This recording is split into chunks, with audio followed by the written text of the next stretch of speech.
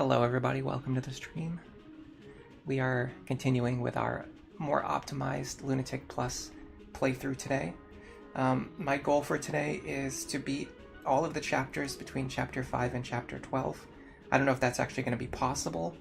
We would pretty much have to beat every chapter in less than 1 hour, and some of those are going to be pretty tough to do. In fact, just because our team is pretty weak, we're going to be relying on a little bit of luck and a little bit of resetting, which is going to slow things down even more. It's probably going to take between like 1 or 2 hours per chapter, so I might not get as far as I want to get, but if we can fly through some of the chapters quickly, maybe we'll make some good progress. Either way, that's my goal. I don't know if we'll hit it. This chapter in particular is going to require a lot of resetting. Our team is just incredibly weak. Our Robin can just barely survive 2 attacks with 1 HP if the enemies don't roll Luna Plus. And I don't feel like resetting over and over again to make sure that they don't have Luna Plus. So I'm just gonna send it until we either get a dodge, get a crit, like something. Because otherwise we would be sitting here resetting for 20 minutes at a time between attempts, and I just don't feel like doing that. So I'm gonna show you the basic idea of the opener that I came up with. And this has to do with the hidden potential of Muriel that I kind of discovered. So here's the thing about Muriel. With the long, if she's trained properly with the long Q pair up, she can actually double the barbarians on this map, and that opens up a lot of interesting strategies. Like normally, I would have Virion go here and attack this guy, fishing for a dual strike with a character that he doesn't even have supports with. But if you use Muriel in this position and she can double, and she has a partner who's very likely to dual strike, it makes it incredibly more likely to get rid of this barbarian. However, it does come with downsides, which I'm going to show you in a second. So we're going to do this first. Then we're going to send these characters over here. I'm going to have Rickon attack. Now, ideally, you want to get rid of this guy, because if you can get rid of him, then you don't have to use a rescue staff on Rickon, and then Rickon can stand in this position, which baits in the Dark Mage, which is really nice, because then it makes sure that the Dark Mage doesn't stand on the fort, which is pretty significant. We're going to see if that works out for us. So I believe if this guy doesn't roll Aegis Plus, we just always kill him. Yeah, so our accuracy isn't perfect. That's one of the downsides. And then even if we hit, you're going to see the other downside right now. Oh, I forgot to trade Frederick's weapon too, but it's not a big deal. Because we have Rickon here anyway. So the other downside is that the enemy, this Dark Mage right here, if Virion is standing here, he will always attack Virion, which kind of guarantees that he won't go after Frederick. The problem is Muriel's getting better at getting rid of this Barbarian, but she can't bait in the attacks from the Dark Mage. The Dark Mage prefers to attack Frederick rather than attacking Muriel, which means he'll move on to this fort, which means not only can you save a rescue staff by leaving Rickon here, but you actually have to leave Rickon here, because you need to get this guy to attack Rickon instead of attacking Frederick. And in fact, sometimes he goes on the fort anyway, so it's a lot harder to control the Dark Mage with this opener, but getting rid of this Barbarian is a lot more guaranteed. Now, the problem that I'm really facing with our team right now is our Robin is so unbelievably frail. I don't even understand how my Robin is on it. I genuinely don't understand how my Robin is this weak. This is like one of the weakest Fredericks and one of the weakest Robins I've ever had in a very long time, in many, many attempts. But what I'm doing is I'm having Robin stand right here in this square. If these guys don't roll any particularly dangerous skills, Robin can take an attack from both of them, counter them both on enemy phase, and do a good amount of damage. I will also have Sumia go here. This is just like an extra guarantee to hopefully get the Dark Mage to not stand on the fort. So I'm giving him a lot of targets other than Frederick that he can attack. The other thing I like to do is put Stall here, the glass sword equipped, Lisa here, Virion here, and this will make more sense on the next turn. Okay, we really needed a crit there. Now I think we need to dodge this attack, which we won't. Oh, we did. Okay. Okay, nice. So yeah, purely luck-based opener. You just need Robin to get lucky there. Would have loved a dual strike there. Didn't get it, of course. You're not going to get them when you want them. This guy having Vantage Luna is pretty bad. It means he's going to heal to full before we hit him. So we have to consider that we need to be able to kill him in a single series of attacks, which we can do. The next thing I'm going to do is I'm going to check these guys. Oh god, Luna. Counter. Counter. Yeah, this is pretty bad. I'm going to go for the fort opener, even though I don't think it's going to work here. I think we're going to get blown up, especially because this guy's about to hit us really hard. If I dodge here, it's really good.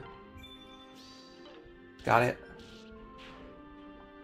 Okay, now the reason I sorted Frederick and Sumia's inventory this way was for this exact reason. If I get into this specific situation and where Frederick has to attack, Sumia can take all of his weapons. Because they're only holding 5 weapons between them, Sumia can hold all 5 weapons, and when Frederick is holding no weapons at all, I can pair up with him. Now he won't deal any counter damage to himself. Now I just need my scrub squad to get rid of these 2 characters down here, which is easier said than done. But the good thing is, the Myrmidon moved into a great spot. Honestly, Rickon is like the best character to attack the Myrmidon, or to look at it another way, the Myrmidon is the best character for Rickon to attack. Lonku and Miriel should be able to heavily damage, if not kill this guy. We just need a dual strike. Didn't get it. You're going to hear me say that a lot of times today. With the stall pair up, I can kill this guy, but I probably want stall to kill this guy. Glass sword, I think I can do it with the Virion pair up. I can, okay. I'm going glass sword on this, it's worth it.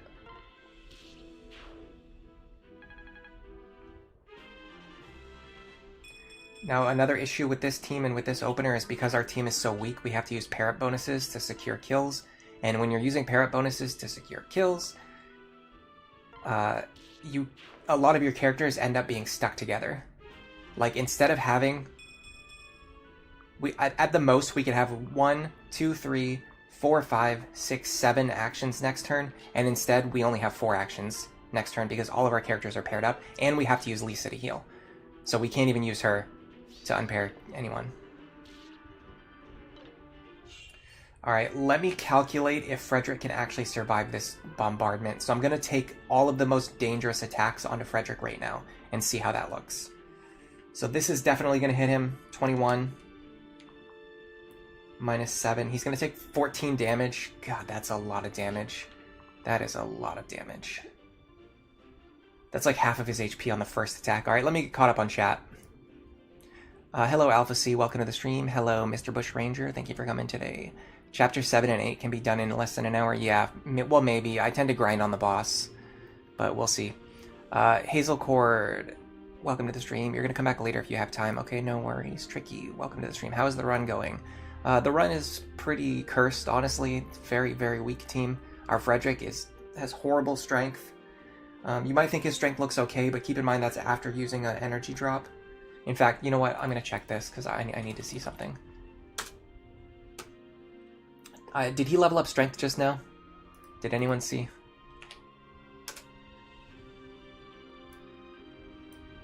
I'm looking at Frederick's base stats when he joins.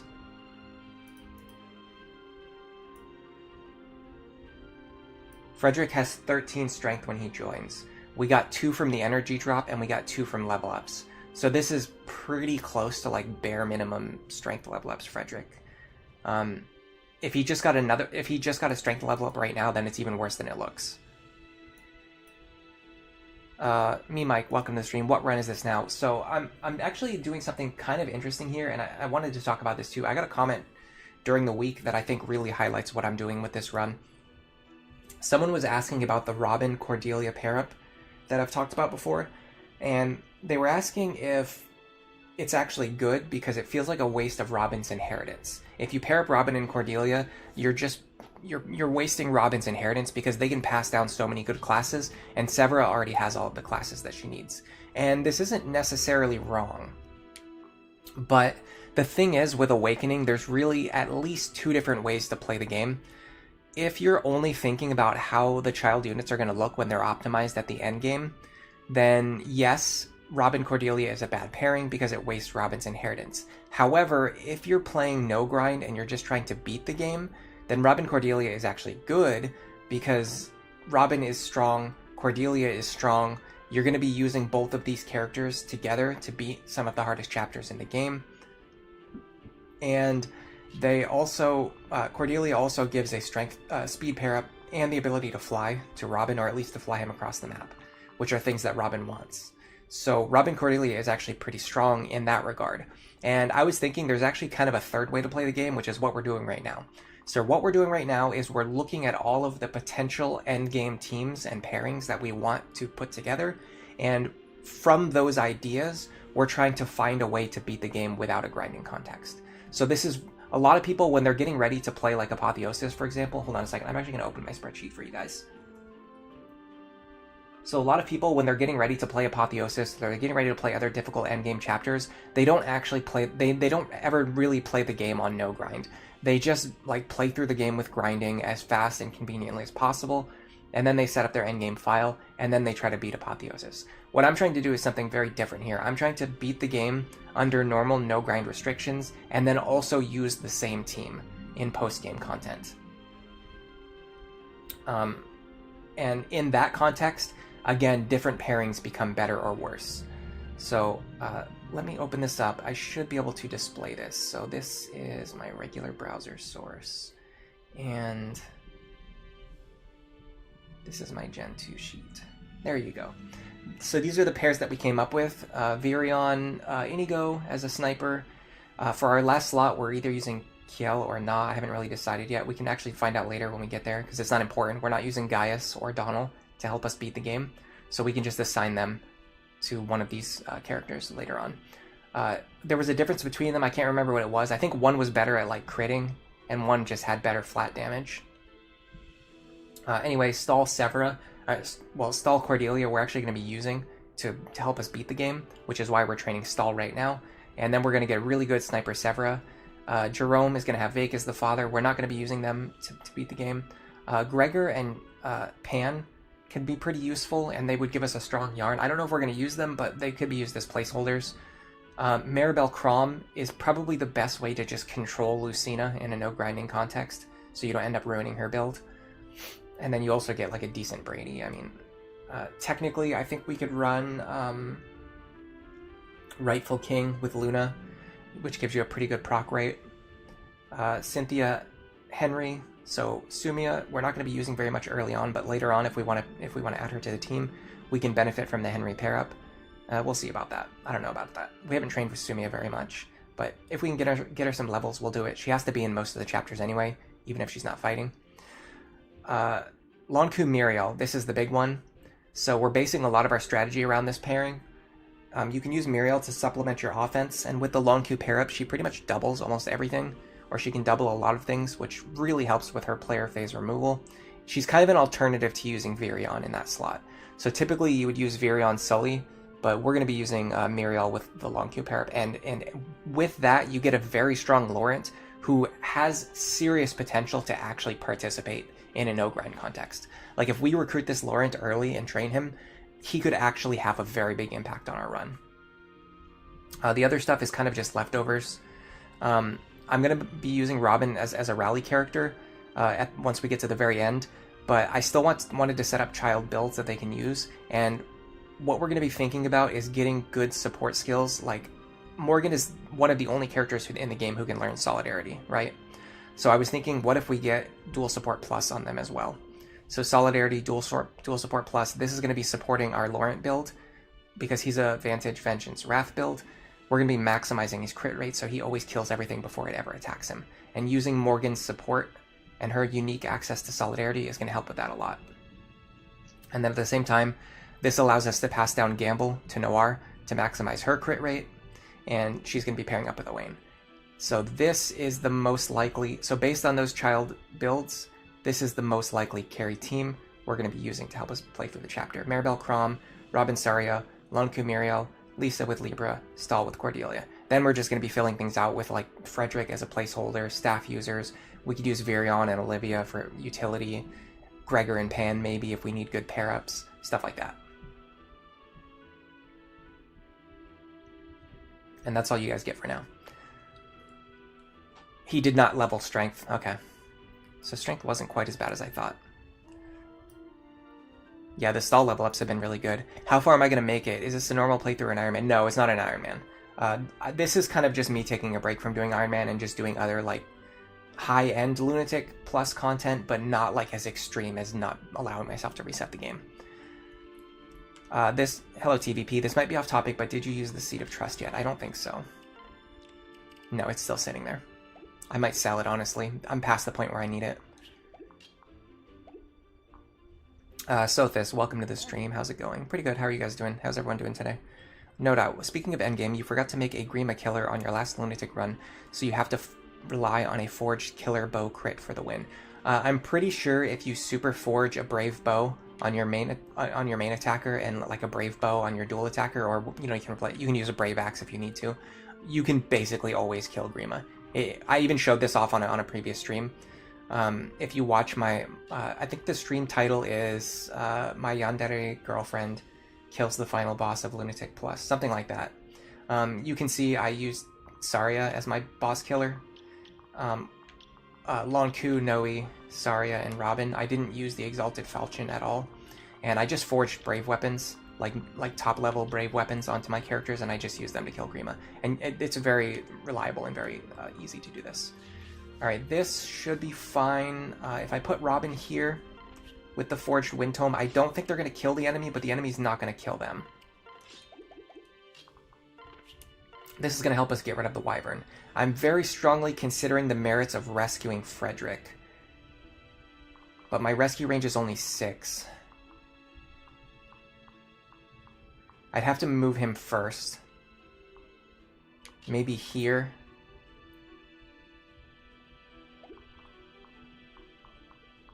That will allow me to put Lisa here and rescue Frederick to safety.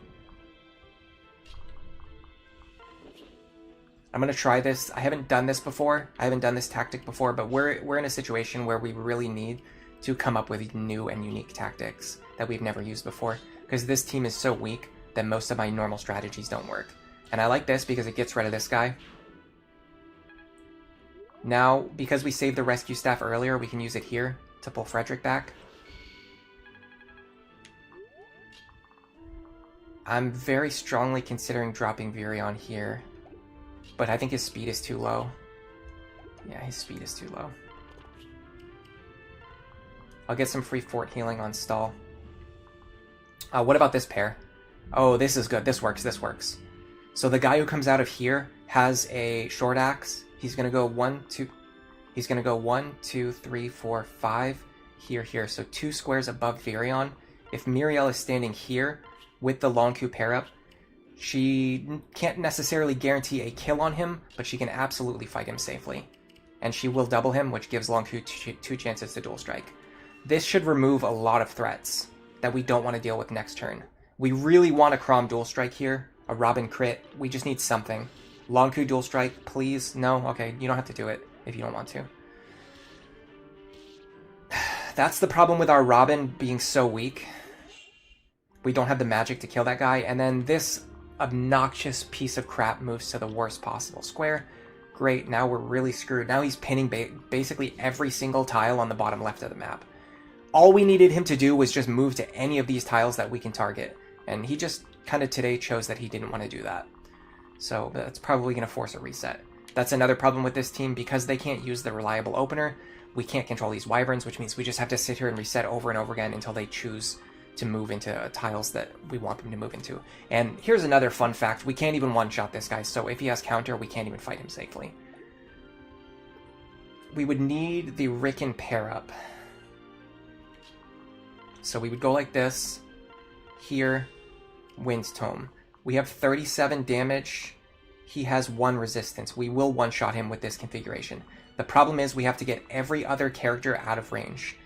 Frederick, maybe he will ignore. So let me see about keeping Frederick in his range. I would have to have the Silver Lance equipped, though, and then I would have to take an attack from both of these guys. So 21 plus 23. My calculator is going to die soon, by the way. I still haven't gotten batteries for it. Okay, 44 damage, minus 18, actually minus 3 for weapon triangle, and then minus 7. We're going to take 16 damage.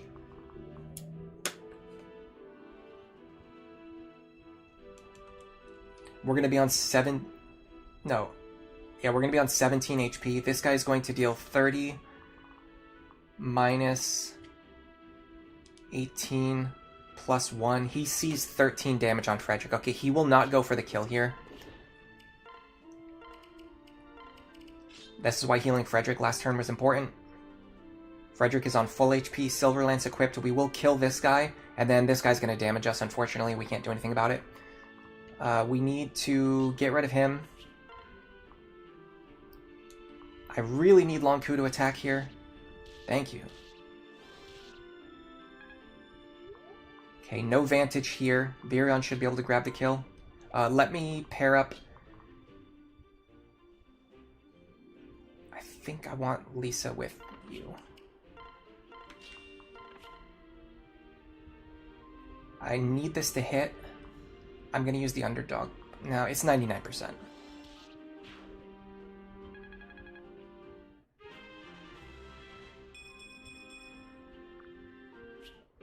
Okay, we're not in a terrible spot yet.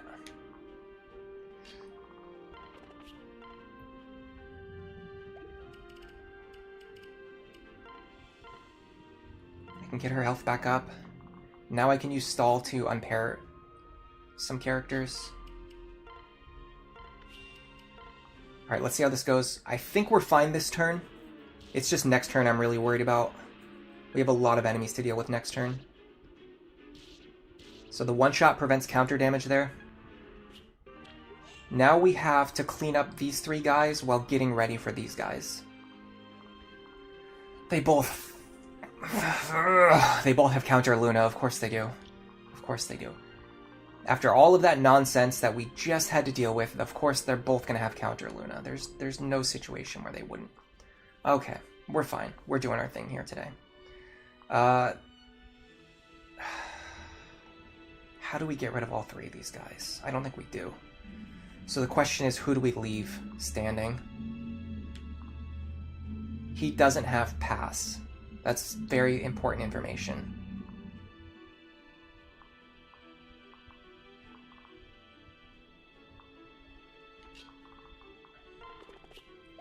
Can we kill this guy?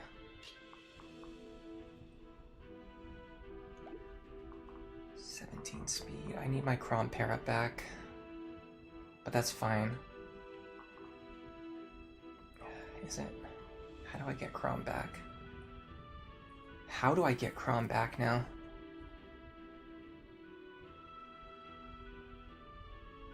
I think I see the line, but it's very complicated. Alright, give me a second. I have to work this out. I want to attack before killing this guy so I get the maximum amount of healing.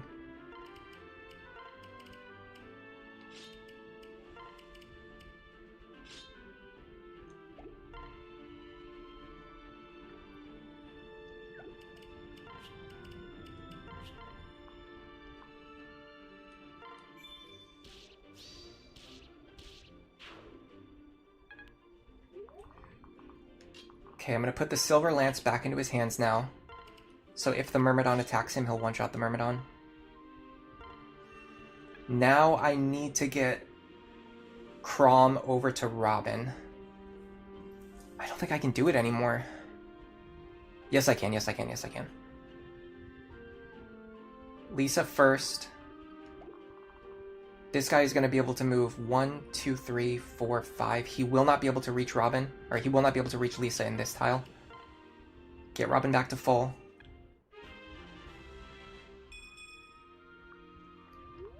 I'm going to grab Crom here. I'm going to hold on to him in this position. This doesn't work. I can't get far enough over. What do I do? I can actually take this, but I have to kill this guy, which I can't do.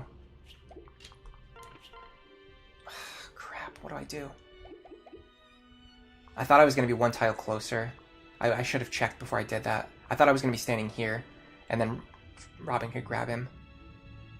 Because I have to block this tile.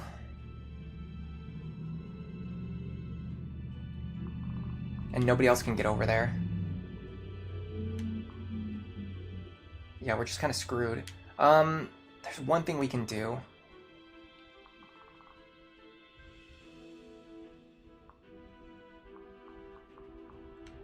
I see one thing that we can do. I don't think it's great. I don't think it actually works, but it's better than what I'm currently doing.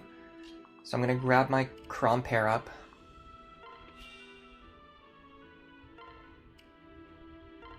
Problem is Robin is going to get hit a lot here and also very hard.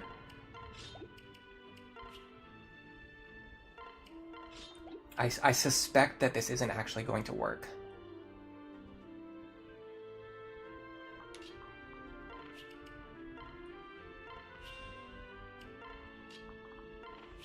Lonku here. My issue is I very strongly suspect that Lonku actually can't take a hit. I think he's going to get one shot here. Maybe he dodges. Oh, this guy has passed. We were screwed anyway. Okay. And there was nothing I could do about that. There was nothing I could do about that, so it's whatever. Lonku could actually take the hit. If that guy didn't have pass, we would have been okay here. Like, not good. Not good by any stretch of the imagination, but okay. Then next turn we would have had to deal with both of these guys having counter Luna, which there was no solution to that anyway. So we're just getting screwed over by our... The problem is our team is so weak, it just compounds. Every single turn we just get into a worse and worse situation until it forces a game over. Like, no matter how good I play, I just get into a worse situation every turn. And then eventually I just get forced into a game over. Which really sucks. The big problem is our Robin just doesn't have the magic that we need.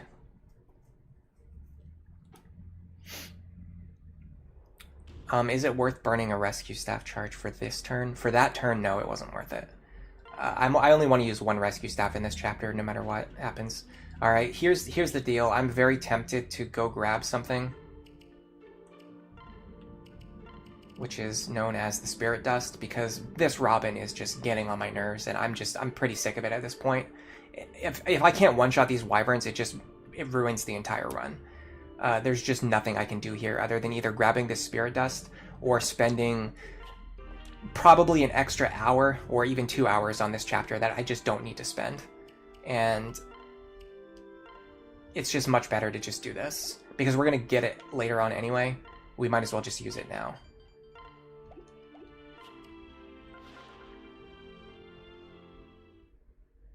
The patience to reset for better RNG is definitely a skill. Yeah, at this point my patience has been tested. This run is not really about like showing off the highest potential of no grind. This is not an Iron Man run. This is just me trying to show that you can reasonably, like a player could reasonably beat the game with this team. And I think it is reasonable to assume that someone playing the game without holding themselves to the highest grinding restrictions would use an energy drop or a Spirit Dust here if it meant that they could actually one-shot the wyverns instead of having to reset for an extra 2 hours on every good attempt. Like, I think that's a reasonable assumption.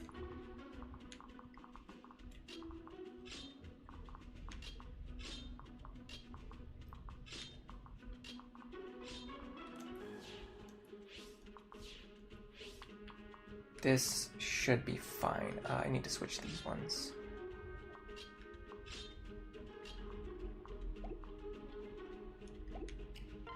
We should have the damage to one-shot them now, which completely changes the game. That is going to make it much easier for us to beat this chapter. Can I forge more of Might onto the Wind Tome? I don't have any money left. I already forged it. Actually, in fact, yeah, I've already forged it to the point where I can't even forge it more. Number one, I can't afford it. Number two, I actually could not put 2 extra attack onto it. I could only put 1 extra attack. Because our Robin is so bad, even a max forged Wind Tome would not have guaranteed the one-shots. Well, no, sorry, because the damage gets tripled. An extra +1 would give us 3 extra damage, which would guarantee the one-shot. But again, the issue is we just don't have the money. It's just too expensive.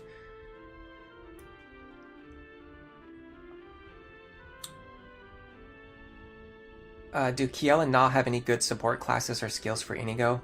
Yeah, we looked at the builds for like 2.5 hours at the start of last stream, so I'm not going to go over it again, but I'll examine it later when we get to the end of the run. We'll look over the builds again when we get to the end and we start actually, putting our builds together.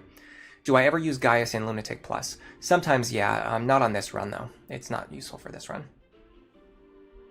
Yeah, the Stall Cordelia pairing is very strong. Hello, Sully Bedik. Welcome to the stream. Stall and Cordelia is honestly one of the best pairings, and one of the best pairings for Stall. One of the best pairings for Cordelia. Yes, you can use the Seed of Trust to get the Chrom Robin A support, but we just didn't do it because we didn't need it because we had the speed.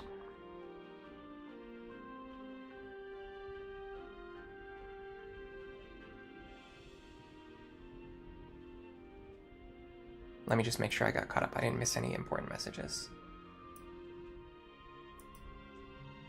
Yeah, the stat boosters are basically given by the devs in order to combat poor level ups. That's a good way to look at it. Oh, I didn't check for enemy skills, by the way. I just hit start. We can technically win against this configuration. It's not very likely, but I'll go for it. There's no reason not to go for it if we've already gone through all the loading screens. The main thing about the quick resets is to avoid wasting time sitting through the same loading screens over and over again. But if you've already gone through the loading screen, you might as well just try it. Like, we really needed a dual strike here. I still think we don't have it. I don't think Rickon can do 14 damage. No. Alright, so we gotta reset. We have to kill this guy. With the Miriel opener, you have to kill him. She's much better at killing him, but it necessitates that you must kill him. So it's very different from the Virion opener, where if that guy's alive, which with the Virion opener, this guy's very likely to be alive, but it doesn't matter. You just rescue Rick into safety. You just need him to not have Aegis. Stall has a lot of good pairings. He's a very, very strong candidate as a father. He passes down Luna and Astra, so if you're worried about proc builds, he's good at that. He passes down Archer access, so if you care about archers, he's good at that. He passes down Swordfair access, so if you need a character to get Swordfair, they can get that. What else does he pass down? Dual Guard Plus. Okay, this is really strong on the right-hand side. This on the left-hand side really sucks. We're just going to play for a crit here. Or even just like a dodge or something. We can definitely get lucky on the left-hand side. The right-hand side right now is set up as a guarantee. So right now our right-hand side is guaranteed to win. That's the one really good thing about this this team, is with our Miriel, as long as the enemies don't have like the worst possible skills on the right, we can always guarantee a safe opener on the right, which helps a lot with the resetting.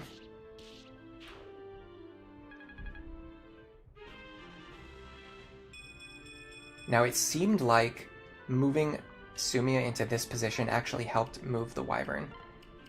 So I'm going to try doing that again.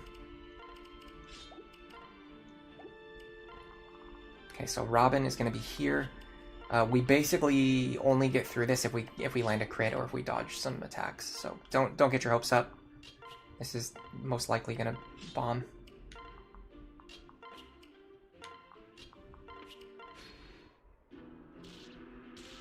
Got the crit. Survived on one. And we got the dual strike. God, this Robin looks disgusting. We're in such horrible shape. Alright, let's take a look at these enemies. Oh man, this is a really good configuration. Frederick can actually fight all of these enemies. I'm pretty sure.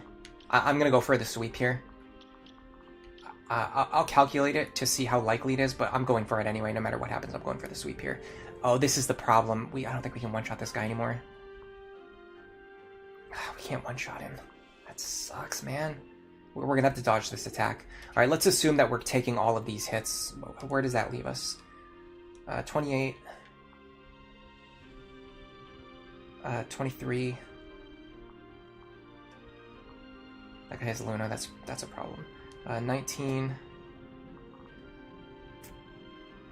In fact, hold on. Let me calculate the fort into their attack values. That makes it easier to calc Luna. 26, 21, 19, 26. So we're gonna take 92 damage, which is a lot, but minus 17, minus 8, minus 17, minus. It's actually gonna be a little bit more than 4. We'll take 46 damage at most, so we need to dodge some attacks here. Unfortunately, the ones that we're most likely to dodge are also the ones that have Hawkeye. Yeah, this might not look as clean as I thought it did.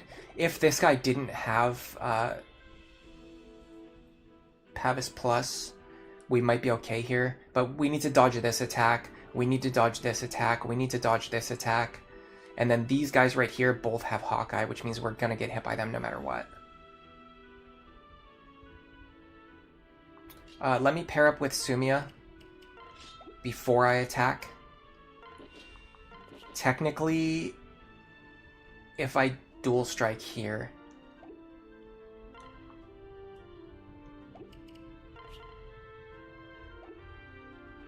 seven damage. If I dual strike here, I can actually... no, I can't. No, I can't. No, I can't. That's only going to be 16 damage. So if I dual strike here, it doesn't matter. Let me just use the bronze sword. I have to dodge this. Okay. Oh my god, he survives anyway. This is atrocious. I should have just used Riken to take him out. This is vile. It's disgusting gameplay. I need Lonk to dual strike here. Yes! Okay, at least Lonku's showing up today. At least he decided to show up to work today.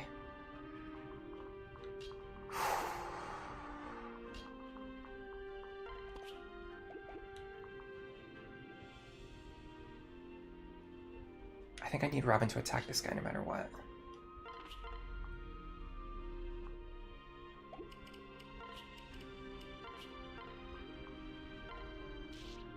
Love it. I love that dual strike. That is so good for me right now. That is fantastic for me right now. Okay, this opens up the strategy that I wanted to show off last time, but I don't think I'm going to be able to do it because I have to use Lisa to rescue Riken to save. I have to get rid of this guy. I cannot let him attack Frederick again. You know what? Yeah, no, because if we don't get rid of him right now, he's just going to keep attacking us because we have a... If I had the Orson Hatchet equipped, I might go for the high roll here, but nah, I just can't. I can't do this. The question is it better to have maybe Stahl do it? And have Riken go down here?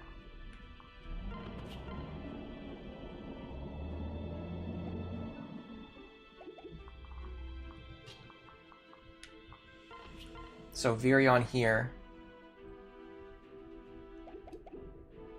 Oh, Virion can't reach. So it would be Virion here, Riken here, Stahl here, and then we rescue Stahl to safety. One.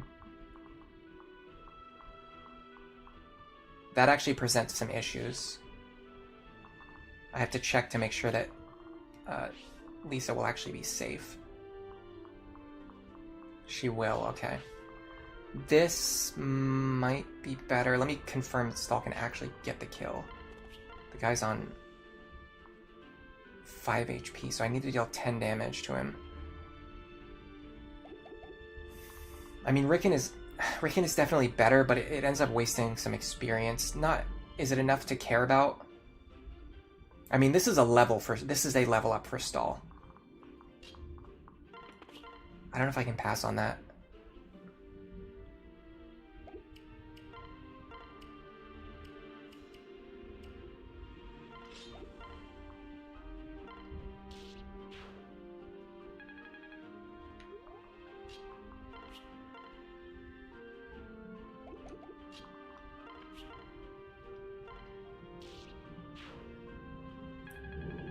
So we should be...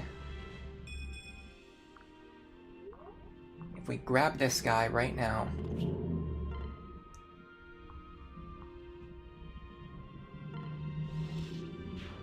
and then rescue Stahl to safety, there is a chance that Frederick sweeps through a lot of these enemies right now, so we don't have to deal with them on future turns. And if he doesn't, oh well, this was probably a game over anyway. So I think going for the high roll here is the right play. To save us the highest amount of real life time. That dodge is clutch. That was the guy who was going to deal the most damage to us this turn. We couldn't dodge that attack, so that's fine. We can't dodge this one. We need to dodge this. Okay, that's fantastic. This guy, unfortunately, moves into, guess what? The most obnoxious position you could ever imagine. Never seen him do that before, have you? Other than just every single time I ever attempt this chapter. Am I using another rescue staff here? I just don't want to waste all my rescue staffs on this crappy team. I know I can win right now if I use a rescue staff. Because I just need to take this guy out and then rescue Frederick to safety. In fact, hold on a second.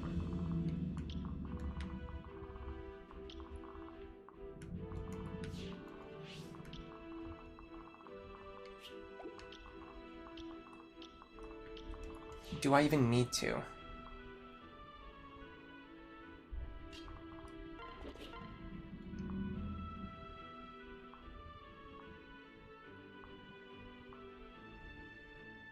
Yeah, because we're gonna be very low on HP. What if? Oh God, more Luna Plus. I'm pretty sure if I use an elixir here, I still die. So I don't think standing on the fort for another turn is an option. Although I do like the fact that none of them have counter, so we could technically go for another high roll here. But the problem is so many of them have Luna and like Luna Hawkeye. It's just way too dangerous of a configuration. I think honestly, if we dodge every attack that we can possibly dodge, I think we still die.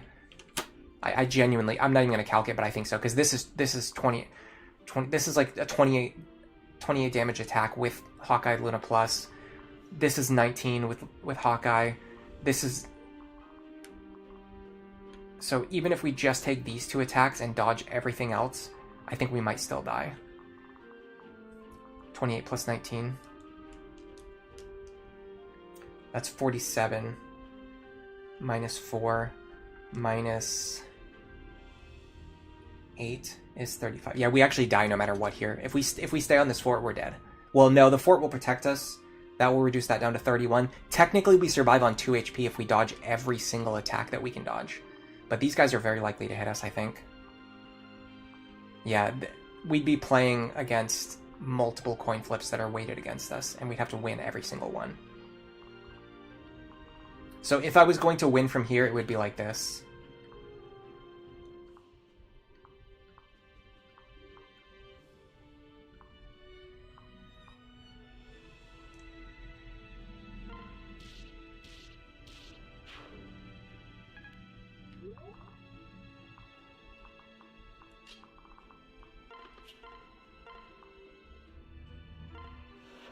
This is the only possible way to win from this position. You have to use another rescue staff.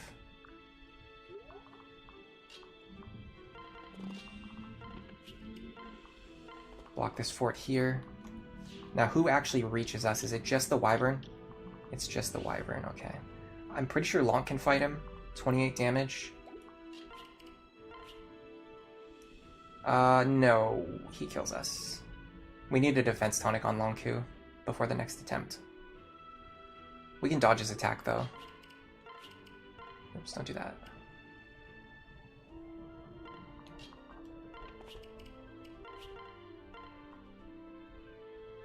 The reason I'm doing this is to preserve the HP on my other characters.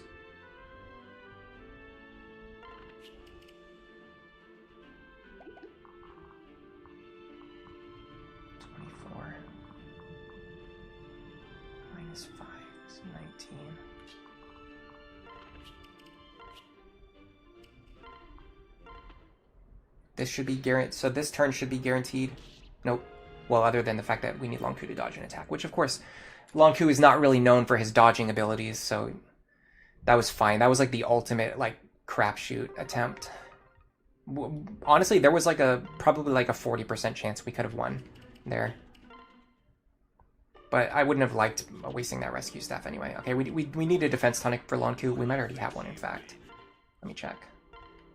And honestly, while I'm here, I might as well give the strength tonic to Stall as well.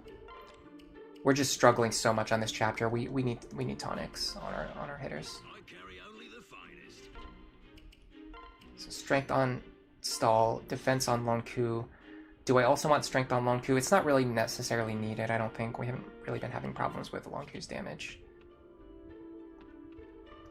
Yeah, we're getting so low on funds now. But I want him to be able to hit a little bit harder. And I want Lonku to be able to take attacks from the wyverns if he needs to. Because now he survives on 1 HP. Which is a pretty significant difference between dying and surviving on 1 HP.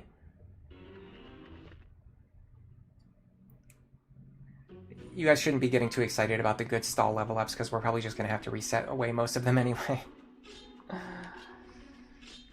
It's the life we live. Lunatic plus gamers. Okay, this should be our opener. Okay, I'm going to reset for some decent opening RNG. That's fine, that's fine. This is fine. This is pretty bad. But this is good enough. Technically, if I wanted to go for the ultimate high roll, I would try to get a configuration over here where none of these guys have counter, and then I could just send Robin to the left and just have them attack. That's like a variation of the old Lunatic Lonku opener. Let me have Muriel attack first, actually. I realized something that I wasn't really considering before, but this should boost Frederick's accuracy. Oh, the problem is this gives the experience from the kill to Rickon, though, which I don't want. So yeah, never mind. This is better. We need Rickon to attack before. So it would be better to have Muriel next to Frederick to boost his accuracy, but we need Frederick to remove this guy so that Rickon can attack before Muriel attacks. So there's no helping it, but it's fine. Go here. This kill is mostly guaranteed as long as we don't miss some high accuracy attacks, and even then, if we miss, Lonku can bail us out. Atrocious level up. Awesome continuation of this pattern, of this team and this run being garbage. Honestly, I kind of like it though, because if I show that I can win with like a garbage team, it really shows the strengths of the idea of what I'm trying to do here.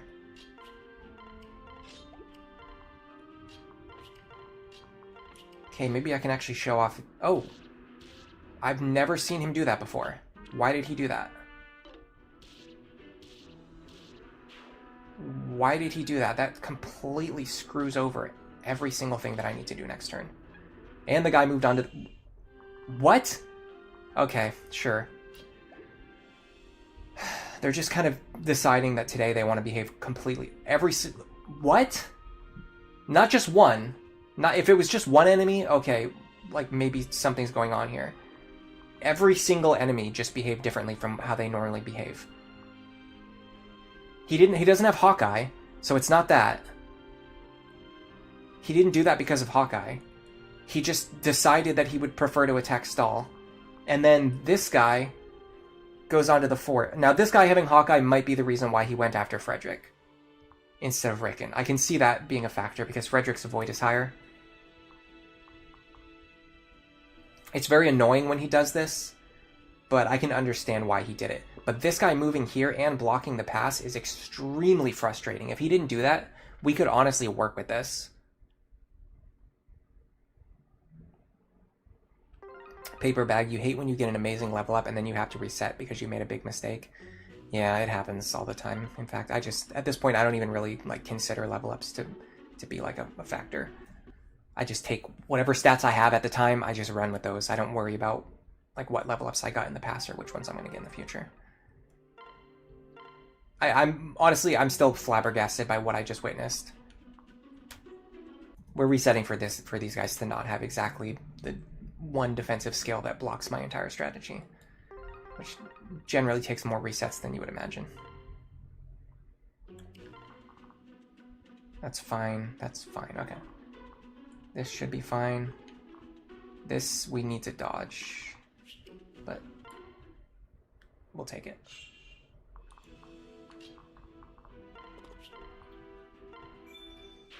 The only thing I could think is that maybe giving the characters the tonics changed something, but I don't see how that would change anything on the targeting side. Yeah, we're going to be on this chapter for a while, but once we get through here, I think we'll start to pick up the pace. Because this team has potential. It's just we're just slightly behind the curve of where we want to be, like right at this exact moment. And this is like the worst time to be behind, because this is such a difficult chapter. The problem is we need Stall to be standing here. We can't have him move somewhere else. I want to reorganize my inventory before the next attempt if I can.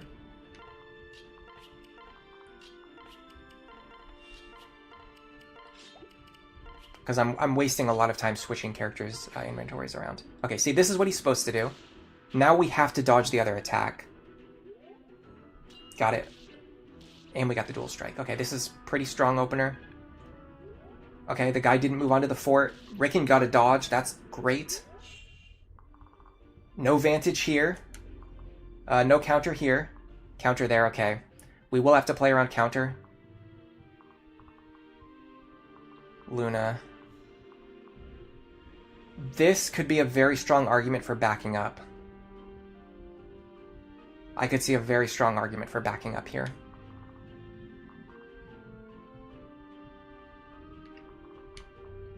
This is nasty too. When this guy moves into this tile, this is bad news. It's very hard to get rid of him because he's so far away from all of my other characters.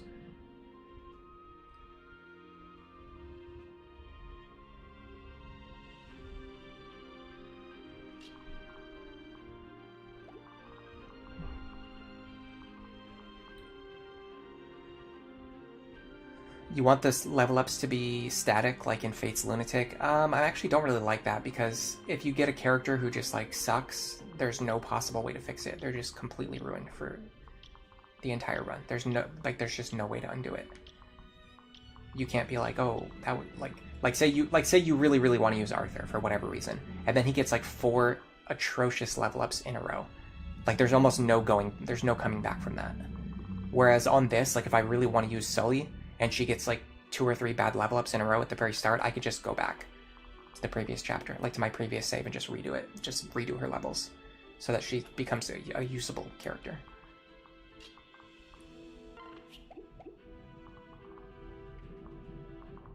The only time in my opinion, the only time static level ups are good are if they're fixed level ups. Like the characters are guaranteed to have their exact averages. Alright, so I have to think for a second here. There's definitely an optimal play, and I don't yet understand what it is. This guy having Luna is really bad, because he is already the highest damage dealer, and his accuracy is pretty good too. He's going to have a more than 50% chance to hit me, and this guy has Luna too. I don't think I can stand on the fort here. I don't think standing on the fort is an option. So what's the next best choice?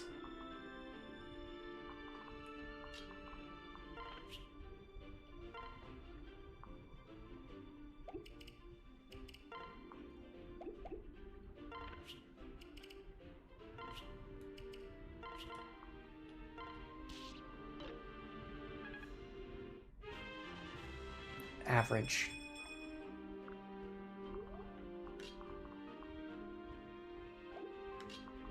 Can I take this guy out right now? Technically, yes. I'd like to improve my accuracy a little bit if I can. But it's tricky because I need to move stall first. I can do it from this side, but then my characters end up being clustered on the wrong side of the map. Is that fine? Okay, we really want a dual strike here. Or a crit, that's fine too. That's actually great. Because that opens up this square.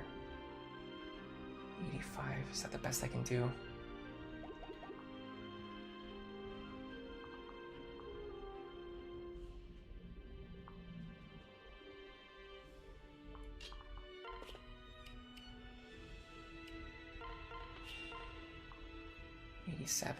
The problem is if I miss, I just, like, die. And my accuracy is not that fantastic.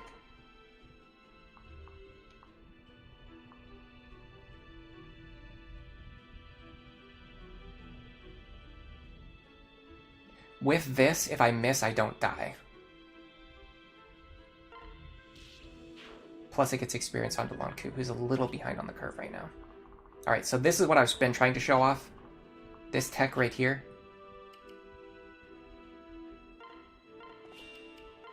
This gets Rickon and Maribel out of there without using a rescue staff.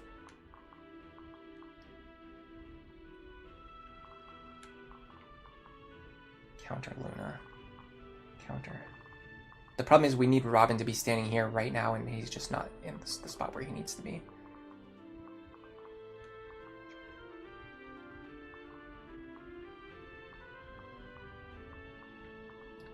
I think Frederick here works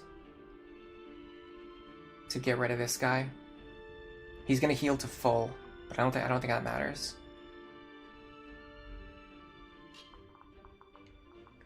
The problem is I know for a fact that the next turn the enemies are just gonna move up onto the cliffs and they're gonna kill me.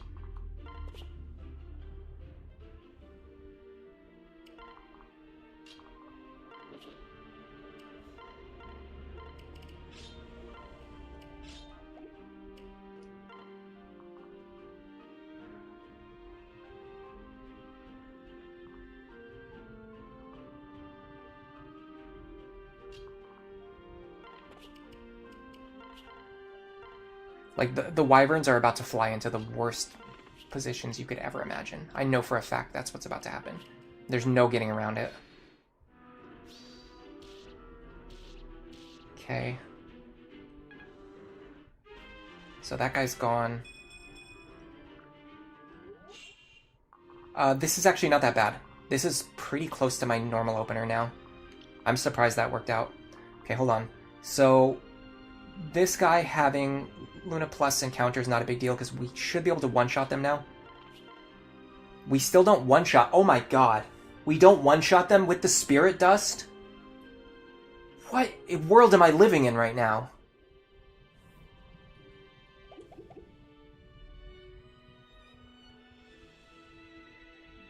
I'm blown away. I'm honestly, I don't even know what to say at this. I don't even know what to say. I just gave my Robin an extra +2 magic with an almost max forged wind tome, and we don't one-shot these guys.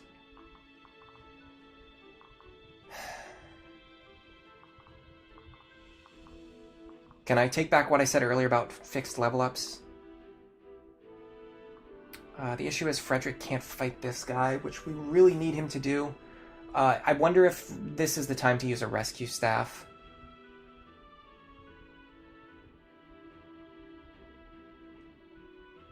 I would need somebody who can take care of this guy, though, which would be Muriel with the Long Coup pair-up and a dual strike, which we don't have any of those things in play right now. She doesn't even have the Long Coup pair-up right now.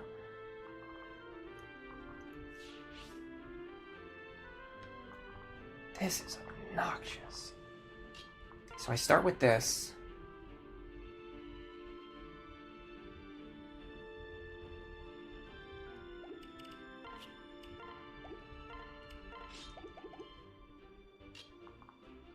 Unfortunately, I can't stand here because the combined attack from him and the short axe guy will kill me.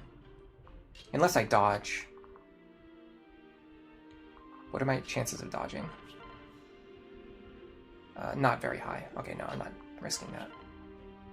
This is trash. This is trash. Dude, Crump, come on, man. Really?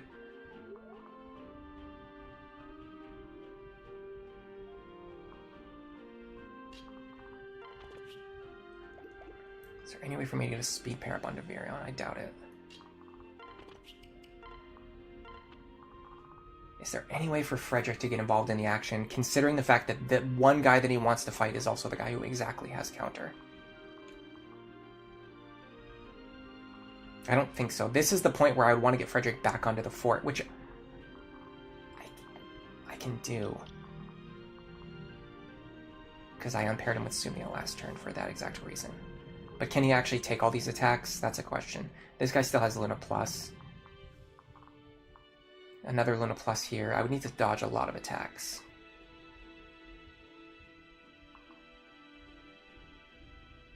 Let me see if I survive if I dodge everything first.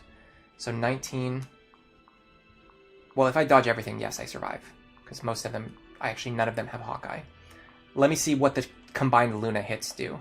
23 plus 19.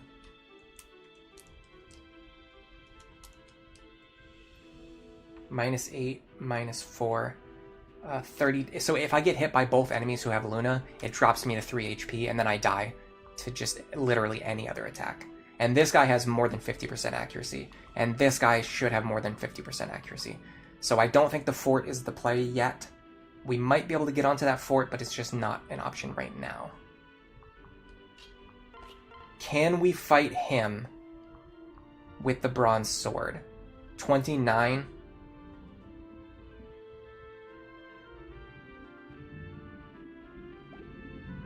The problem is, after we fight him, this guy will try to kill us, because he'll see lethal. And he has counter too, so even if we dodge his attack, we still die. But I don't know what order these characters are going to attack in. If this guy goes first, we're in a good spot. If this guy goes first, then we just get an instant game over. I don't love being in that position.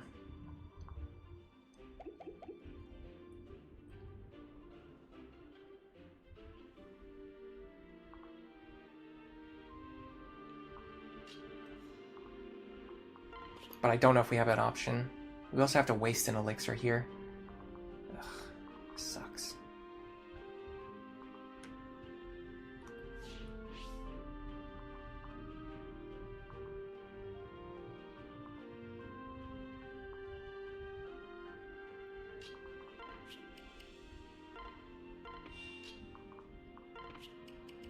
I'm gonna send Maribel over. It's probably better to send Lisa.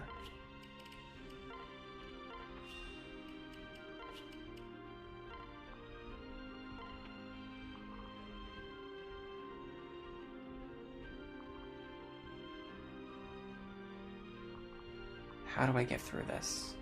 How do I deal? Because the problem is I can absolutely guarantee myself a survival this turn. But if I survive, like if the only thing I do is Robin kills this guy, right? That's the only enemy I fight this turn. Then what position am I actually in? Then I've got 5 more guys coming at me next turn, in addition to the 2 wyverns coming out of here. I don't think I win from that spot. I don't think it's possible.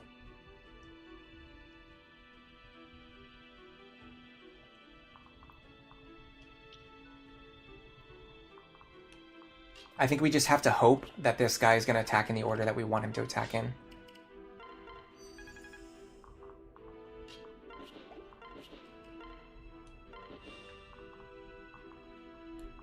I don't think there's any other play here. As stupid as that sounds. And we have a lot of characters unpaired now, which means we're going to have a lot of actions next turn to help us hopefully clean up the other 4 enemies. Okay, they attacked in the wrong order, but the good thing is Frederick's health is still high enough that the wyvern didn't see lethal on him, because we got the dodge. Now we need to make some serious plays here. Oh, guess what? He has counter. I think I can work with that, maybe.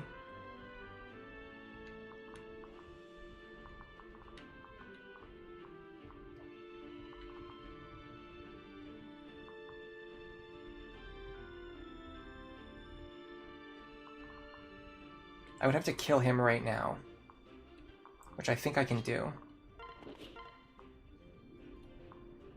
Yes, I can kill him right now. Then, in an ideal world, I could trade like the Silver Lance or Javelin back into Frederick's hands. I don't know if I can do that, but that's... Yeah, no, it won't be possible. So I'll be stuck with whatever I'm holding at the time.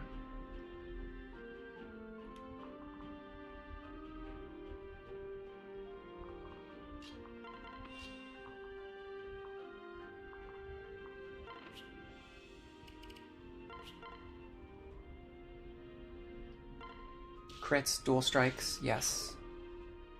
Got a crit dual strike, in fact. Got exactly what I wanted there. Okay, that removes a very difficult enemy with just 1 action, which I love. Maribel can go here. I just have to make sure she's not in range of the... in fact, the Barbarian's going to be dead. So I just have to make sure I don't leave anyone in range of this guy. I just have to remove him and him.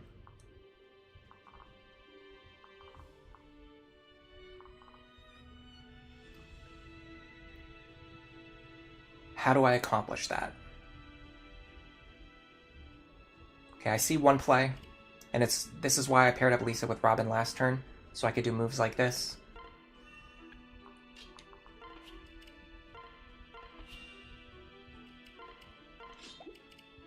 Stall is probably going to have to jump in here. I'm going to play for accuracy instead of crits.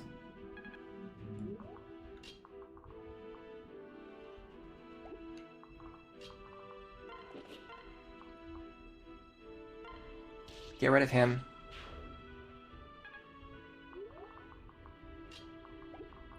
Does this guy...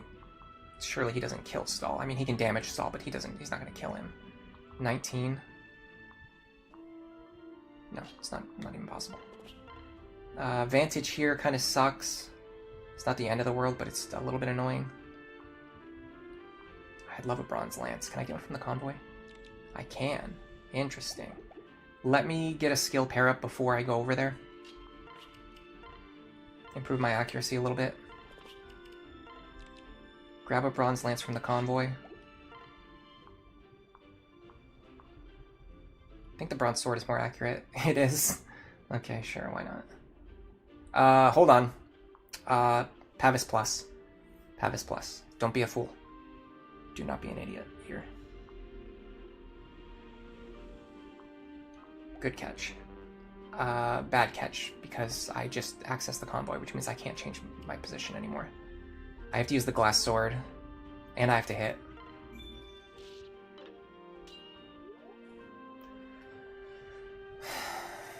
Is there any way out of this?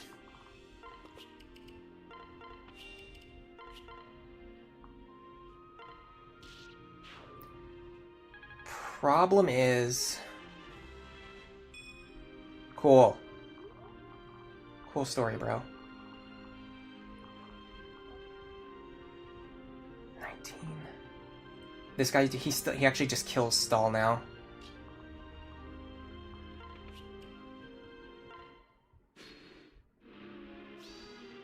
Fun story. What we should have done was attack with Virion there. I don't know why I was so fixated on attacking with Stall. You can... This is what's frustrating, is you can see the way things are going. We can absolutely win with this team. We can absolutely... Like, that was a winning attempt. That was a winning attempt. I just screwed it up myself. That was 100% my fault there. If I just attacked with Virion, that would have been fine. We would have been completely fine. This is also a fantastic opener, by the way. Pretty much all of the enemies have the exact skills that we want. Very rare to get this kind of luck. I'm sure I'll miss a crucial attack to throw everything off, but for the moment I'm happy. But like, you can see, like, this is a team that can beat this chapter. Like, we could have won there, but I'm just not getting it. I'm just not quite getting there, and it's just making this take longer than it needs to. I did say that on Lunatic Plus, the more skilled player will always beat the chapter more quickly. And I don't consider myself to be the most skilled player, so you can see my weaknesses here, all these little mistakes that I'm making, all these... Every time I make like just a minor oversight, I don't notice an enemy having a specific skill at the wrong moment, and it just forces another reset. That adds another 30 minutes to the timer. If it wasn't for that, I could be getting through this pretty quickly. And don't let me forget to organize my inventory before the next attempt either. I'm a little worried about this guy moving to attack Stall again, but I have to keep him in this position, so there's not really anything I can do about it.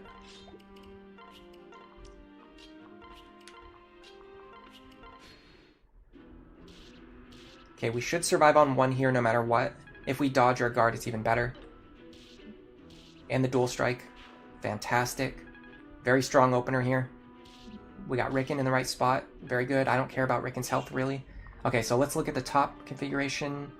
This is looking great so far. Oh my god, this is fantastic. This is fantastic. I think this is a winning attempt. I'm gonna say it right now. Like, I don't even need to wait. This right here is a winning attempt. Go here.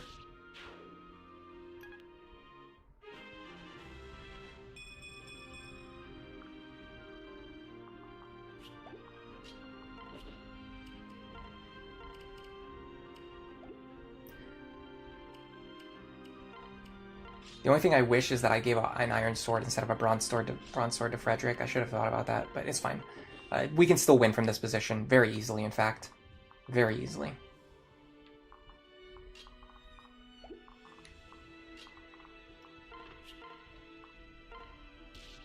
Play for accuracy. Yeah, you really have to choose between attacking with Virion or attacking with Stall based on the enemy skills, and I just wasn't doing that. I just got fixated on the idea. I'm gonna just play for accuracy here. He's got Aegis Plus anyway. We're really hoping for a dual strike there. Guess what happens when you're hoping for a dual strike? That's the exact moment where you don't get it. I'm actually in a pretty seriously bad position now. That fell apart very fast. That fell apart very quickly. I was doing really good up until this guy right here. This guy right here having Aegis Plus has completely screwed me over. Is there any way out of this? I have to get rid of him. That's the thing.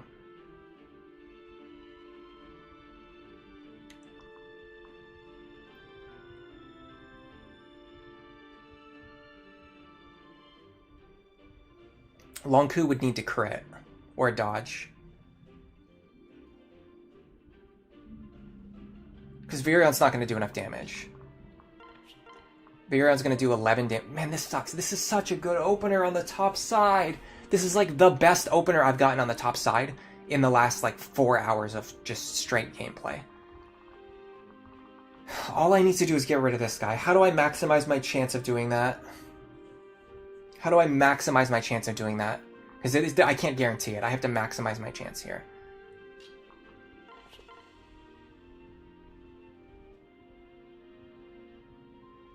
I can dodge here. If I dodge here, I'm okay.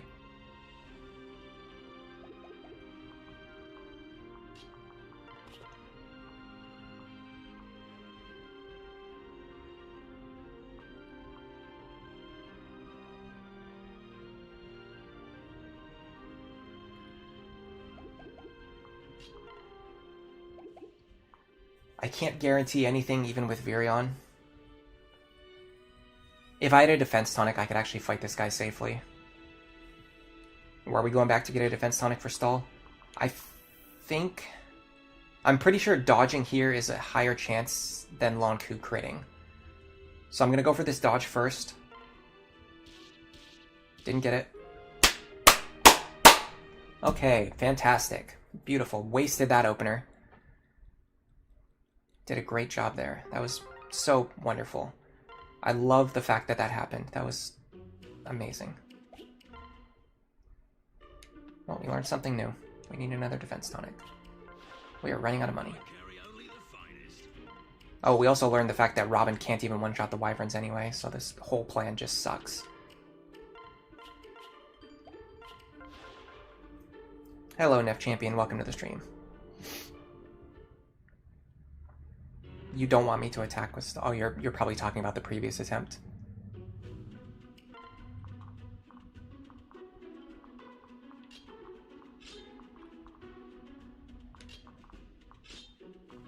I don't even know what to say at this point. There's pretty much nothing left. There's like nothing left to say.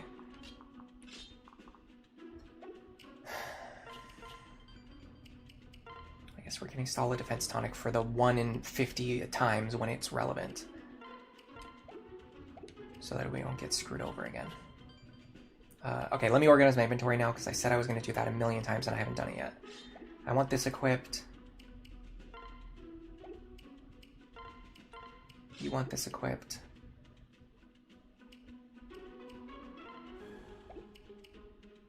You want this equipped. Frederick wants a iron sword, not a bronze sword. Longku has it. Longku's not going to use the iron sword, he's going to use the killing edge. That's why I didn't give it to him, though. You want their javelin equipped. This is going to save me a lot of time later, because I have to keep pressing the same... I have to keep switching my equipment over and over again. Every single time I do a new attempt, I have to keep switching my equipment to the gear that I want equipped. It's better to just have it equipped before I start. That's unwinnable, so let me just make sure I'm saved with my... Okay. So everything should be fine. We should be set now for some quick resets.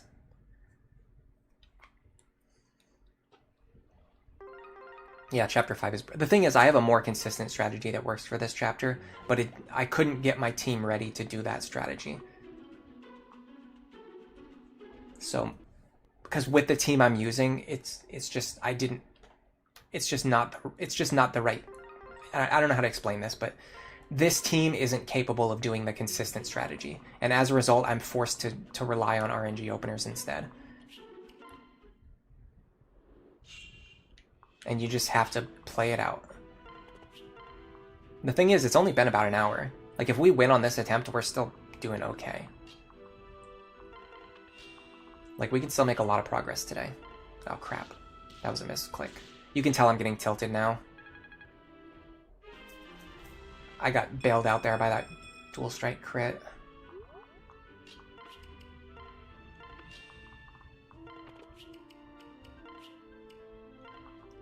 I forgot to trade Frederick's equipment too. That's fine, I can do it now. Yeah, I'm getting tilted now because I'm making, not only am I making like I'm just missing things that I should be seeing, but now I'm just making like completely pointless misplays that don't need to happen at all. Like I'm just clicking on the wrong buttons. Yeah, attack stall, that makes sense. That makes sense. He should see 2-turn lethal against Robin, and he's attacking stall anyway. Buffoon. And I just used a defense tonic. He's dealing less damage to stall than he was dealing on the previous attempt. And in his head, in his mind, he thinks this is a good time to attack stall. I'm going to deal less damage than I dealt on the previous attempt, where I preferred to attack Robin. But you know what? I think I'm going to attack stall. That makes sense. That makes sense. That makes so much sense to me. It didn't before, but now that I've thought about it, now it makes sense. Because generally speaking, I think enemies want to deal less damage if they can. That's one of the quirks of this system. Is that enemies really like to do less damage if they can. I'm pretty sure we can't actually win against this bottom configuration anyway. Like, every single enemy on the bottom has the exact skill that I don't want them to have defensively. We've been there before, haven't we? I see one way that we can win. Or not even win, but just like make some kind of headway. And it's with a dual strike here. Didn't get it. I'm just going to reset. I'm just going to save myself the getting pissed off.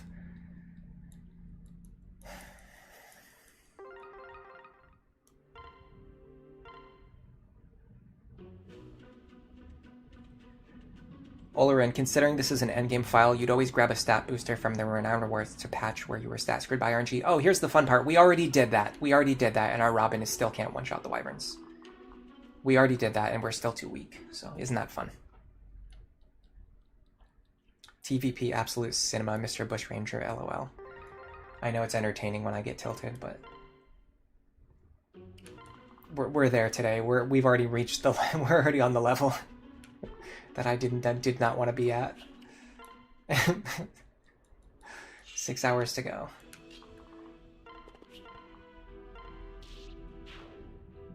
If I can't beat this chapter within a reasonable amount of time, I'll probably just call it and then just try to like do a marathon next week. If I can, God, I just did the same thing again. I just did the same exact misplay 2 times in a row. If I can get through this chapter within a reasonable amount of time, then I'll go ahead and continue from there. But if I end up spending like hours just getting through this one chapter, then this is going to be the only thing we do today. Because I'm not going to have the mental energy needed to keep playing after that. Let's see if he makes the genius decision to attack Stall, who has higher defense than he did when he chose not to attack Stall. Yep, that's what he's doing now. So when Stall has higher defense, he prefers to attack Stall. I hate Barbarian AI. I despise it. What are you talking about? What are you talking about?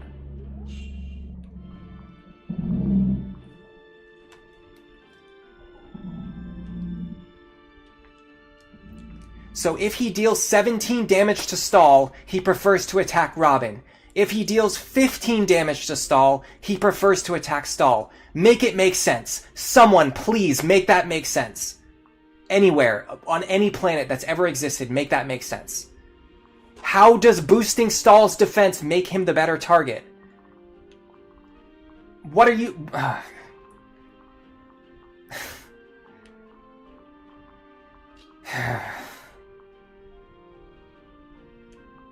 I'm getting genuinely tilted here. And now he blocks this tile so Frederick can't get out.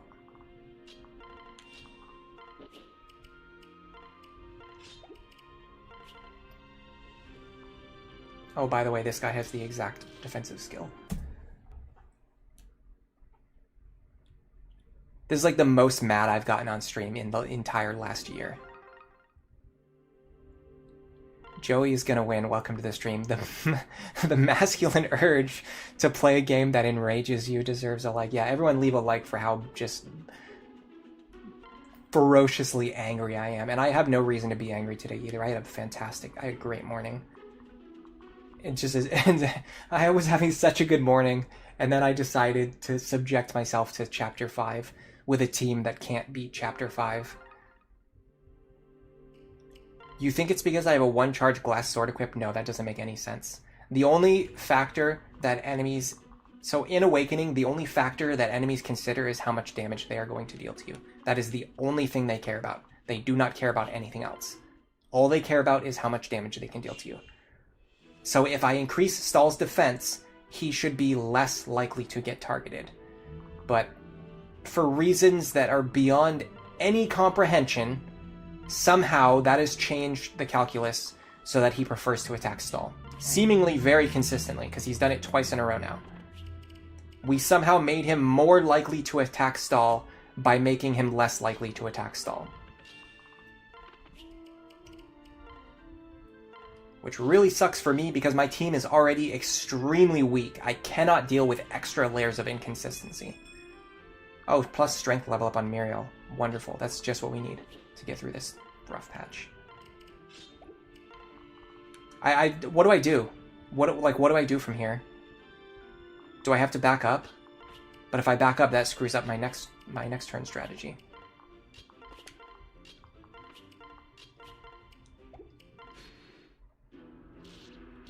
I needed to dodge there or crit. Didn't get it. It's fine. So we're at kind of an impasse here. We have to either leave Stahl in this position and then just hope that was an RNG fluke and that Robin's going to keep getting attacked, or we have to start backing Stahl up so that we don't force even more resets that we don't need to deal with. And I'm not sure which one to do. I'm not sure which one is the better play here. I don't know which one saves more time in the long run because we don't know. We don't know what the enemies are going to do. It seems like they're just going to behave in completely random ways.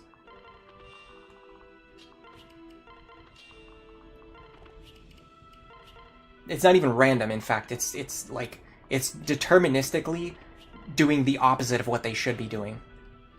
It's dumber than randomness. It's stupider than randomness. Okay, we got a good level at that time. It's a great start. I'm going to run with it. I'm going to see what happens. If he attacks Stahl again, then we can pretty much conclude that he's just going to attack Stahl from now on for no reason whatsoever.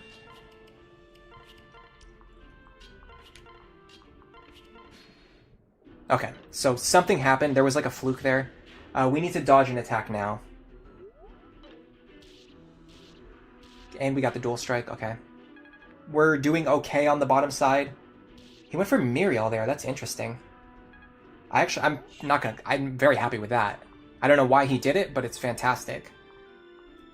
We can't fight him, unfortunately. In fact, like 3 turns from now, we still won't be able to fight him. So we need a solution to this problem, like right now.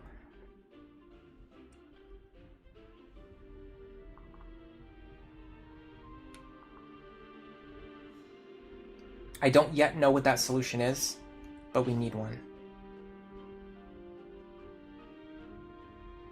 Like this is one of the biggest problems that we've been dealing with is this guy right. If this guy rolls counter, because he's at the lead of the pack, Frederick can't enemy phase him. And if Frederick can't enemy phase that guy, we have a lot of problems. What if we use Muriel? The problem is this guy. Well, this guy having counter is not an issue for me. Hold on a second. Hold on a second, I got an idea here. What if...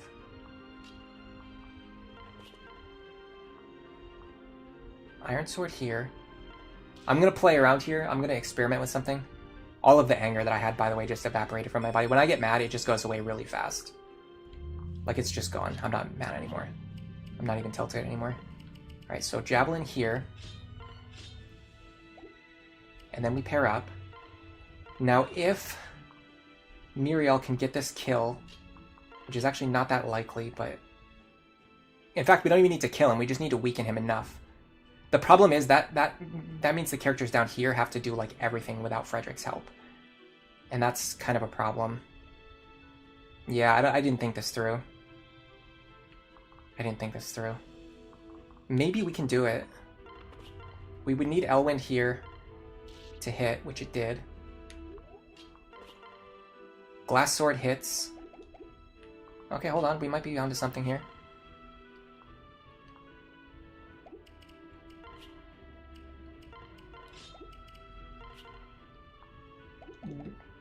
Robin can't get up there. It would be better. It would be even better if we had Robin and Muriel's position swapped. So Robin can get rid of this guy.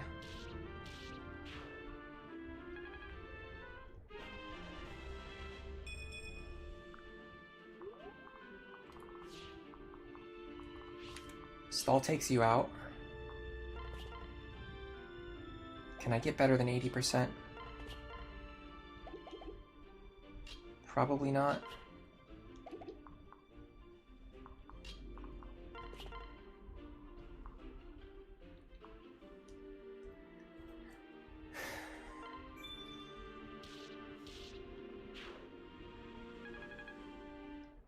Now, if we can get Muriel to crit or Long Coup to dual strike, we will be in a very strong position here. In fact, I just concluded that we don't even need that. We just need his health to be low enough that Frederick can one-shot him so that Frederick doesn't take counter damage. Now, we can pull Muriel back to safety.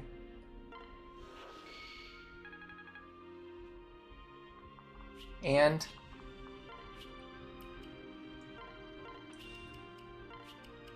we can even drop Avirion here for next turn. Now I think Frederick survives this sweep, guaranteed.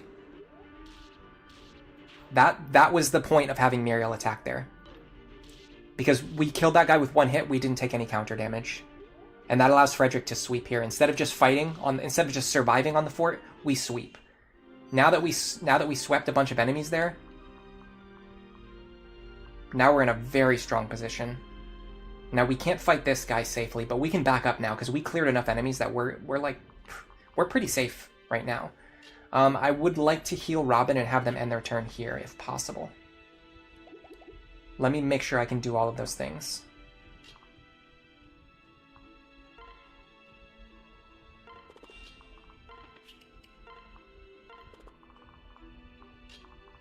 Should be pretty doable, actually. We gained a lot of momentum last turn. Yeah, so you here. Robin here. Because we can't one-shot him anyway, yeah, the Wind Tome's more accurate. I'm not going to risk it. We're in a really good position right now. We can win on this attempt, so I don't want to take any needless risks. What I'd like to do is stay out of his range. Can I stay in his range? Yes, I can. That is very clutch information. So if I go here... Do these guys have pass? They do, okay. So I'm going to go here. Iron Sword, I'm going to use a Vulnerary. I don't want to waste my elixir charges, and I will survive with this. Now Frederick should kill him and injure him.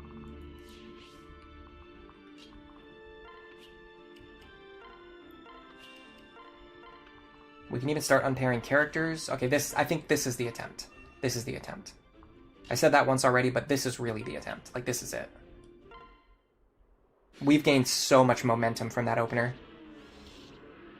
Now the Wyvern should come down. No Luna on that guy either. That's good. Okay, here comes the Wyvern. Got it. With that level up to B rank tomes, we might be able to one-shot the Wyverns now. We have 34 damage. They have 1 resistance. No, we're still 1 point short. Alright. Very strong sweep potential now. In fact, we don't even need to sweep, we just need to survive.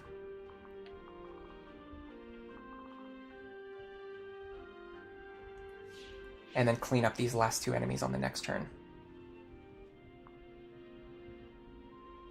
Can Lonku fight you? Can he kill you? He probably can't kill you because you have Pavis Plus. Can Muriel fight you? 17 speed. Yeah, she can. 23 damage. She survives. Muriel here. Bonk pair up.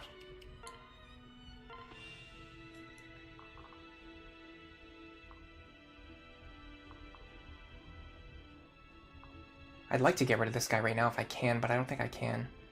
What if I do an Iron Sword play? We're gonna have to bust out the calculator for this. Yeah, Awakening's AI is so much harder to predict than Fate's. I do not disagree with that. He looks at 13 defense stall and thinks our battle will be legendary. Have stall equip a lance so he's a more appealing target so the barbarian doesn't target him. Oh, okay. You had me in the first half. I wasn't sure what you were talking about there. Canonical, Robin, Crash Out, and Plegian Barbarian rage baiting. Yeah, the Plegians are very good at rage baiting, aren't they?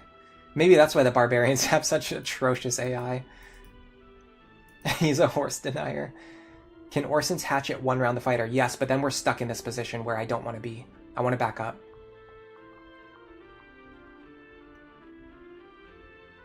And also, it wouldn't allow me to heal, which means my health would be very low for the next turn. Let me calculate an Iron Sword play here. So 25 attack. We're gonna deal 21 damage to ourselves. Then he's gonna deal 28 minus 18. He's gonna deal 10 damage to us. We're gonna take 31. The problem is we survive on 2. Then this guy will see lethal and he'll attack us. So we can't do that. The only way that works is if the enemies attack in the order that I want them to, and I just can't guarantee that they're going to do that. It's a little frustrating because I really want to get rid of this guy. Is it worth wasting the Orson Hatchet then? That's the next question.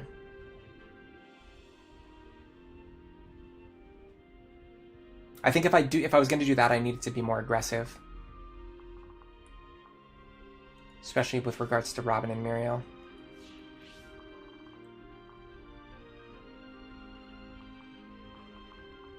$46 damage.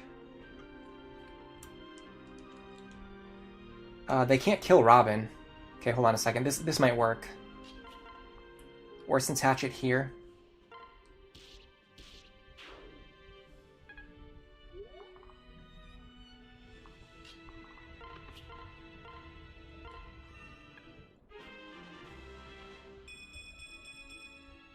I think I'm down 1 heal staff too. Let me see. Is it in the convoy? No, I just don't have one.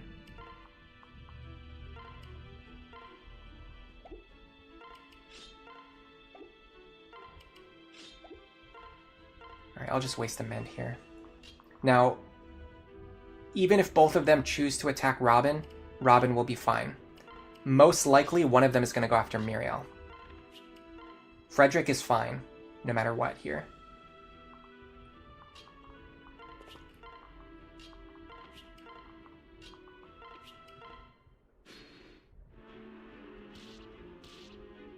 Didn't get the kill. That's fine, but it's definitely noteworthy. Alright. Oh, this is fantastic. We can get rid of this guy right now.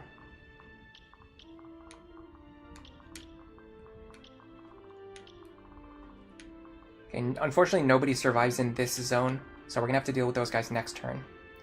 But that's fine. I'd really like to heal Frederick before I move. Is there a way I can do that?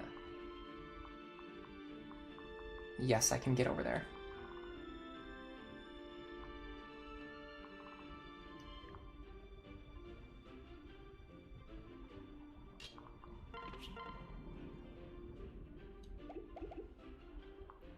It's actually better for Lonk to pick up this kill, but if I'm going to do that, I need another character to move first.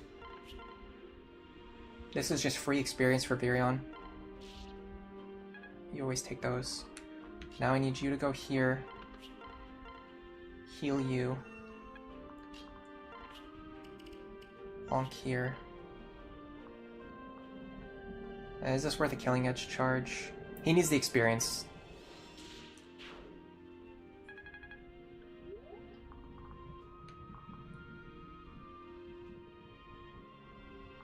Fred, I need to heal now. Hold on a second, let me make sure this... Ah, that's a problem, actually. I can't heal Frederick. I mean, it's not a problem. It's not a huge problem, but it is a minor annoyance. We're going to injure this guy. Because he has 2 defensive skills, so he's going to be kind of annoying to get rid of next turn. We'll heal Robin instead. That works.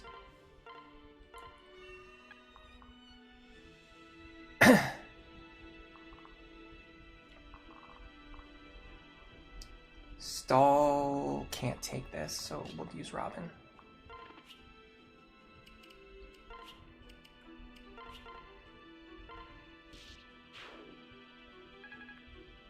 This could potentially pull the wyverns to the right, which actually might be a bad thing. I'm not sure yet. This is so different from my normal opener, or from my normal strategy. I'm just not 100% sure.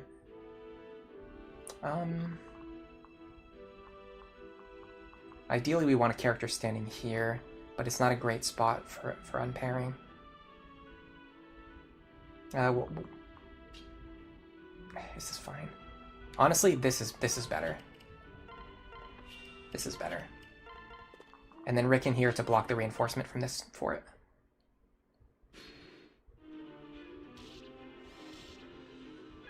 A dual strike there would have been so nice. Okay, we should be able to one-shot the wyverns now. That's huge. They moved into not super difficult positions.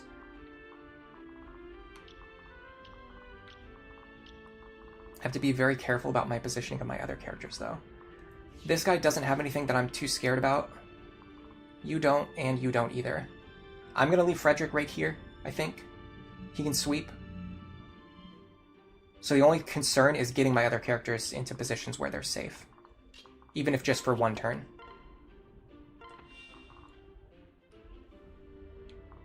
Can Robin fight any of these guys safely? You, yes. You, not really. Can I get out of his range? If I could get onto this tile with Robin, I could fight just this guy. And I could one-shot him. The problem is I need to both heal Robin and get rid of this guy, which I can't do both of those things. I think I can, actually.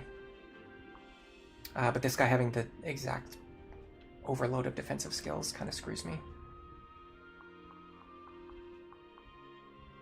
I think we're in a pretty good spot here. This tile is only targetable by this wyvern exactly, so I can have Robin kill him on enemy phase. But I have to get rid of him first, and it's very difficult to get rid of him. I really just need a dual strike is the thing. Why does she have a higher dual strike chance with Stall than with Long Ku? Oh, she has a higher support rank. That would explain it. I just don't have anyone who can deal 24 damage to this guy right now, obviously. Other than exactly Robin themselves, which is the one character that I need available for other things. So what's the play here exactly?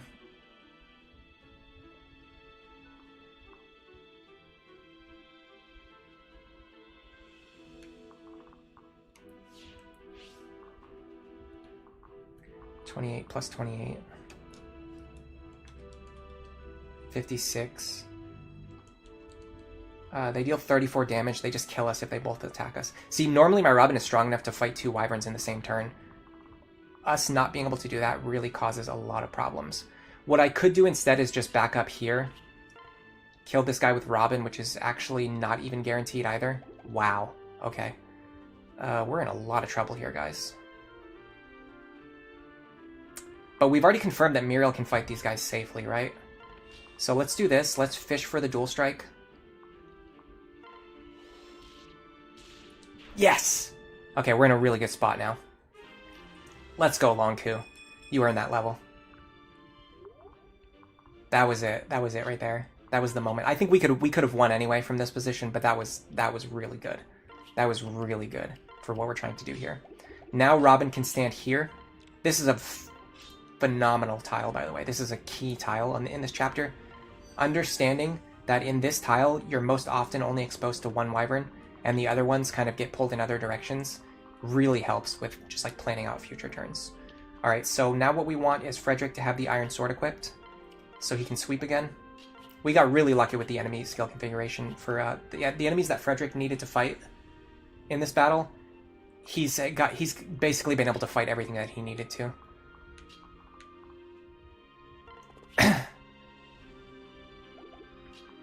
I'm not sure what the best position is for the remaining team members. So I'm going to err on the side of midly left-leaning. Alright, so Frederick should be able to get some good sweeping done here. Beautiful. I think we can one-round the wyvern.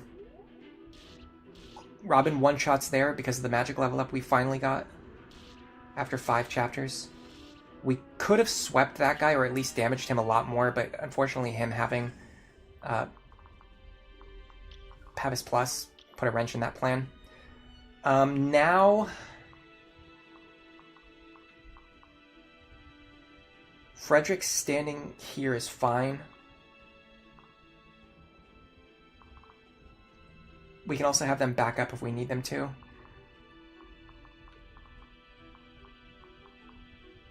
The big problem is whoever stands here is going to get attacked by too many enemies, but maybe not. Hold on a second. No, this tile here is safe for Robin. Yes, I can see how this tile is safe for Robin. The problem is, can I protect my healer? Yes, I can. Okay, so I need to move Stall out of the way. In fact, Stall can pull this guy, maybe?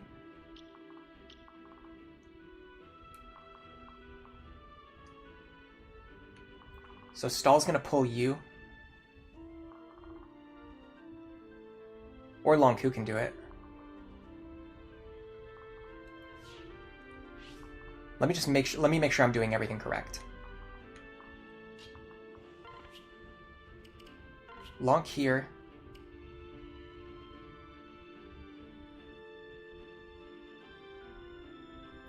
Killing Edge.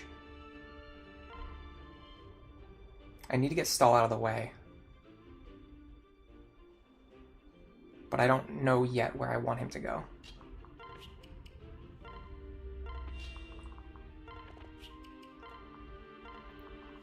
Now Robin here.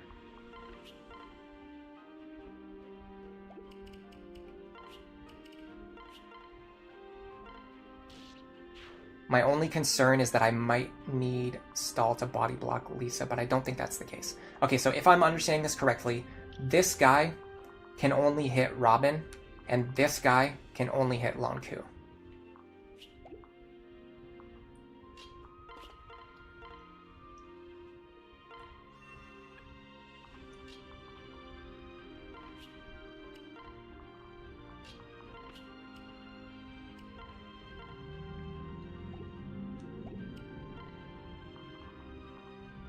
Now, if Frederick heals, he should be totally fine here. He might not even need to heal, but I mean, there's no reason not to do it.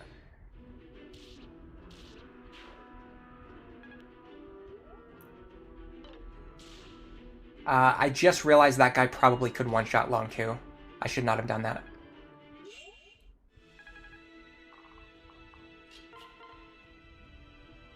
Yeah, that was a one-shot on Longku because he had Luna Plus. Whoops. We gave him the defense tonic so the wyverns couldn't one-shot him, but the guy rolled Luna Plus anyway. We should have put Stall here. Robin here. We got bailed out there by good luck again. I said this already, though. That's just one of my big weaknesses, is I just tend to make very small mistakes and just miss things that I shouldn't be missing. I'm pretty tempted to let Virion either get this kill or just some chip experience here, because he really needs experience. He's falling behind. And this is a good kill for him. It's just like a free, like, really big experience hit that he can take. And he got the speed level up too, which is good.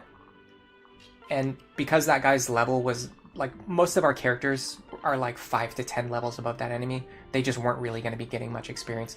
Arguably, I think probably I should have given that to Crom now that I think about it. but it's not that big of a difference. Alright, now we're going to set up for the final enemy push. The issue is Robin's going to be in a pretty disgusting position up here. We can take this guy, we can take this guy, and we should be able to take the boss. Okay, I think Robin's fine. Somehow, I don't know how, but somehow we got into a position where Robin's doing okay.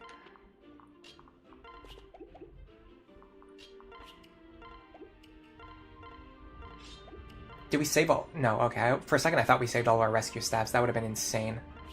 Can you imagine if we actually saved all of our rescue staffs? So one thing about our current positioning. Typically, with my 100% consistent opener, when I get up here, I would say Robin here and Frederick here are my only two good combat units. Now, what I'm noticing right now, and this is something that happens a lot when you do more team-based strategies and you don't just focus on Robin and Frederick, you get to a certain tipping point where right now my Frederick and my Robin are about as strong as they normally are. Now, my Robin's a little bit on the frail side, but other than that, my Robin and my Frederick are about as strong as normal. However, in addition to that, I have a very reliable Lonku, I have a very strong Muriel, I have a very strong Stall on top of that. So I have 3 additional combat units on top of what I typically have. And that's going to help us a lot with making this final kind of just battle against these last set of enemies go a little bit more smoothly. This guy does not have counter, so Frederick can actually just fight him. This guy doesn't have counter either. Wow, we got really lucky with the top configuration. Really lucky with the top configuration.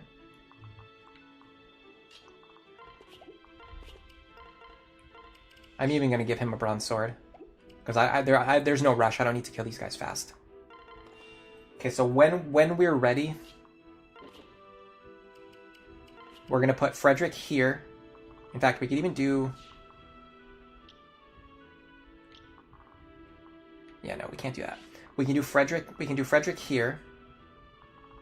Robin here. The question is, which characters do we want providing backup on which side? I need to get my staff back from Muriel. Or back from Maribel. I don't know why I always call her Muriel. So we're gonna want Maribel up here. I want her to be on full health though. Let me use the fort. It might not matter, but I want it anyway just in case.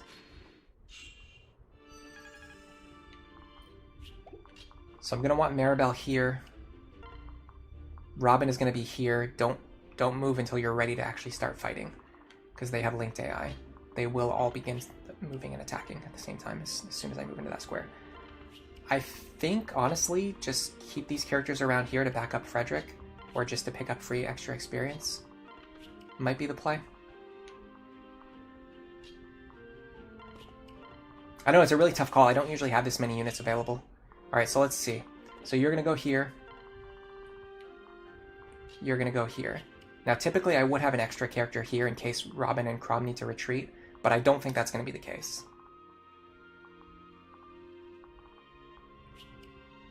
So let's see what they do. One shot.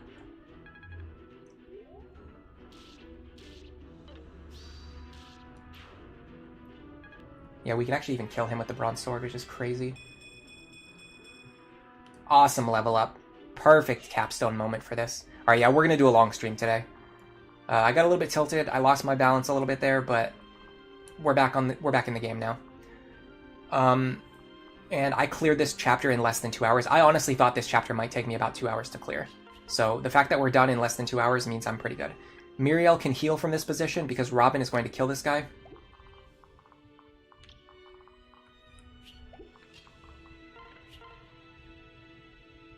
Can I do it with the Thunder Tome? Yes.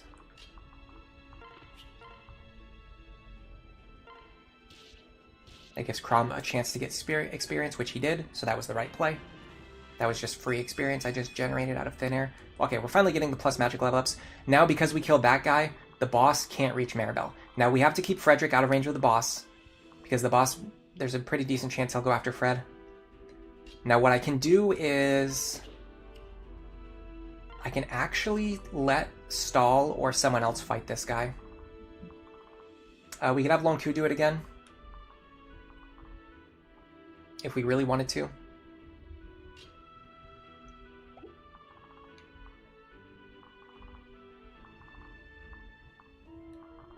We could have Stall do it, get some chip experience. Let me open up my sheet again. I actually still have it open. I'm pairing Stall with Cordelia, right? Yeah. Did that show up on the stream, by the way? I'm kind of curious. I think I left it so that it's still visible. No, I turned it off.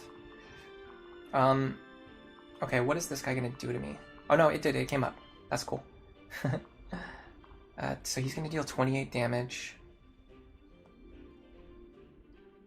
We should take this hit pretty clean. I don't want to dual strike here. I just want to body block and take this hit. And then next turn, Muriel should be able to pick up the kill. Yeah, this is a very clean top half. So boss goes after Robin. Other wyvern goes after Frederick. Or sorry, Stall. Okay, now I actually don't want to waste killing edge charges. Muriel can guarantee this hit, or guarantee this kill. So let's see if anyone else can get just free additional experience before Muriel gets the kill. So first of all, Stall can get another hit in, so there's no reason not to do it. It's just free experience. What about Sumia?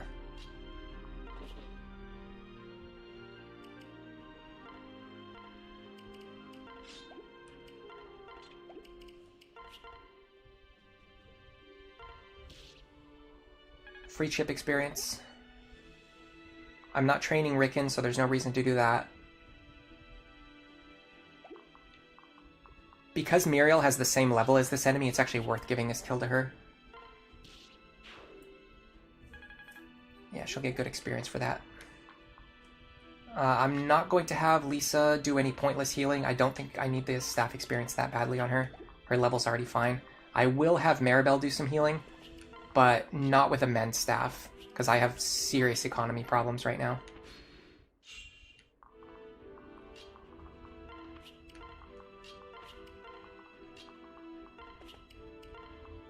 Let me burn through this heal staff. Okay, so we're going to take a little bit of time, do some healing, maybe get caught back up on chat again. Organize my units, and then get ready and figure out who we're going to feed these kills up top to. So if you have any opinions, let me know who I should be training with these units up top. Crom probably needs experience here. He's starting to fall behind. Stall could use experience. Muriel could use experience. Lonku and Virion could all use experience. So we're kind of stretched thin on experience right now. Rickon we don't need for anything.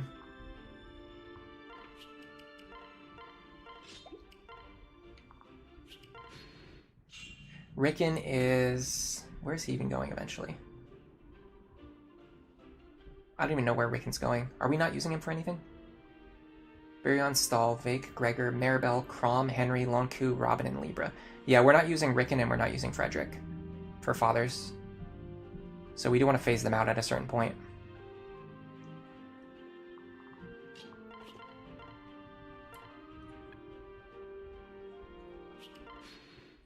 So we're just leveling up Maribel right now.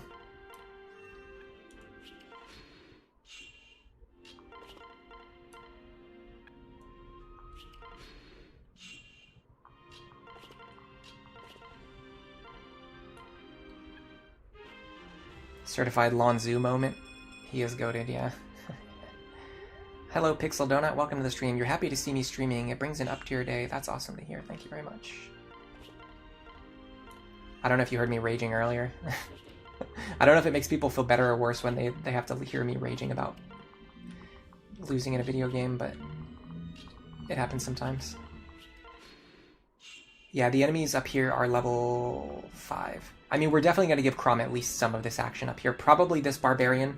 That would make the most sense if Crom can fight this Barb. Problem is we have to split them up. I don't know how to do that. Yes, I do. I see exactly how to do it, in fact.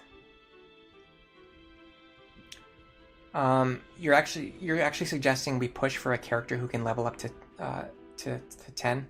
I don't think anyone can quite reach 10 right now, but we can definitely make progress on either Muriel or Stahl towards level 10. The thing is, Stahl's parrot partner is joining very soon, so he's going to start seeing a lot more combat soon. And he's not going to have to worry about speed anymore soon. He's going to have the Cordelia pair up like all the time. He's already hit 10 strength and 10 defense. So he's already giving as much strength and defense to Cordelia as he's going to give to her for a very long time. It's going to be a very long time before Stahl's stats matter in terms of giving bonuses to Cordelia. So I think Stahl has kind of already hit his benchmarks that we need him for.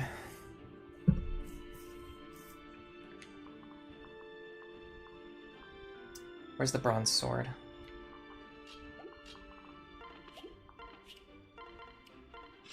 I see how we can kind of get the best of both worlds here with Muriel and Lonku. So what I can do is I can have Muriel enemy phase this guy with the Lonku pair up. That way he gets chances to dual strike and earn extra experience. So let me get some characters over there who can support them effectively. We want Maribel for sure. And I don't know who else pairs up with her right now. Robin. We don't really want crits though, because we're trying to farm for experience. So let's just do this.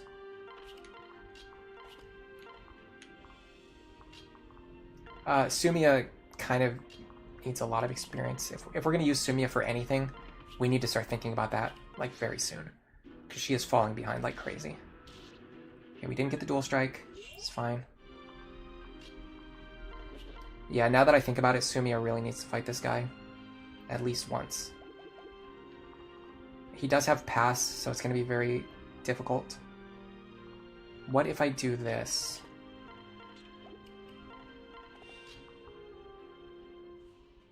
Go here. This will force him back a step.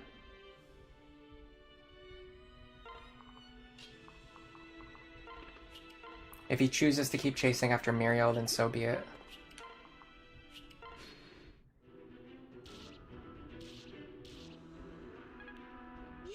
Should we give her the kill? She kind of needs it. She really needs kills right now. In fact, we can even get more chip experience now because of that maneuver I did where I backed up. I'm kind of burning through javelins though.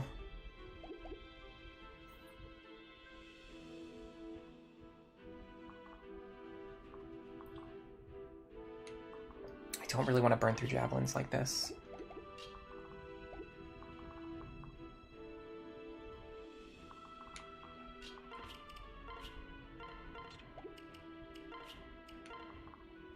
This should be fine.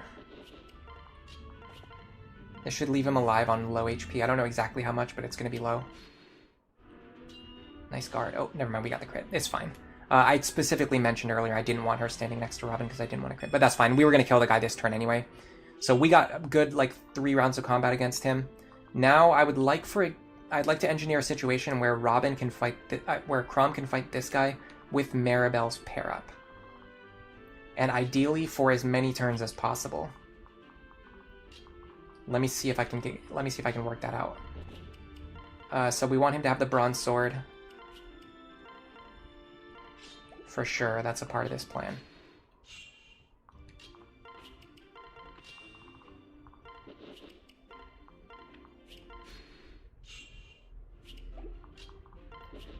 Question number 1, can Chrom fight you?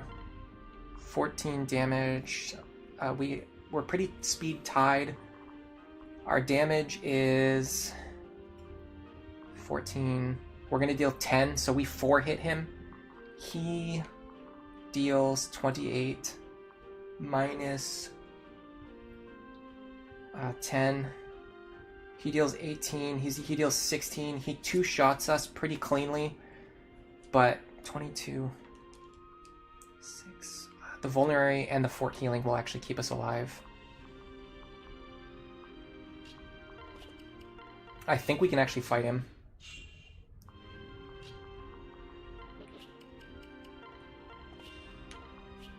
Let me bring some allies up here first, just in case. So who would those allies be?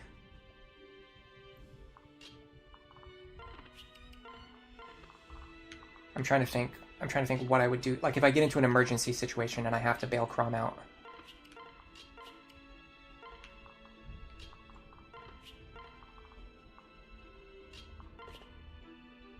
I need a sword.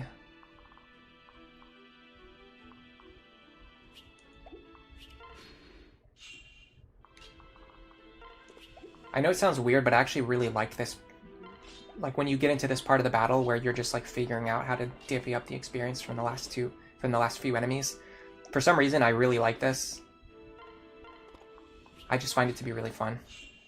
All right, now and then you're gonna stand here. So not only do I have Frederick available to run in and attack if I need him to. My only concern is he might actually go after Frederick instead of Crom because of Crom's avoid. I doubt it though. Anyway, I'm gonna have Frederick available to run in and attack if he needs to, and then also I can have either Muriel or Lonku fly up there and attack. So this should be fine, although now that I think about it, I can't get the fort healing anymore. Hold on a second. I can still work with this, it's just going to be a little bit weird.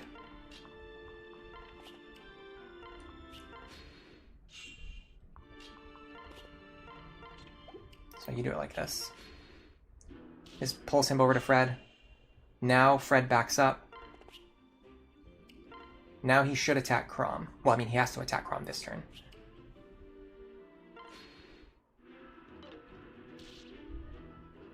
One. I want to move Frederick so that I don't accidentally one-shot this guy with a crit. And I'll be very happy if he attacks Crom instead of Frederick. Now I don't know who he's going to attack. Okay, he's still going to go after Crom. 2. So we're going to get 4 rounds of combat off this guy. 3. Dude, Crom. Epic job there. You did fantastic with those dodges. Because of Vantage and the fact that I don't have perfect accuracy, I'm actually going to just enemy phase this. Nice. 4 dodges in a row, by the way. Alright, give me a good level up, too. Strength. Oh my god, it was worth it. That was pretty clean, guys. That was pretty clean. Okay, now we have to fly them back down, which is a little annoying. Yeah, that was... I think that was pretty necessary. Crom was starting to fall behind in a way that was going to cause serious long-term problems. Not only getting him a level up, but also a very good level up helps us a lot with future-proofing. Oh, you know what? We can even let Maribel pick up another heal here.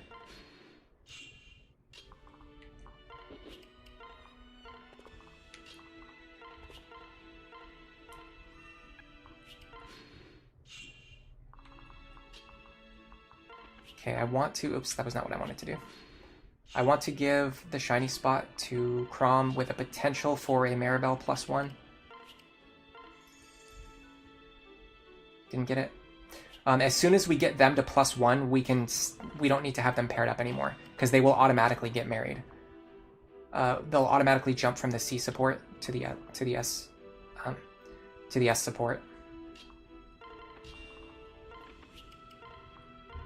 Next thing I need to do is bring Fred over here.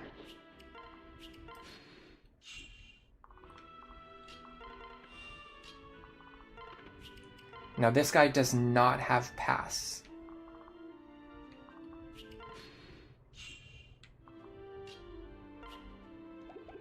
Where's the bronze sword? I think Fred has it. No, who the heck has it? Crom?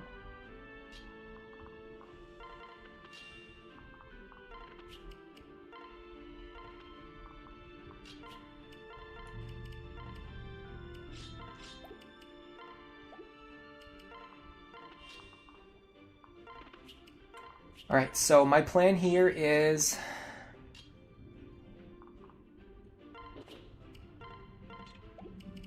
Frederick here, nothing equipped. Frederick gets the shiny tile. Dying Blaze, that's actually really good. Muriel goes here. Now, when the Myrmidon moves into position to attack Frederick, Muriel will get to attack him.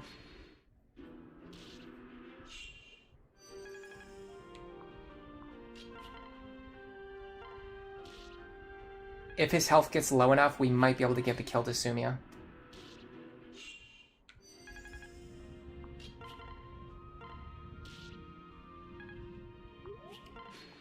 probably going to depend on some accuracy related issues. In fact, let me get the yeah, let me get a bronze lance over there.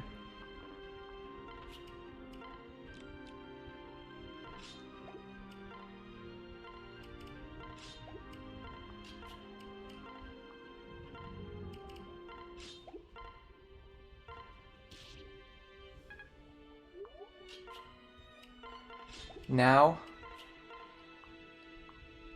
you can enemy phase this guy. If you miss your attack, you're fine.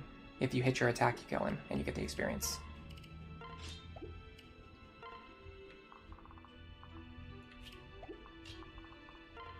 Anything else we need to do before we leave? I don't think so.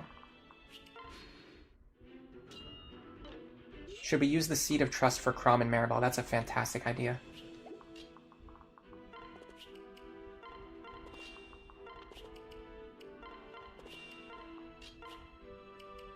Good call out.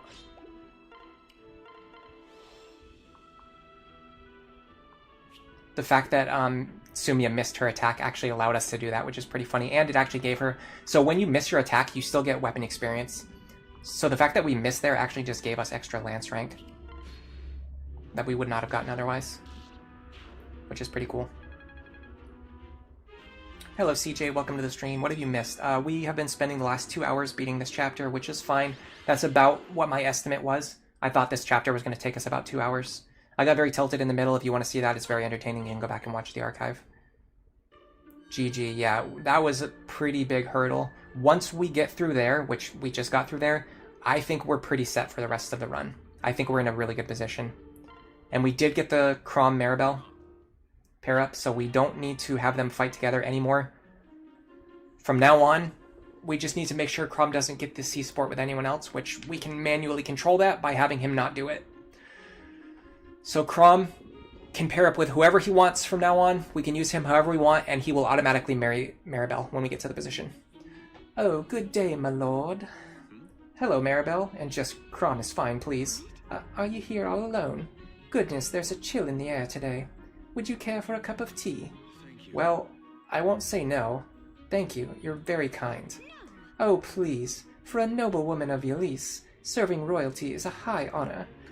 In times of peace, maybe, but this is war. Kings, nobles, and peasants alike are all just comrades in arms. So please, don't wear yourself out trying to look after me. Yes, but... You've been fighting as hard as any of us. You must be exhausted. Well, I confess I sometimes find myself wishing for a respite, but then I remind myself how much harder it must be for you. Heavy lies the crown and all that, yes? So it's my duty to help you however I can. Your dedication is appreciated, Maribel. A bit extreme maybe, but appreciated. Just promise to look after yourself as well. Will you do that for me? Yes. Your wish is my command, my lord, but first let me bring you that tea. I'll take it, thanks. I so very much enjoy our time together. I pray we find opportunity to do it again. I hope so too. Hint, they won't actually have another conversation until they get married. Okay, Lonku Muriel, C support, this is big. This is huge. This is extra speed for Muriel. And skill. Doubling things and critting are like the two main things that we want her to do. So extra speed and extra skill is actually very good for her. Fred Sumia is good. That just gives us some more utility while we're using Frederick in the upcoming chapters. Eventually, Sumia is going to marry Henry, but that doesn't really matter for now. What we really just need is for her to be giving Frederick as much support bonuses and points as possible. And ideally, picking up some experience along the way, and allowing her to dual strike will make it easier for her to get that experience. Yeah, that was a really nice clear. After all those really difficult attempts, that went so good.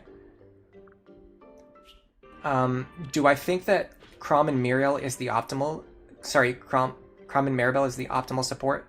I think it's the best way to control Lucina's impact on your run, because she doesn't really have any good offensive stats, and Maribel's magic modifier plus Tome Fair gives her the best offense she can possibly have, is the best way that I would say it.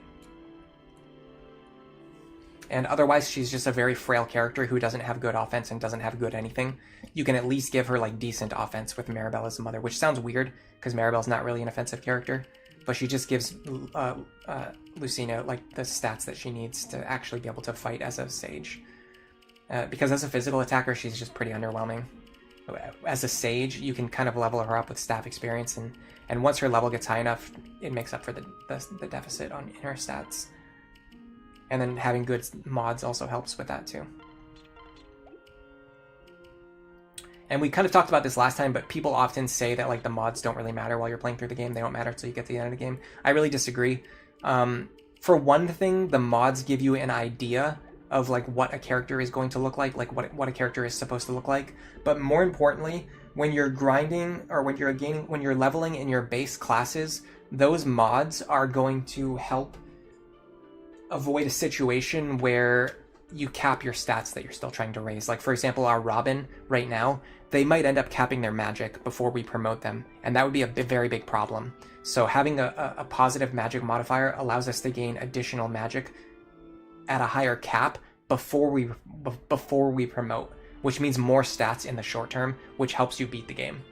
So I think the caps are more important than people realize.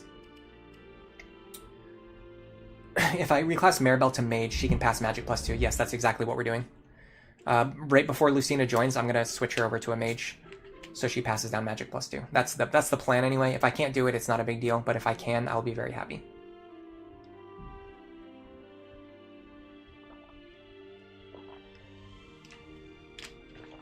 Kokichi Oma, you're here because you want to learn how to beat hard mode. That's fantastic. Honestly, all of the strategies that I talk about here, they're just as good on hard mode.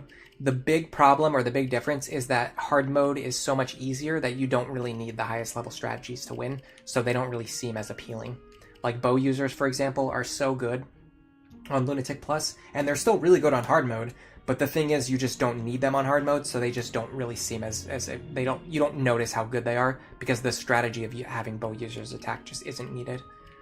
You can just win using other like tactics that require less thought and less strategy. We need to buy some heal staffs for sure, so let's do that. I'd love to get one on sale, but I don't think I can. I carry only the finest. So we definitely need a heal staff on each of our characters. We actually have one on her already. I'm gonna buy the extra one. Yeah, I don't know. I think I can get away with this for one extra battle, maybe. And then I can use the money for something else if I absolutely need to.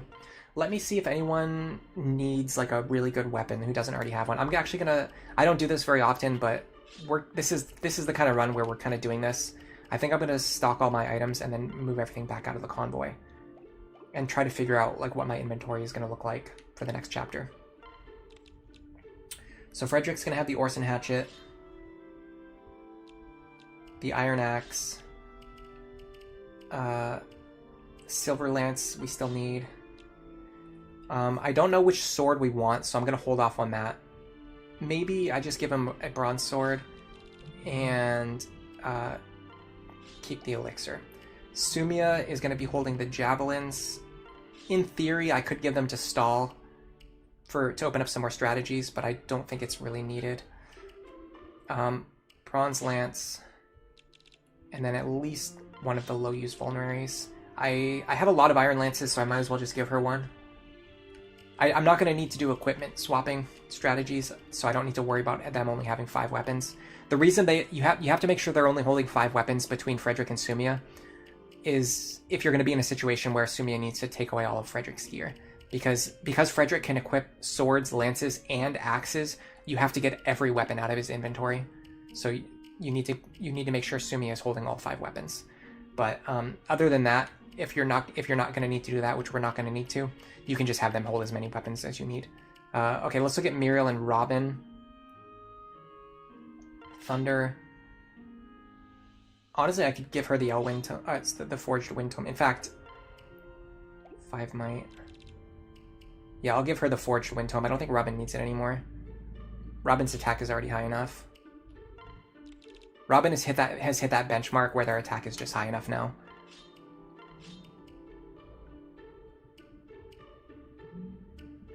I'm probably going to buy them another wind tome. So let's do that.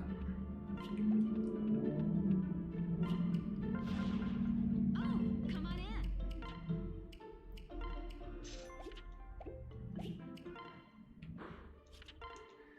Anything else we need?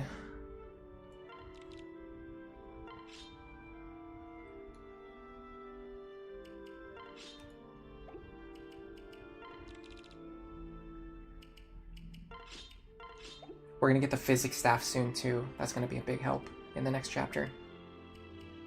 Alright, Rickon we're not going to be using. Virion. I love Virion. He's so low investment. You just get him for free. He just has D-rank bows. He comes with an iron bow, which is like, hits pretty hard. He's accurate enough to make good use of it. Even this base level 3 Virion is like still worth bringing into chapters, honestly. And there's no one else competing for the bows. That's the other thing. There's no other character who can use these bows. So you never really need to worry about like them having to get passed around between characters. Alright, so we need Chrom, Stall, and Long Q. Long Q is going to be keeping the Killing Edge and Lemon Sword.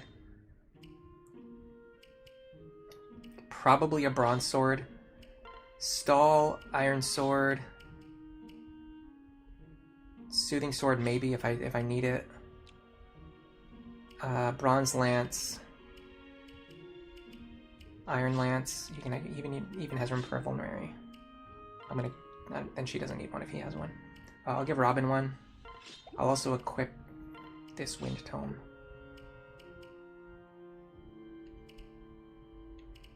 We actually want a Vulnerary between these two. There was a Killer Lance. It looks like nobody can use it yet. We'll give it to Cordelia soon. Alright, and then Chrom just needs his Rapier and Falchion. This should be fine.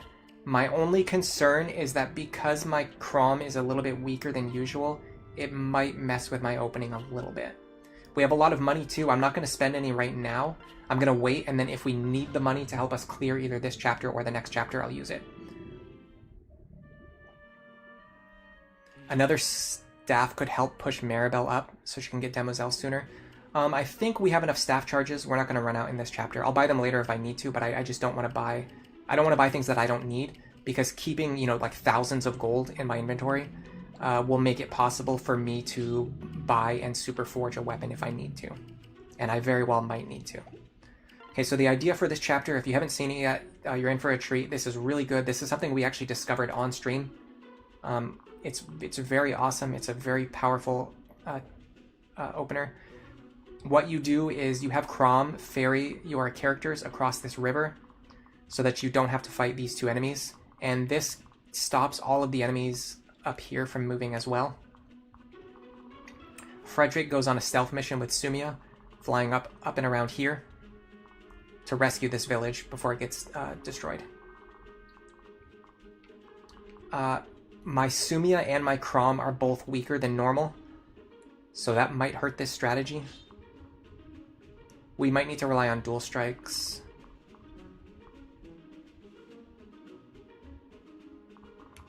Yeah, we might need dual strikes to make this work, but other than that, it should be fine. Probably Robin here makes the most sense. Maybe... the tricky part is I can't put both Robin and Maribel there.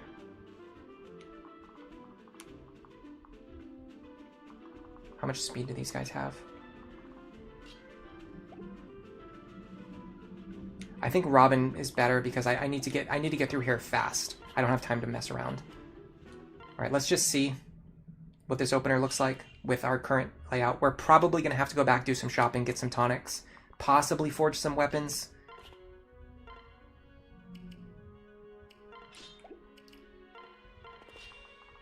Okay, so if we dual strike this guy, we deal 21 damage, which is pretty good. I need to stay out of range of both of these guys. Okay, I would love a dual strike here. In fact, I kind of need one.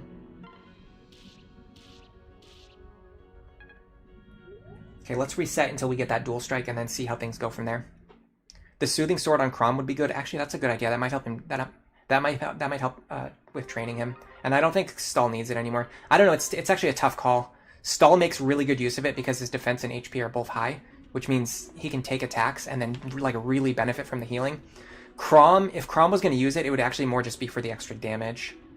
Like straight up, it would just be for the damage, just to hit things harder. By the way, Long Q with the Levin Sword is kind of clutch with the Muriel pair-up. That's another one of the benefits of the Muriel pair-up we're doing. People are thinking we're going to make it to about Chapter 9. That would be nice.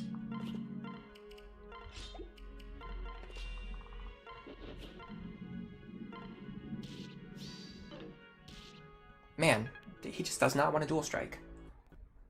I feel like our chance is pretty high. It should be around like 30% or higher. We'll get it eventually. The annoying thing, probably the annoying part is we don't yet know if this configuration is actually, like, if this team configuration can actually beat this chapter. We don't know that yet. So, as a result, we're kind of fishing for this dual strike, and then once we get it, we're not really guaranteed to actually win from there. I had to change Frederick's equipment, by the way.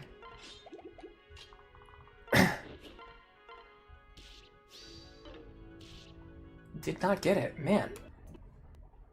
Let me change Frederick's equipment, and then let me see what the dual strike chance is, because we just missed 6 in a row. Yeah, dual strike plus on a Sage is pretty cool.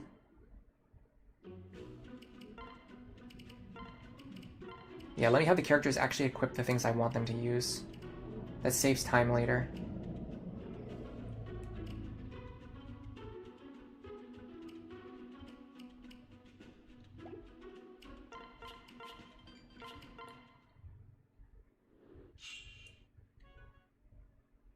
You know what I can do, actually? I can move Sumia.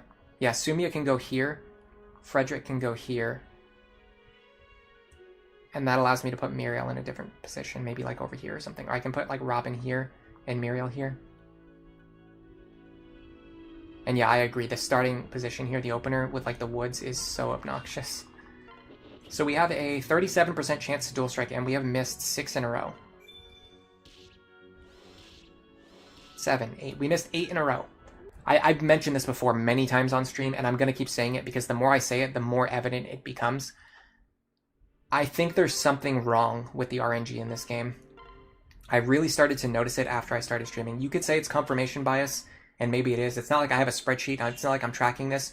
But there have been so many times, and I call it out every time it happens, where I have like a 40% chance for something to happen, and it happens like 1 in 20 times. It's like not even close to the RNG that it should be. Like, it seriously took us 9 attacks to get a 40% chance there. Which is more like an 11% chance. Like, I've noticed that like 40% chances tend to happen like 10% of the time. It's so wild, like how off base the RNG is. Okay, so here's the fun thing. These two guys right here do not attack. They're just going to ignore our characters. So we can play with that consideration in mind. In fact, these characters down here also do not attack. These ones will attack. No, these ones will go for the village. So these guys don't attack. This guy will attack. This guy, I think, attacks Anna. This guy, I believe, attacks. This guy definitely attacks. These guys up here all have linked AI. If you just stay out of their range, none of them will move or attack. So all of these tiles here, despite all of the enemies you see, all of these tiles are actually safe. Except for this one. Hold on. So what I want to do is drop Crom onto the water right now, so I can get a head start next turn. Then I'm going to put... I should have had Muriel here. It's fine. It's not the end of the world.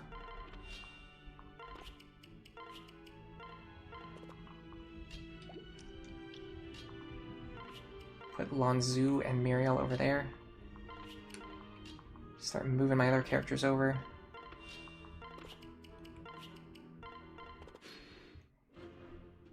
If you get everything to go perfectly... Ooh, nice.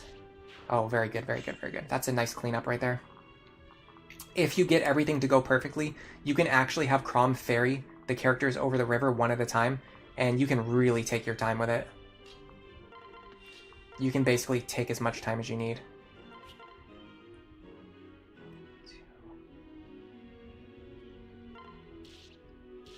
Nice. Nicely done, Crom. Alright, we're in a fantastic position now.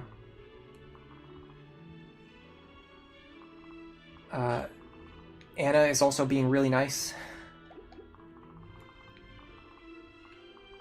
She's not doing too much damage, but she's not doing too little damage. I'm going to go full send up here. And then I'm going to explain how these guys up top work. Because they have a very strange quirk to their AI.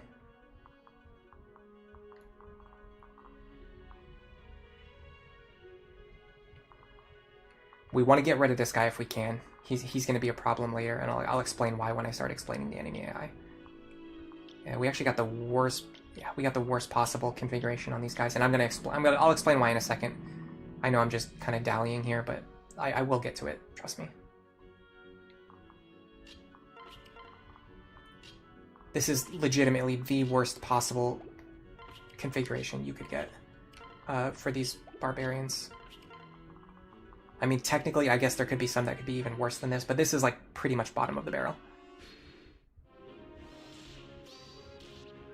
Oh, that's beautiful. That is so clutch. We really, really needed to get rid of that guy.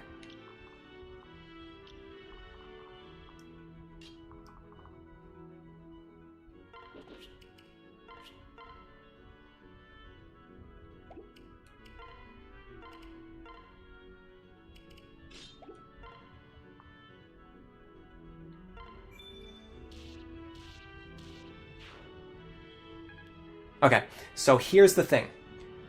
What we discovered when we were testing on stream is that when these guys have pass, they will never attack you.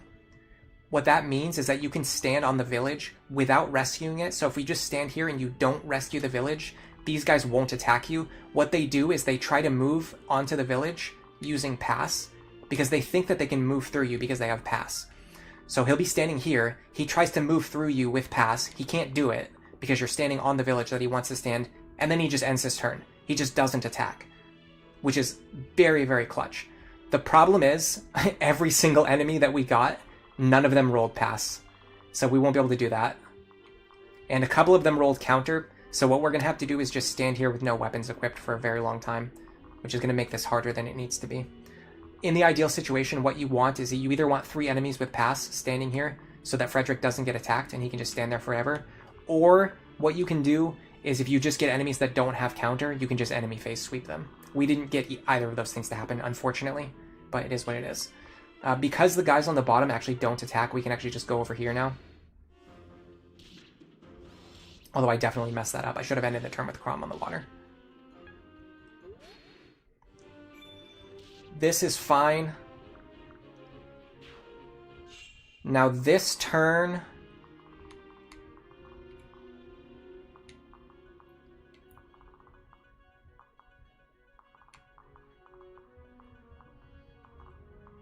I'm pretty sure I go Javelin or Orson Hatchet. Javelin should work.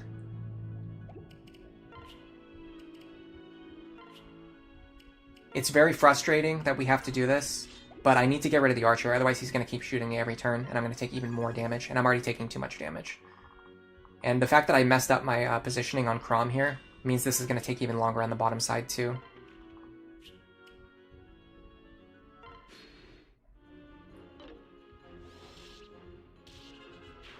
Okay, now my Javelin should break, which is not a huge problem.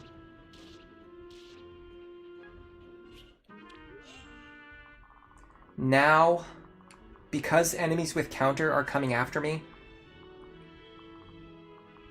I have to stay unequipped, which is going to be a problem because these guys have very good accuracy against me. So ideally, what you'd want to rely on is Sumia to help you dodge a bunch of attacks, but we can't do that anymore.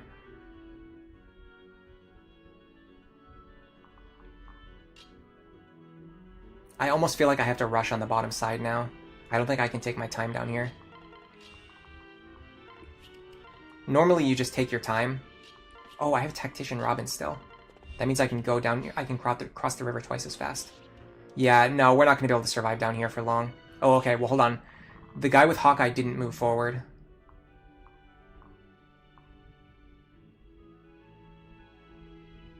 still, they're dealing 11 damage to us. We just can't survive here.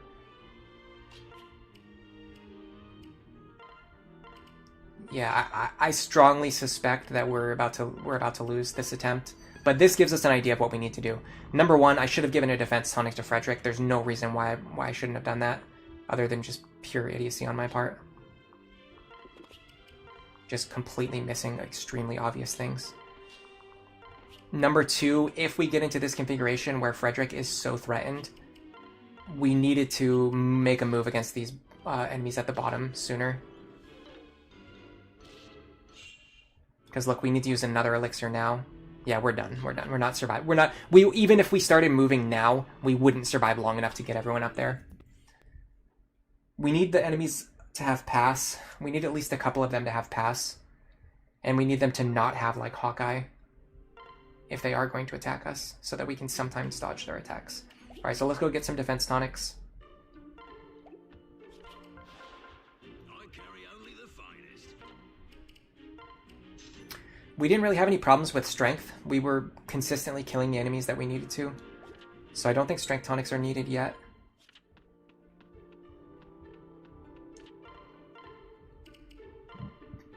Does anyone else notice anything else that happened? Anything else that we could potentially prepare for by switching up our gear? I'm trying to think if I missed anything. Honestly, it seemed like that opener was pretty strong. We just didn't get...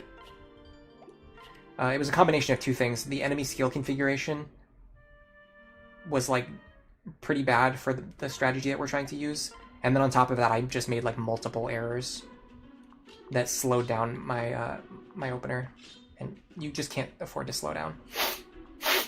Okay, so what we want is Robin here.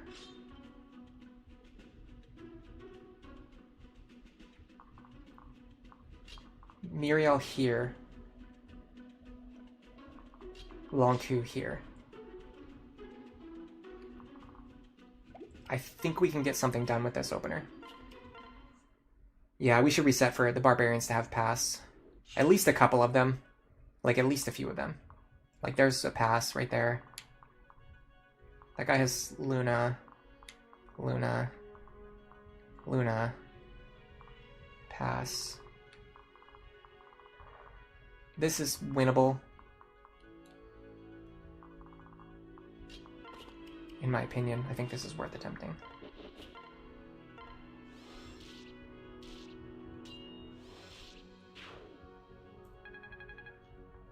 Alright, so the thing I was overlooking last time is that we can actually get Robin over here, like, fast.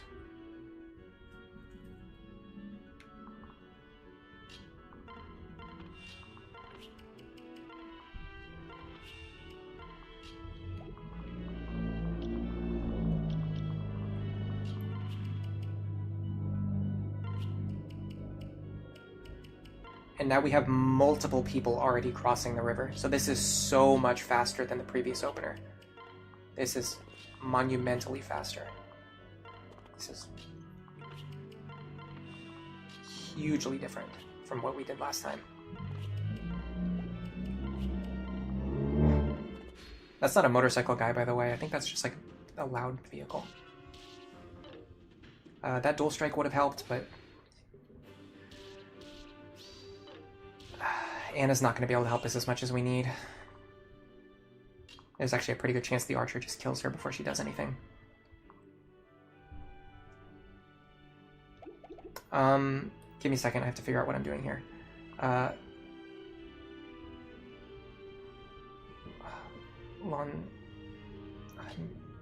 think Maribel. 92, 100. Okay, we can guarantee this kill. Get Crom some experience. Robin here. Lonku here. Heal.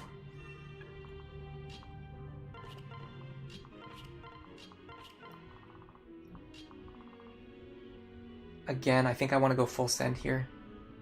Let me make sure I'm out of range of, like, the archer, though. I don't know if this guy will attack me or not. I can't remember if he attacks. I'll just stay out of his range just in case.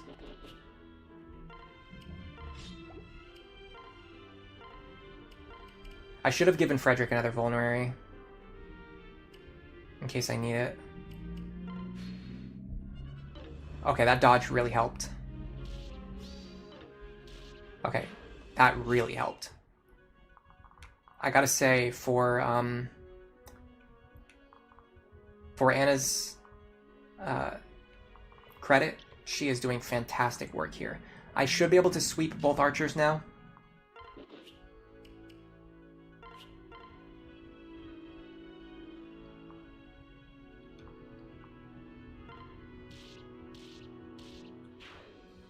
And then next turn I can start worrying about how I'm going to protect the village.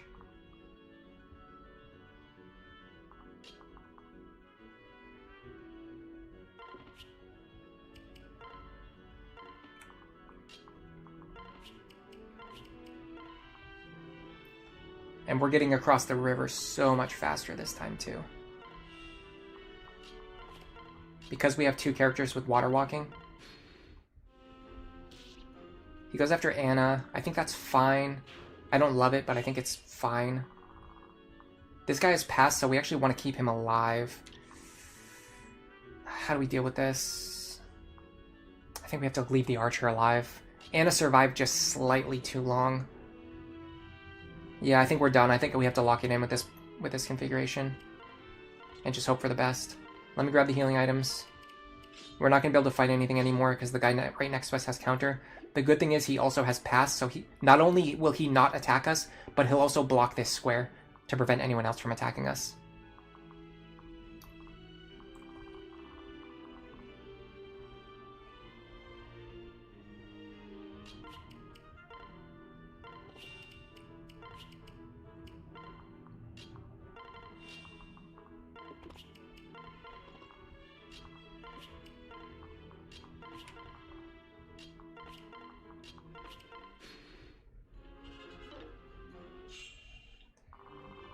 Now, I have to deal with an archer, and this is probably the worst guy. If he moves next to me, I'm going to be in a bad position, because he's going to deal 11 damage to me every turn, guaranteed, with Hawkeye. So what I want is for this guy to move first, and then ideally for him to attack me next, and then this guy to get stuck on the outside. That would be the ideal situation. Is it time to send it? I don't think it's time yet, but we're getting close.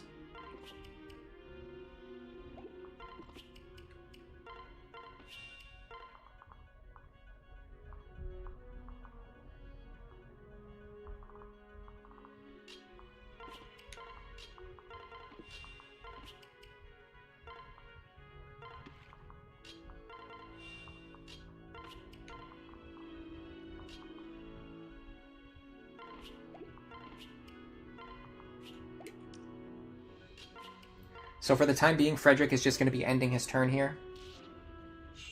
Okay, which one's moved? Okay, the one with Hawkeye unfortunately moved right next to us. So he's going to be dealing 9 damage per turn. 9, 18, 27. If all of them hit us, we will die right now. So we should use a vulnerary here. We have to start making some moves now on the top side.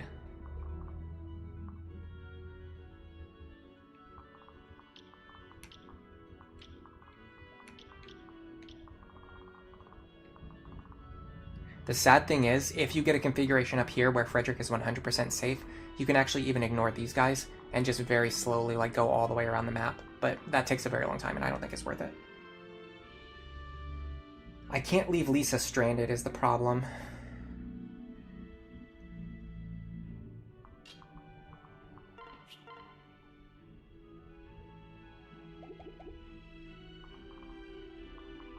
The Lonku pair-up could give Robin what they need.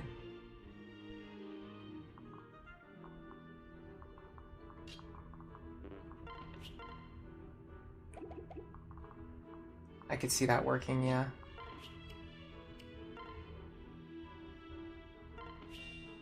Oh, I paired the wrong guy up. Oh my god, I'm such an idiot.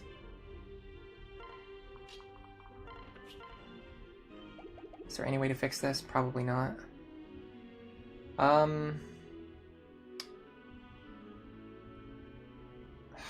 Why did I do that?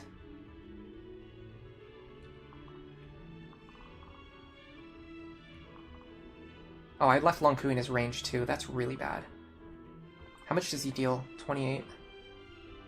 He's gonna deal 20 damage. I'll be fine. I mean, I'll technically survive, but... Okay, we're gonna have to do this.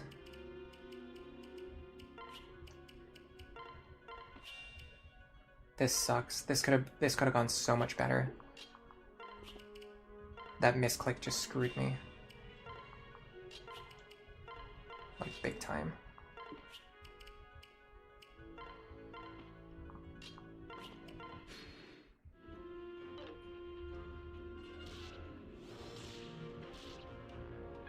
Pretty good exchange. Because now we're basically a full turn behind on fighting these guys. I mean, we'll probably be fine, but it's just so much worse than it needed to be.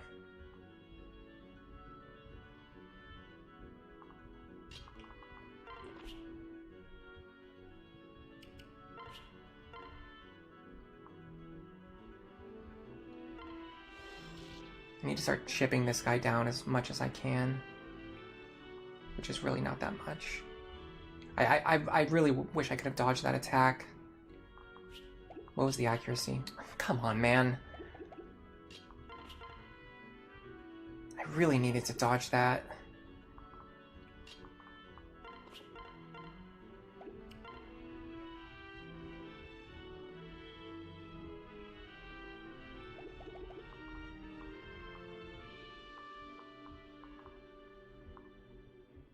Because I'd like to punch through this guy and then have Robin still available to move afterwards.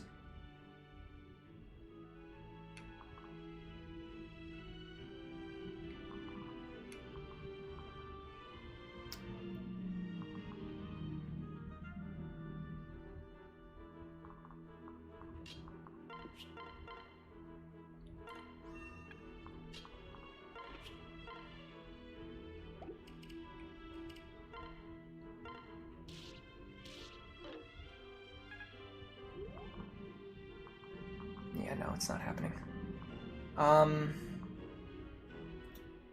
Okay, hold on, we might have it. So this would be the next step. We can deal 9 damage, which is enough for the kill.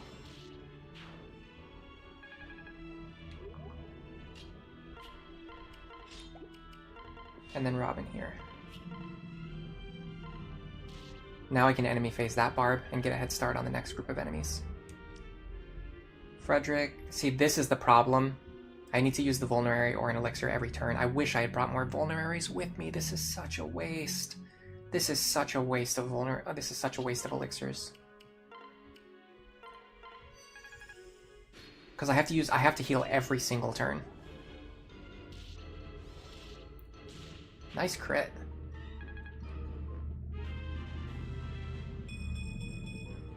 Why did I unequip? The counter guy won't attack me because he has pass.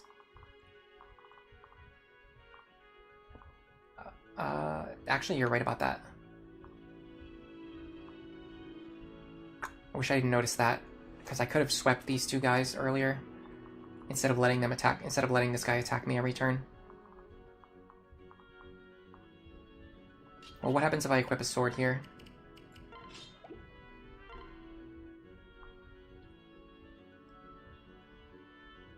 I take less damage. 7, 21. I think I'm in a much better spot if I have the sword equipped too. Alright, then let's try this. I'm actually going to go no vulnerary here. I need to not waste these elixir charges. This guy having counter is a massive issue.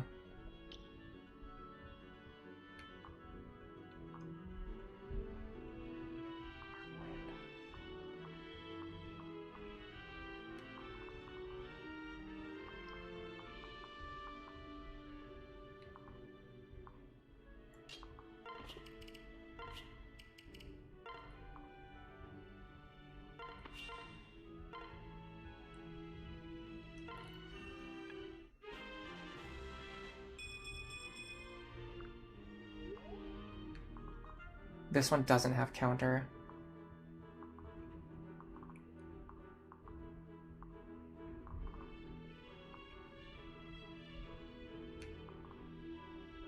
do have to worry about pass, though. In theory, I think this is the best play. I don't think it's very good, but I think it's the best that we have. Can I get Lisa over here to get some more healing?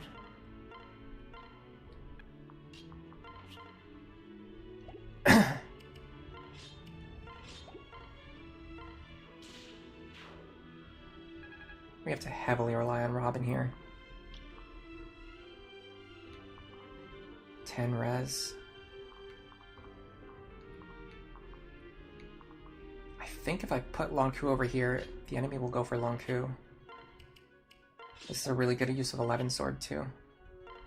And I have good 11 sword combat with my para partner.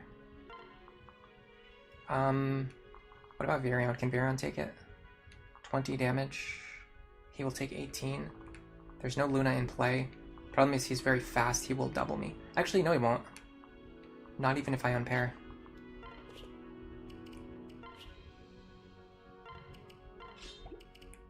Yeah, let's do this. I'd like to pull that guy off Robin if I can. And this, I think, maximizes the odds of that happening. Oh, I really needed to dodge that. That was like the one attack that I needed to dodge. I might be dead here. Yeah, this mage is going to see lethal now. This is the problem with my Robin being so frail. They can't enemy phase sweep the way I normally do. This is fine. We'll give more vulneraries to Frederick, and we're going to pay more attention. We're going to be more careful with those enemies at the top because Skywing pointed out something really important. Normally, when I see an enemy with counter, I just naturally make the instinct to unequip my characters, but it is true that in this situation, they actually can't damage me anyway. So I should actually keep my weapon equipped so that I can sweep the enemies that don't have counter. In that very specific situation where they had exactly counter pass, which probably won't happen to us again, but it's just like the nature of Lunatic Plus. Every single time you do something, like you always learn like one new little unique thing that only specifically applies to the one strategy that you happen to get on that one attempt. Okay, we can't survive if that guy rolls Luna Plus. Good to know. Should I use the defense tonic on Robin? The issue is more resistance, but I don't know. I mean, it's probably... We've spent a lot on tonics already, but you might be right.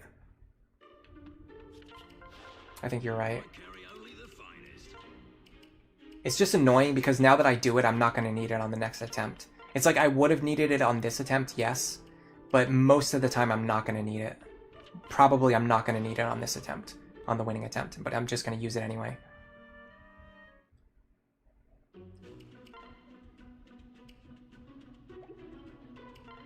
I have to organize all my characters again.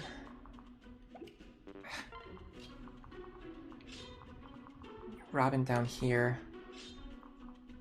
Muriel here. Lonzu here. I'm not going to keep resetting to check to see if they have pass or not. It's a waste of time. Because I can win no matter what. Okay, we need dual strikes here, but we need them anyway, so it's not a big deal.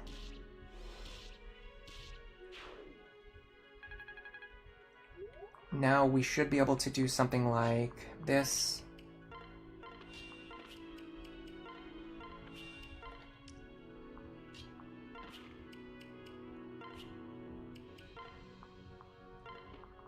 Get our characters over the river.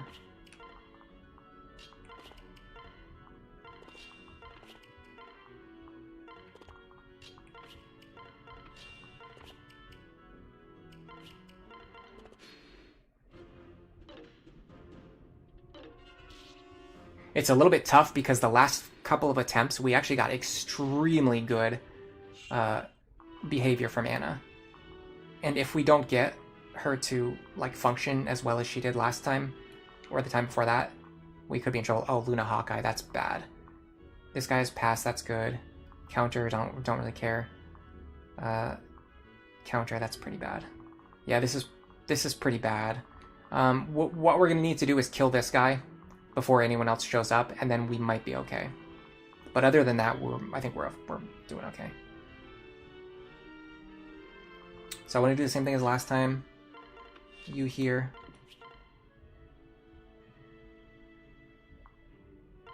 Grab this kill.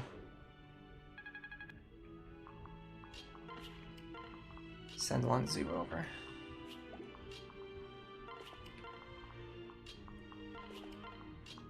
I also probably want my characters with horses to go first. Alright, so Sumia's HP doesn't matter. We just rotate her back out.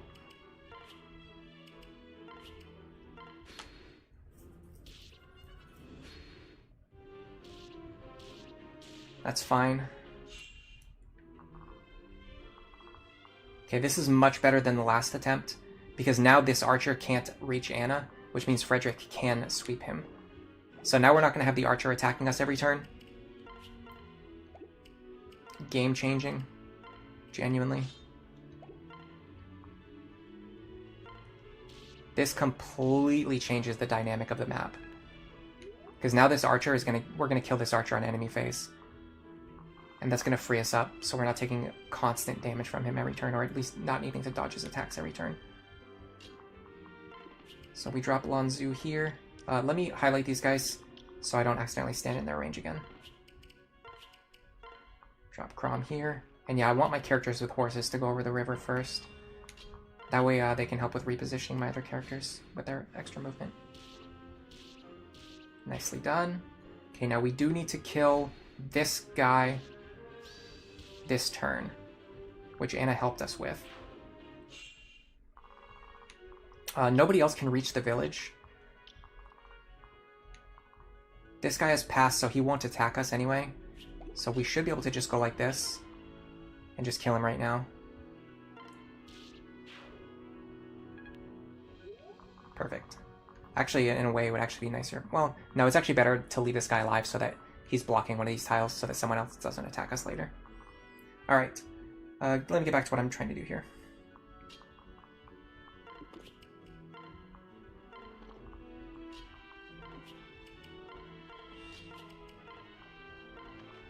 Now we can push stall over.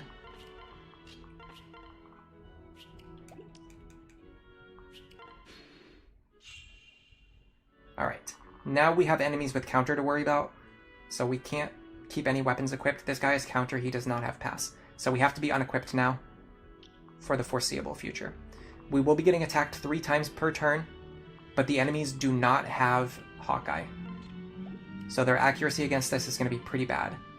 We've got 35 avoid. I don't know if that also counts the avoid from the village.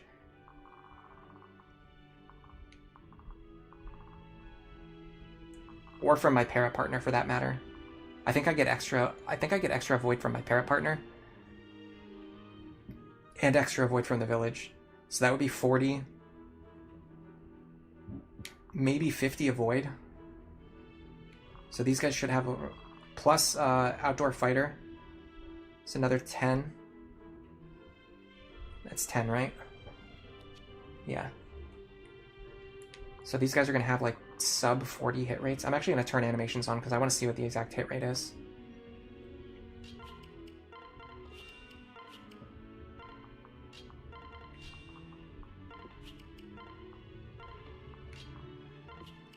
Okay, we're very, very close. Oops, I forgot to turn those animations on. I'll turn them on now. Well, hold on, let me... Yeah, because I have to do one more turn of repositioning anyway.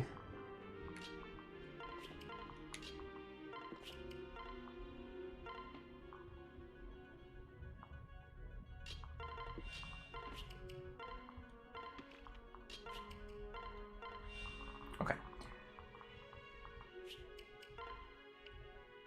The very rare moment where I turn animations on. I want to see what their hit rate is against us. It might even be 0. It is 35. That's actually pretty high. It's higher than I expected. 30. And they have crit chances too, which is pretty bad. They can only deal 18 damage to me. And having said that, there's no reason to risk it, especially because they can crit. And using the vulnerary doesn't really... It's not like a huge resource cost. I'm going to turn animations back off now. You very rarely see me turn them on. I just don't like them. They just waste too much time. Even if it wasn't for the issue with like Citra lagging. like during spell animations and like animations in general, I just would turn them off anyway, just because I prefer faster gameplay. Alright. Now this time, we should be able to do what I was trying to do last time, which is... yeah, this. Pass the right character over, and what do you know, it completely changes the entire game plan.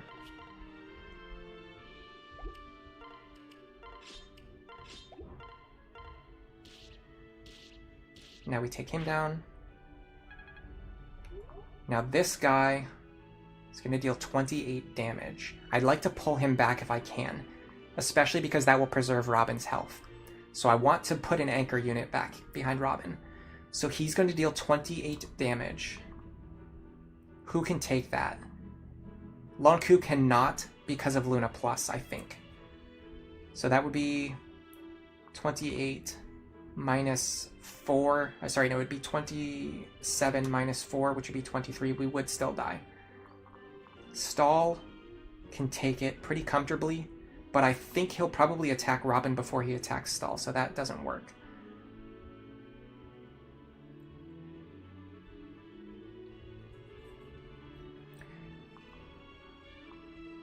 Miriel, pretty sure she's just like about the same tankiness as Long Zhu.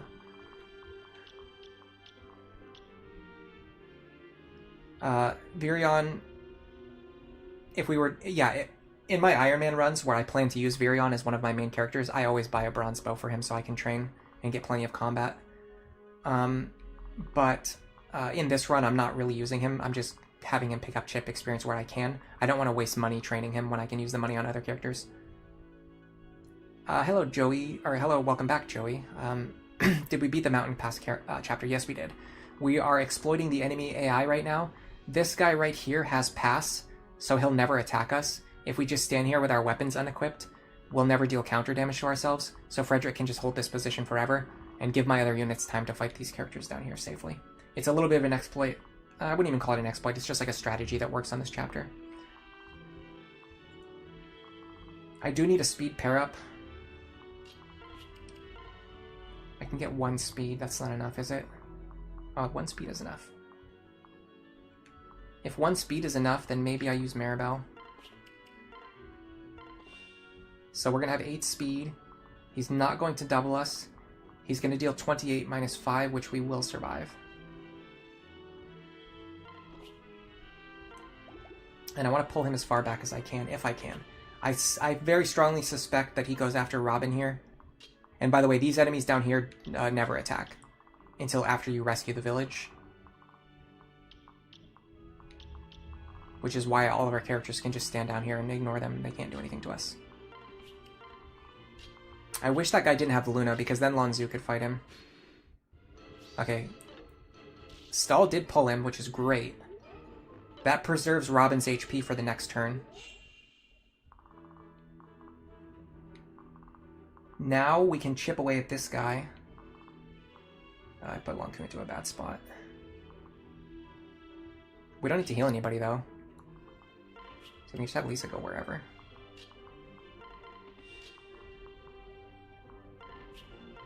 Can we kill this guy? No. Okay, we'll just do this then.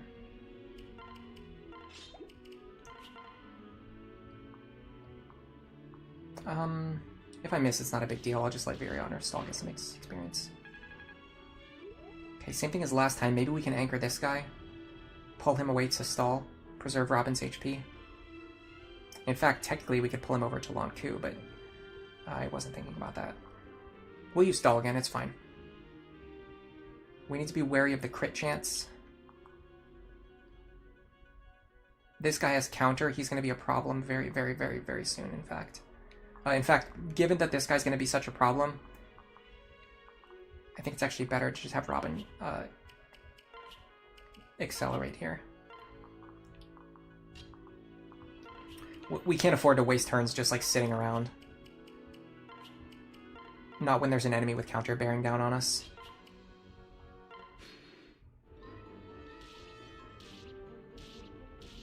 The problem is I really needed to preserve Robin's HP and I wasn't able to do that. Let me drink some water.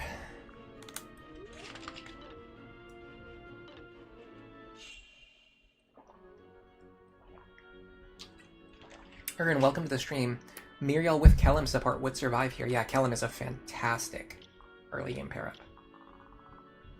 That extra defense just goes so hard. Alright, is there any way that I pull this guy out by himself and set up like a situation where I can fight other characters?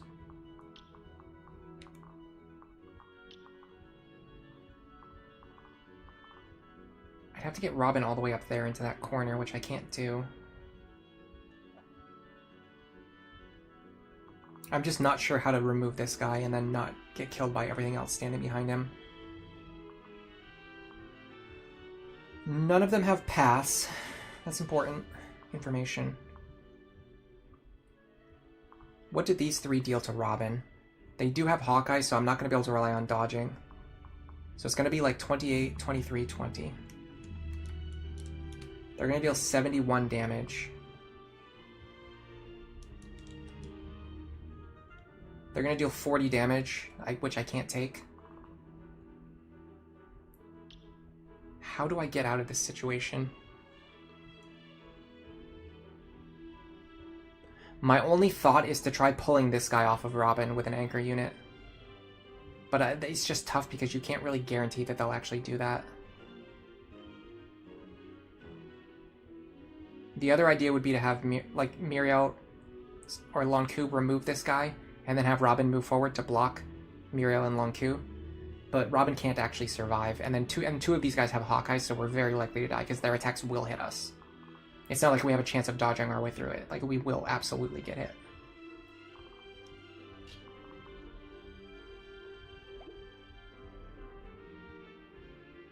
This is a situation where having the longbow would be great if we had it, but we just don't have it yet. Is there someone who can safely enemy phase this guy? Stall can just about do it, but he needs a defensive pair-up, which he doesn't have. What about the forest?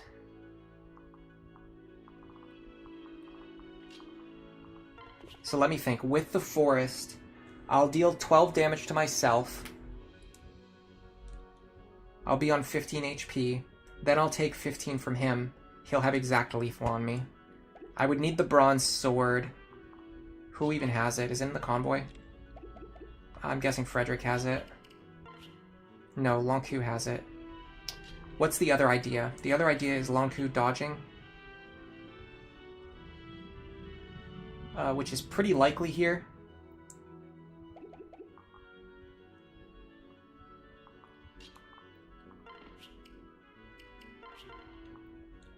Honestly, do I just play for a Lonku dodge? I can't play for a crit though because my attack's not high enough. That's really sad.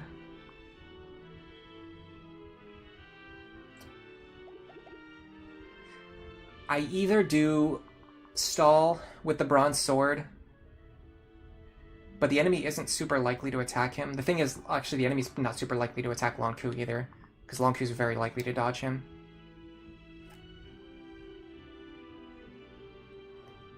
If I kill it 2 range and then unequip Robin, he'll only get hit once. That's true. That might be the play. Yeah, that's a really good suggestion.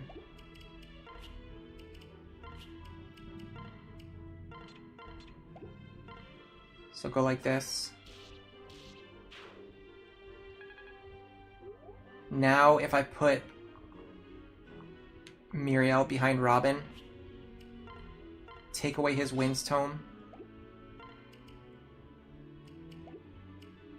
Best case scenario, one of these guys runs over and attacks her. Worst case scenario, 2 enemies attack Robin.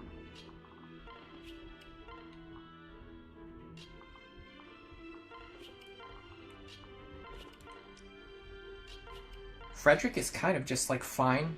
He's just like chilling up there. Okay, they like to attack Robin, which is unfortunate, but it does set up an enemy face sweep for next turn. So now we can go like this.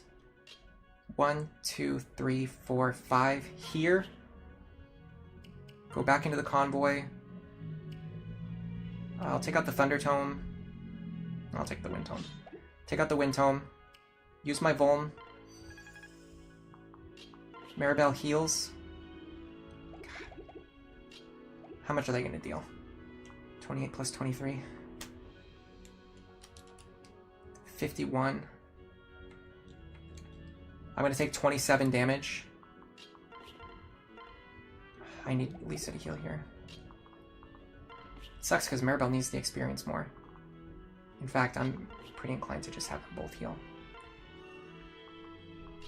Even though it's a huge waste of Lisa's staff interaction. And she gets some free experience, it's not something I complain about. I do need to get these two out of range, but I can do that with this maneuver. This should allow Robin to kill those two enemies.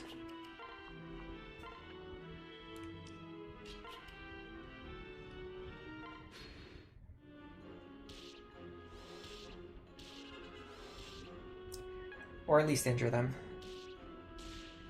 Nicely done. Now the problem is we're getting pushed into a corner here. We can't go up here. Because these enemies don't have pass, they will attack us if they see lethal. I think that's how it works. I can check. Not really, I don't want to check because I don't want to put one of my characters in their range with lethal. If we can kill two enemies here, and then just stay alive against the third one, we can make this work.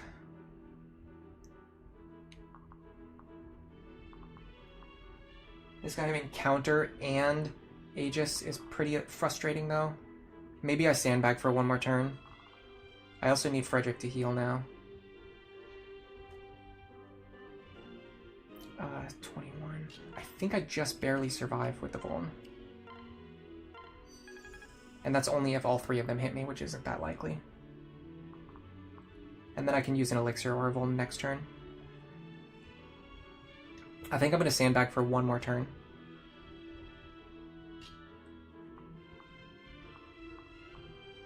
So we go here.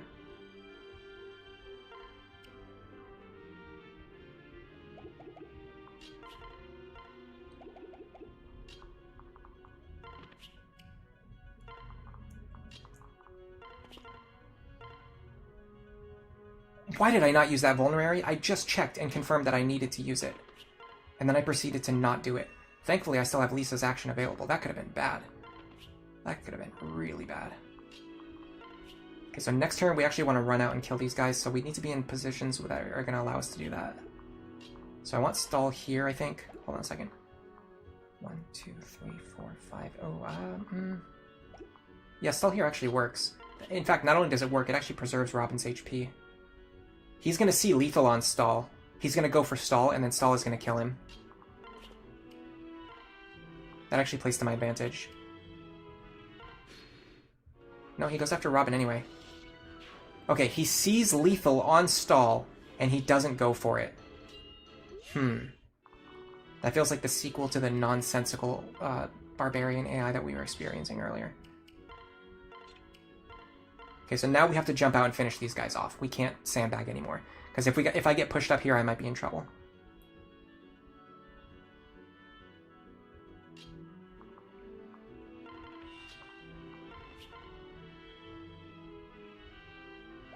That's so annoying.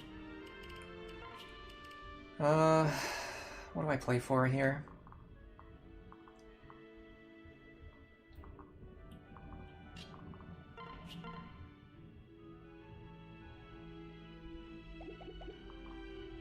This actually looks good. Free experience for Virion.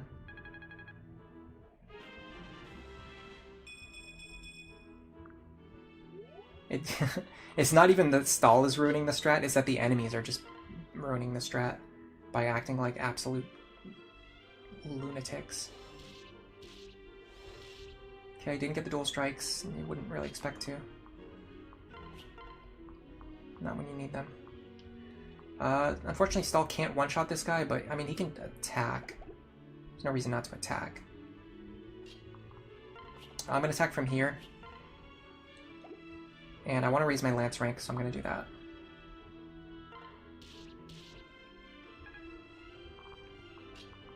Can Crom get this? Yes. Okay, good.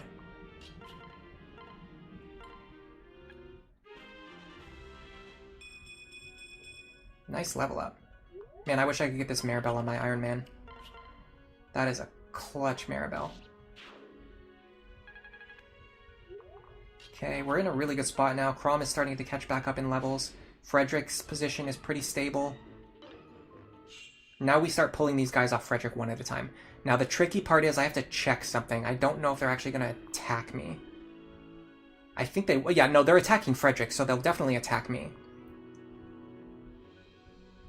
So let me pull this guy away first.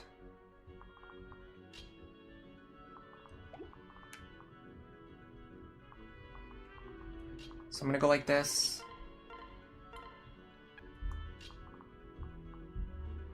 I have to be very careful. I need him to not double me.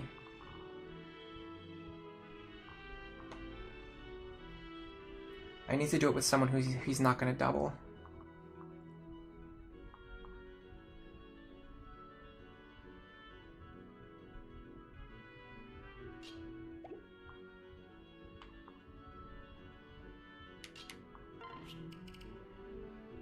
How much damage does he deal to Crom?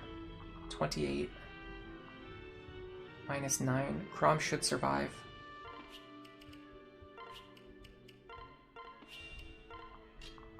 So if I do this, I have to unequip because he does have counter. Stand here. This should pull him off of Frederick and get him over here where we can fight him.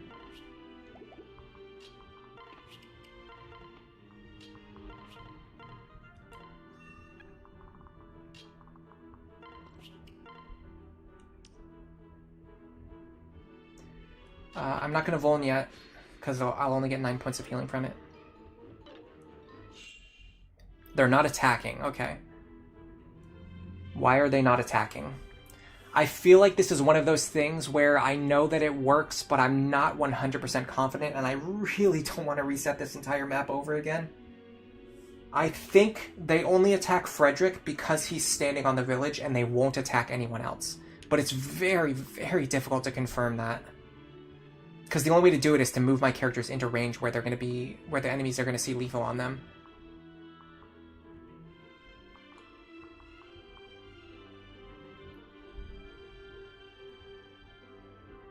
Can they would target him over Frederick for sure.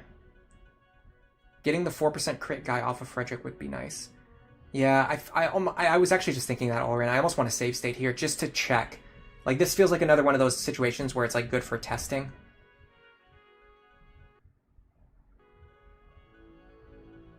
I think that's saved. Like, I just want to test. Like, I want to see... I want to confirm that this works the way that I think it does. So, if this works, we should be able to move, like, for example, we could literally move Virion here and have him attack. And nothing should happen to Virion now. Virion should be completely fine. Because the enemies are specifically going after the village. Yes, okay. So what they're trying to do, they're trying to capture the village, right? If they have pass, they try to move through Frederick. They can't, and then they end their turn. If they don't have pass, they attack the person standing on the village. But they will not attack Virion, even though he's standing right here and they have lethal on him. What this means is that we can give free experience to whoever we want, effectively. So let's start doing that. I'm going to let Virion get chip damage on every character here. And I'm going to be giving the kills to Miriel, Lonku, and Stall as needed.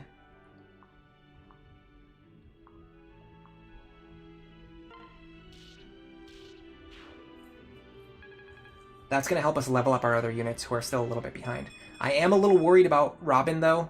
This honestly might be a time where I think, like, hey, I might need to start training. I might need to give some of these, like, even these utility kills, like this free bonus experience, I might need to start giving this to Robin. Because he is very far behind on his defense and HP. If I reclass him right now to Dark Mage, and then get him a couple of levels really fast, that would make the next chapter a lot easier. Is that worth considering? I think it's a very strong consideration.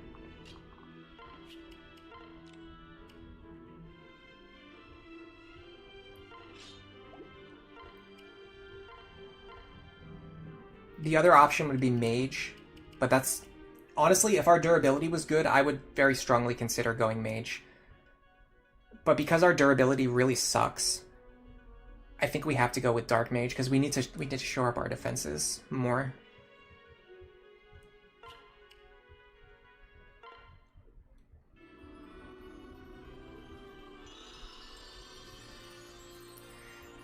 You had an instance of a healer standing adjacent to Frederick on the village, and they did want to kill that healer. So it seems like it extends to adjacent tiles. Yeah, that makes sense. That actually makes sense to me. With my admittedly little understanding of programming, I do have some experience with programming. I would imagine that if, like, they see this tile as a valid one, like, what they're seeing is, like, the village itself is valid, and then now, okay, well, this tile, because Frederick's standing on it, is valid.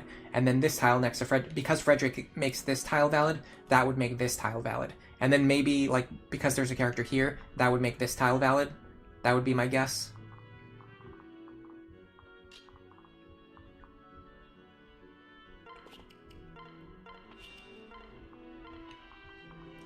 But right now, we should be totally safe.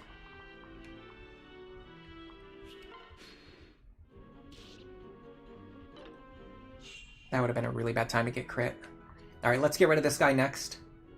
He is a menace to society.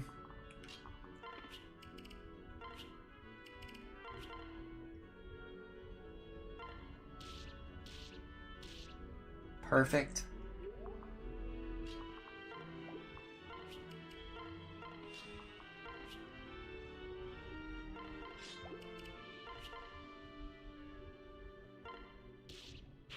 Yeah, the good thing about Robin's level resetting is now that they're leveling as... they're not technically leveling as a level 1 character. It was 19...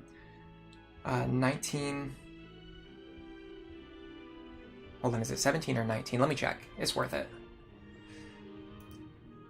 It's actually not, because it doesn't really matter that much, but it's it's mildly interesting, so I want to check.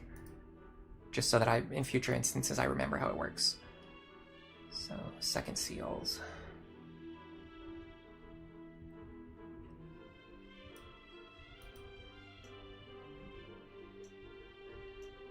There's a -1 that goes somewhere in the formula.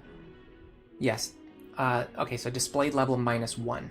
So he was level 18. So he was a level 17 character. Divide that by 2, and then you truncate.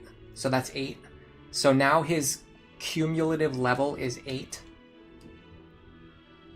And his internal level is 9. Because it's 1 plus 8. So right now Robin has like a hidden 8 levels that are slowing down his experience gain, plus the displayed 1 level. So right now he's leveling as a level 9 character instead of leveling as a level 18 character. So he's going to start gaining some levels pretty fast. Even as a level 9, he's still going to gain some decent levels here. Again, we're just going to let Virion pick up some chip. I can't let Robin do chip because he'll just straight up kill... Oh, I needed to heal that turn. Maybe if I kill this guy, I won't need to heal. I can't let Robin get chip because he just straight up kills the enemies. My backup Wind Tome is gone.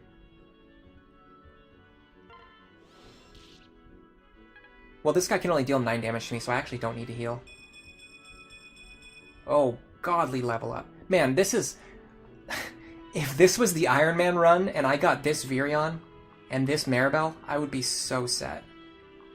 Both my Maribel and my Virion turned out amazing.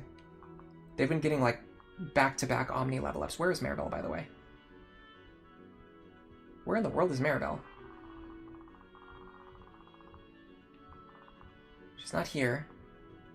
She's not here. She's not here. Here. She's not here. Oh, she's standing in the woods. I couldn't see her because she's in the woods tile. That's funny. By the way,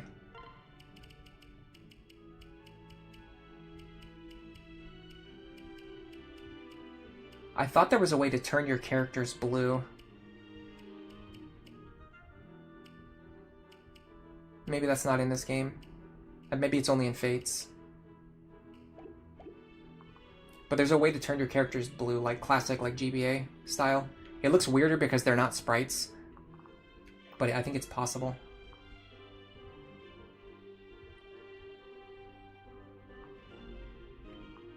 I do want Stall to get a little bit of action here. Maybe I can give him this kill once the health gets low enough. I feel like I can get more chip before I kill this guy. He doesn't have Gamble, so he shouldn't be able to kill Frederick.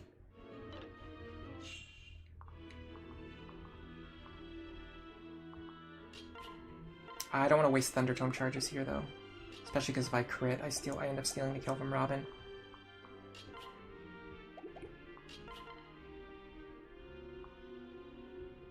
This should be fine. Yeah, free chip. Now we kill this guy. Now Frederick is not in any danger. Frederick is not in any danger whatsoever.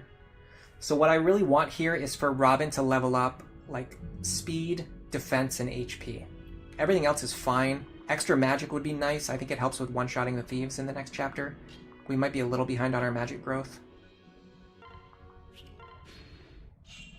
So I believe this guy never attacks.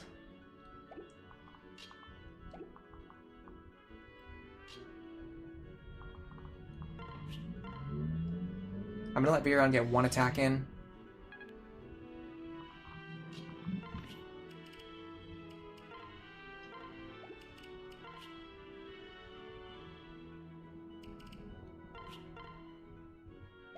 Give her the Wind Tome, please. I'm not wasting Thunder Tome charges on this.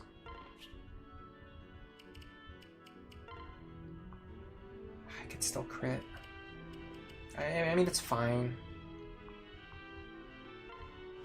It's not very likely. As exactly as it happens. Perfect time to say that.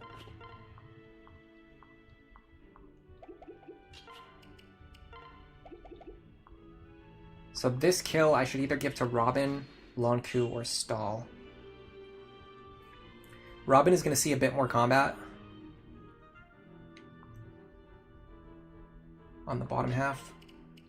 Lonku is pretty much fine. He's like, where the problem is we need him to get Vantage before Laurent joins. So that is one consideration. We need him to get Vantage before Laurent joins. With that in mind, it might be fine to give him this kill. In fact, it's not even a kill, it's just a chip. If Robin is standing here, he either kills or chips this guy. He kills, okay. Do not rescue the village yet. Once you do that, the boss and everyone else is going to start moving. Instead, what we're going to do is we're going to take time, we're going to heal up our characters, we're going to grab these shiny spots. We are going to sandbag as if our lives depend on it.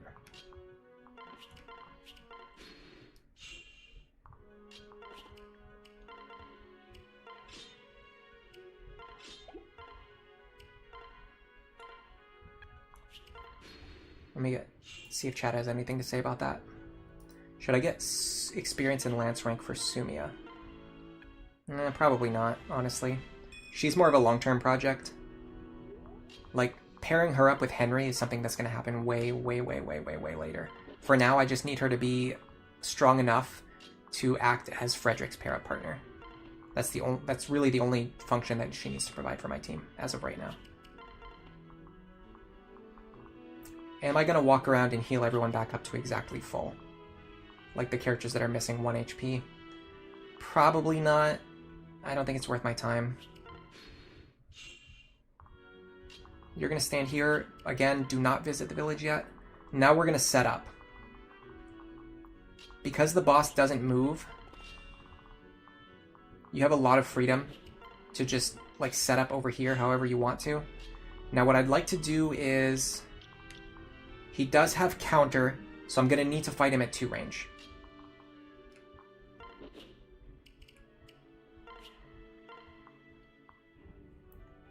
He has a crit chance. I don't love that. In fact, I very much dislike that. Is there any way to mitigate that crit chance? I'd have to bring Robin all the way down here with me. I think. Oh, by the way, I need to get these shiny spots while I'm here.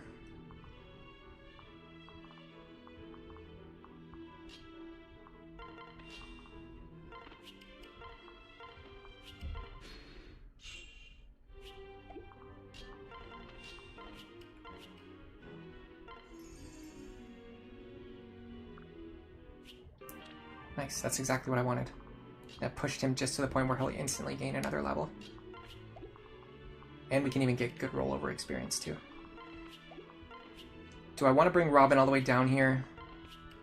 Just to remove a very tiny crit chance? I mean, if I was smart, I would definitely do that. Am I smart today, or am I being an idiot? An idiot today? That's a good question. How stupid do I want to be today? Considering how long it took us to beat this chapter, should I seriously risk a 5% crit? That's pretty high. 5% is pretty high.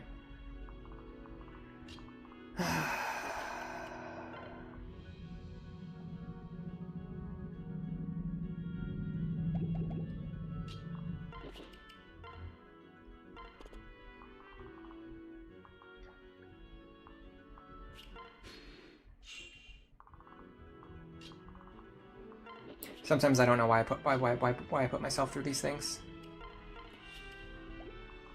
Who wants the other shiny spot? Honestly, stall, experience, or weapon rank would be good for him. I have no idea why I subject myself to this nonsense. It's a mystery no one will ever have the answer to.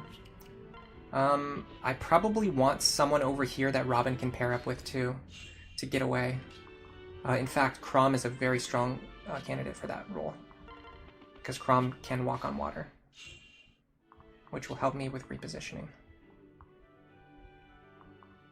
Where can Robin go? Robin can reach here. So I want... Hold on. Right, up, up.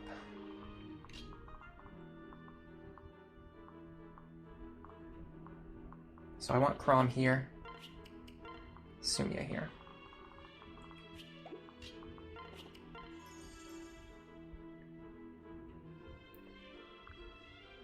Ooh, Mikai's Pyre. The time you waste bringing Robin down is going to be less than the time you would waste replaying the entire chapter if you got crit. Yes, that's exactly true. That's the smart way to think about it. The dumb way to think about it, which is what happens when I get exhausted or tired or tilted or I'm not playing my best, is I just go, it probably won't happen. I don't feel like spending 20 minutes moving my characters around on the map just to potentially play around a 5% crit. But you absolutely should, especially if like if it was a 1% crit, you know, you can make an argument. You can make some kind of argument. A 5% crit, that's pretty likely. That's pretty likely to hit. That's pretty likely to hit. That's a decent chance to crit you.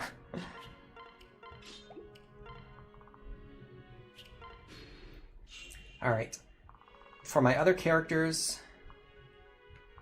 I want them to be in good positions for future turns.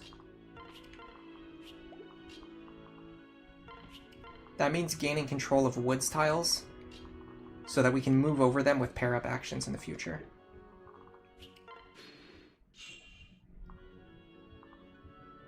I think this is probably about the best we're going to get.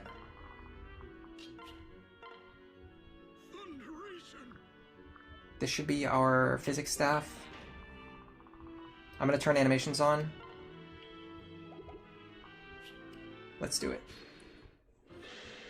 We might have been able to double him with the Sumia pair-up, but I think the ability to fly away is more important.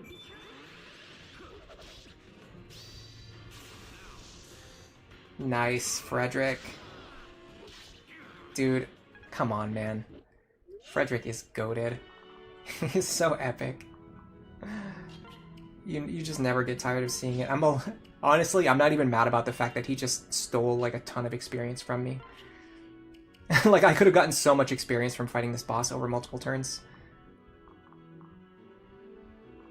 And now that's not going to happen.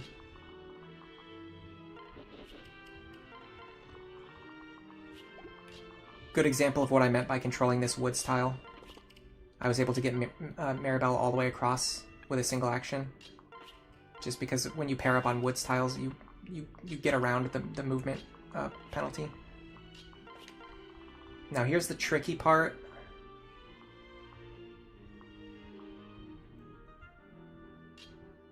I want Robin to fight the boss, don't get me wrong. But I don't want Robin to fight all these other... Well, I kind of want Robin to fight the other enemies too, but not all of them.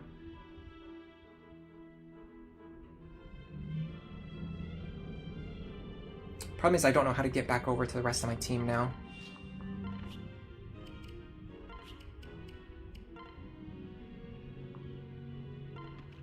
Because I'm so separated from everyone else.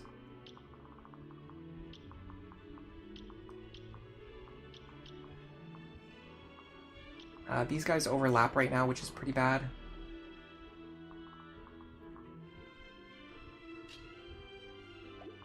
Let me do this. This is what you would do if you were a smart person. Yeah, I can't deal with these two overlapping, especially this guy having counter. All three of them have counter. That's funny.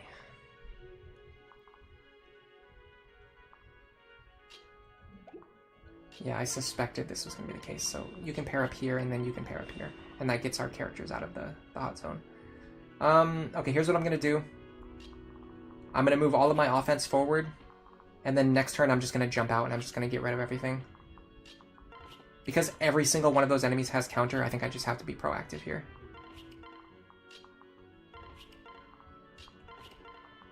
And because I pulled the boss so far away, he's not going to be a factor.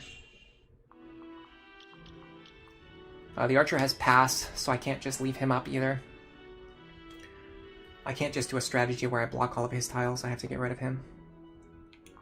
So...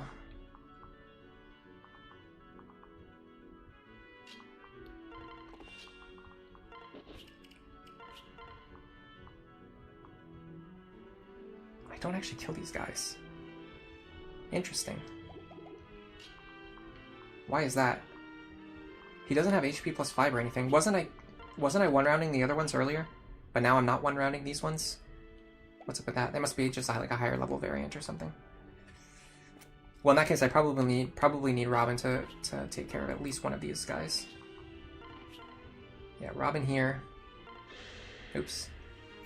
I gotta skip that, because the animation from the wind tone will lag the game to crazy. Defense and HP. Nice. Some speed would have been nice, but that's honestly probably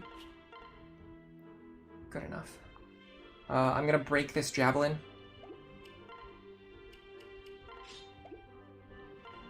Because I'm about to buy another one anyway.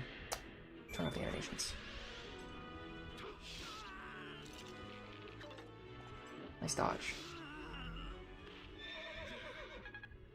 Now we need every character from our scrub squad to kill this guy, or at least get his health low enough to where he won't be a threat anymore. But I don't think there is a situation where he stops being a threat, because he can always just one-shot somebody.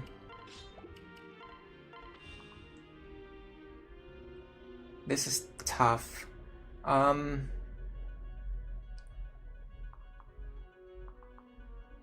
I think we need Virion installed to attack separately. Even though it would be better if we could get their pair-up bonus to give strength to each other. The problem is, once they attack together, I can't separate them because my other characters are too far back. Virion first. Muriel second. And then we'll have stall cleanup if we need to.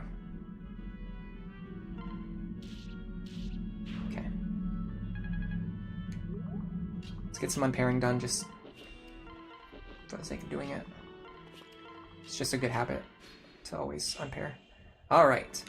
Perfect. Now we've got the boss in a situation where we can force him into a 2-range enemy phase against Robin, and Robin can get some delicious, juicy, beautiful boss kill experience. I suspect that I will gain a full level from this. That is my suspicion.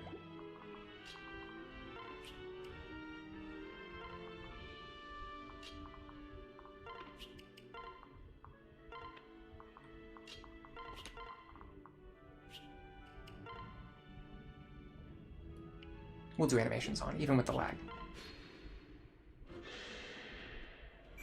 This is a huge mistake, by the way.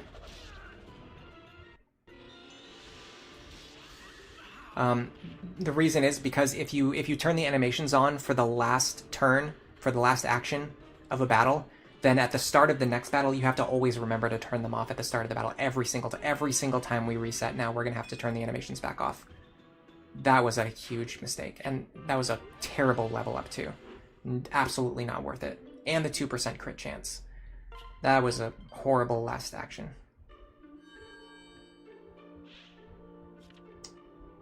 Never punished. That's true, actually. Oh, perfect. We got a wyvern blocking the tonics that we're going to need too.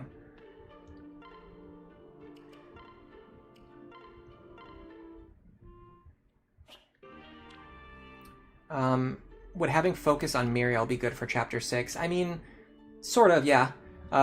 Her landing critical hits and her doubling things are the two most important things that she can do. But she is going to reach level 10 very soon. She'll kill like one enemy and then she'll get it right away, so it's not that big of a difference. I need to buy a replacement javelin for sure. I'm gonna try to save money otherwise. I don't have a lot of money. I don't need to sell the hammer yet, and I'm not going to until I absolutely need to. I could see myself selling the goddess icon. The only time the goddess icon really becomes useful is at like the very, very end of the game, if you need to prevent like Grima from having a crit chance on you. Yeah, that's pretty much it. I can't think of any other time it's useful. So you could sell one long before getting to that point if you wanted to. Okay, this next chapter is going to be a bit of a brawl. On the downside, our Robin is probably not as tanky as I want them to be. On the plus side, we have a lot of other characters who can actually contribute to the fighting. Like, this stall can fight. This Muriel and Lonku can fight. Virion can at least contribute. Having our characters split up is going to be annoying, though, because our team is weaker. So when your team is strong, getting split up's not a big deal because you can have your main carry on the left side and your second best carry on the right side. When your team is overall weaker and like the balance of power is more spread out, splitting up hurts you even more, because then you just have like a bunch of weak units on the left and a bunch of weak units on the right, and you just don't have like a carry on either side, which is the situation that we're probably about to be in.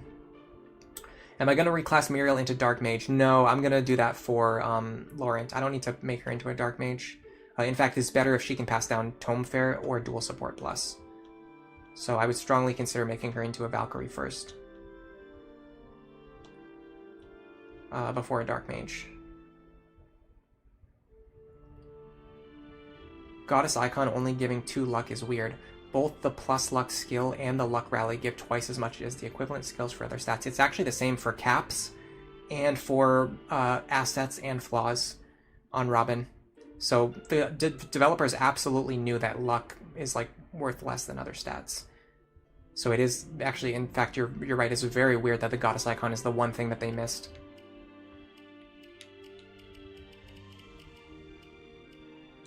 I'm trying to think if I can take a break and get something to eat. And then continue, but I don't think I have anything that I can just like munch on while I'm streaming. I need another heal staff too, probably soon.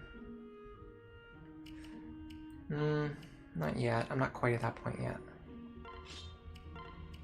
If I do this, I think I'm fine for one more chapter. I could get a Flux Tome for Robin, that'll help. But I have to see what my combat actually looks like first. Let's just see what our combat looks like first. Before we do anything else, before we do any, like, completely overhauling our entire methodology. Yeah, Fates has goddess icons that give extra luck. It's probably just something they missed. They just forgot to do. I don't have any of those things, CJ. Also, if I eat cheese, I'll get sick. Unless I take a... what's it called? Lactate. Which helps with lactose intolerance. So, I definitely want Robin on the left side. I definitely want Frederick on the right side. Those are things that I know. Sumia right makes sense. Maribel right, I'm not sure about. I think Stahl and Virion on the right makes the most sense. And that frees up Miriel and Lonku on the left, while also giving us access to Lisa over here too. This might be good. I'm not going to do any resetting, I'm not going to do any like super planning, I just want to test out and just get an idea of what this looks like. So yeah, I have to turn off combat animations every single time we reset now. That's going to be a pain. So first I would start with this. Not a great start. Then you go here.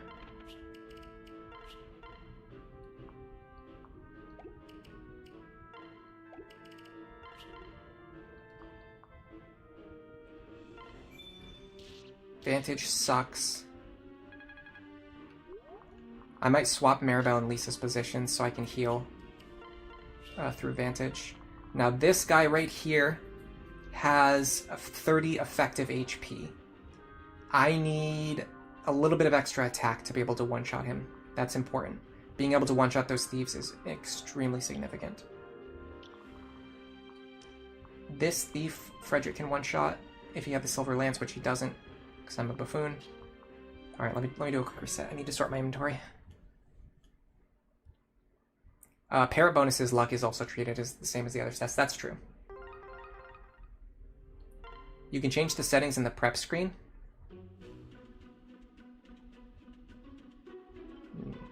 No? Oh, hold on, there's... Oh my god, I did not know you could do that. Wow, I've been playing this game for 10 years and I did not know you could do that. It's because there's no option for it here. It says that if you look at the top of the screen, if you press the R button, you can access the options. I never at any point in time knew that. That is unbelievable information. That just saved us so much time. Thank you very much. Alright, get your Silver Lance. Why did I even put it away? That makes no sense. I put it away for no reason at all.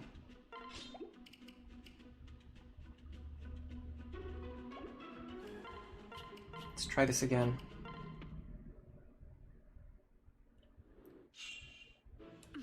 I would love for Lonzu and Miriel to get this kill, honestly. If I could. It's not going to happen this time. In fact, they're in a really bad spot now. I think I want this Wind Tome now. And I need a dodge. Still got hit with counter. Okay, now I have 30 attack, and that is just enough to one-shot the thieves. Again, this is the power of plus Magic Robin.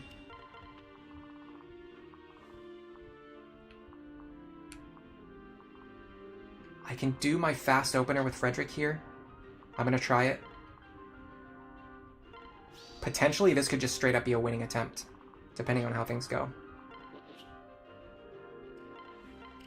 It's hard to do this fast opener. The enemies have to have specific skills, but I just noticed that they have them. And if I can attempt it, I'm going to go for it. I can also pull this guy off of Frederick if I want to.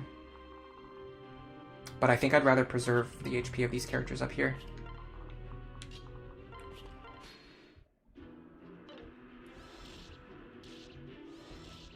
For next turn. Yeah, see, when the enemies have these exact skills, Frederick can actually fight them safely with the Orson Hatchet, and this pulls the Dark Mage away from the center, which is a big deal. That is a huge deal, getting that Dark Mage away. Defense, I'll take it. If we kill the... Okay. I was going to say, if we kill the Dark Mage, that's a huge benefit as well. But, of course, naturally, you're always going to be in the situation where every single one of them has Pavis Plus, so Frederick can't deal any damage to them. That's just a foregone conclusion.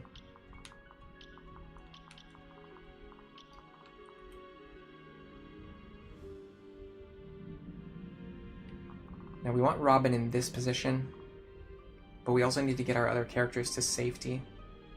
And this enemy right here is actually a pretty big problem for me. Because he has counter.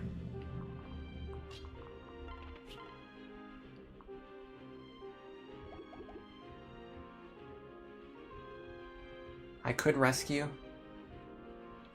This could be a potential rescue situation. Because I have to make sure Gaius and this Dark Mage don't kill whoever kills this thing.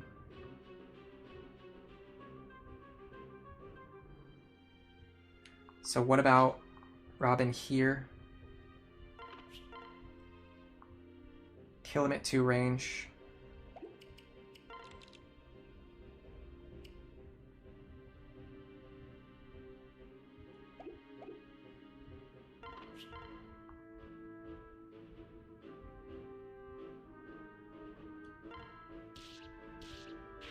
The problem is I think it's better to have Robin standing here so they can sweep more enemies.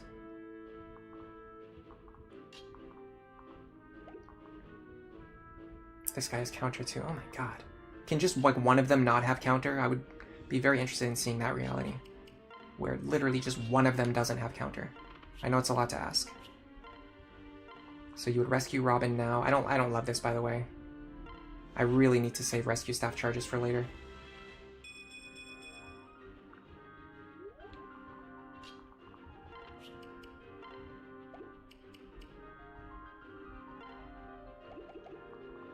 Honestly, do I try to crit this guy?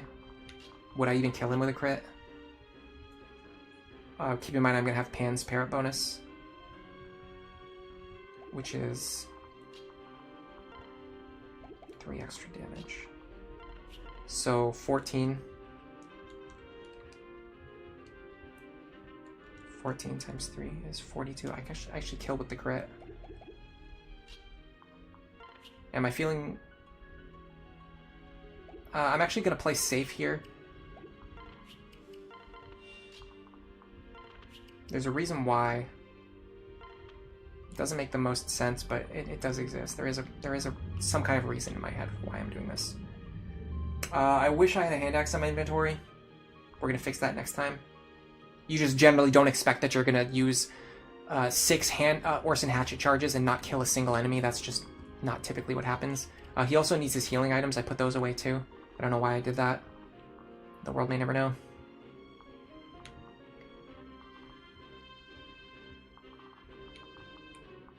This guy's counter, so I have to stay out of his range. If I stand here, with an Iron Axe... Does anyone have a vulnerary? No, I just put them all away for literally no discernible reason. No discernible reason. There's no logic that would ever make sense for why I would put that away.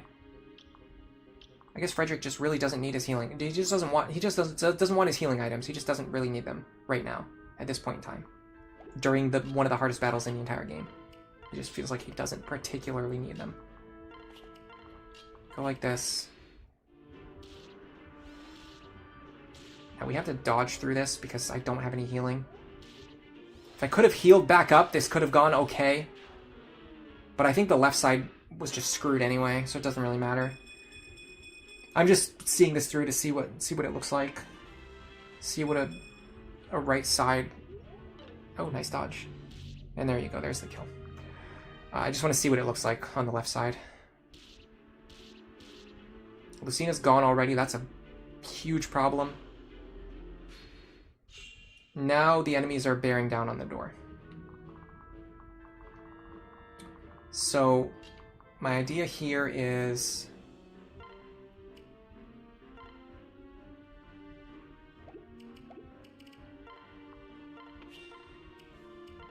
we heal you. You would go over here. Recruit this absolute nuisance of a human being. Switch back over.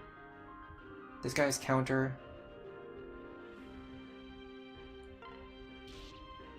Ah, that's bad. That's really bad.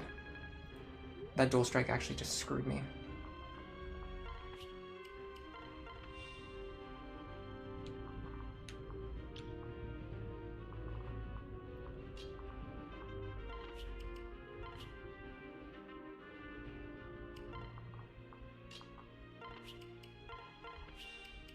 I'm making so many mistakes right now. This is just one of those things where you make like a mistake and then it just compounds into like a million other errors. Alright, let me just get these units out of here. I'm just seeing what happens on the left side. Assuming Frederick had survived there, I want to see what would have happened next. Like, can Robin actually hold this position like the way they need to? They're doing okay, but you can see my HP is getting low. Okay, Muriel can definitely pull these guys off Robin. That's good to know.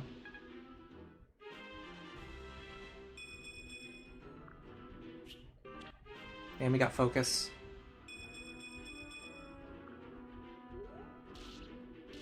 We one-shot the thieves. And we just don't quite have enough durability. Alright, a defense tonic will help with that.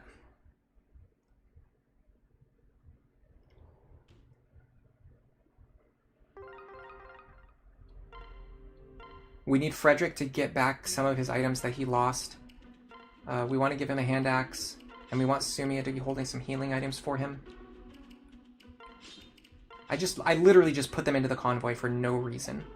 It made absolutely no sense. I was just sitting there, and then I just moved all his healing items into the convoy. Alright, let me go to the bathroom really quick, and I'm going to see if I can find something that I can eat while streaming, and if not, it'll be fine, but if so, I'll be very happy. So I will be right back.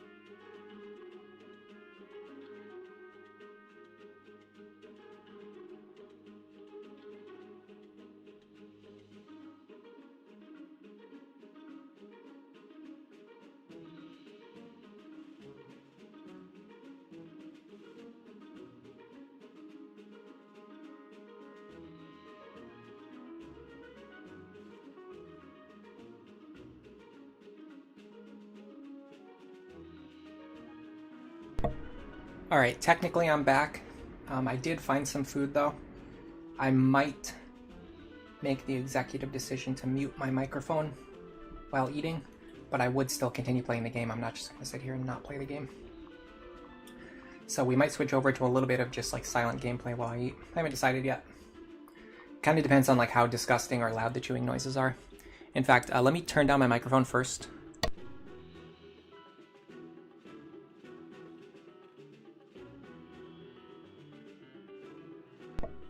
Now, technically speaking, this should probably, number one, improve actually the audio quality of the stream. And number two, assuming you guys can actually hear me, I don't know if you can or not, but number two, it's probably less likely to pick up gross noises like me chewing and smacking my lips and stuff.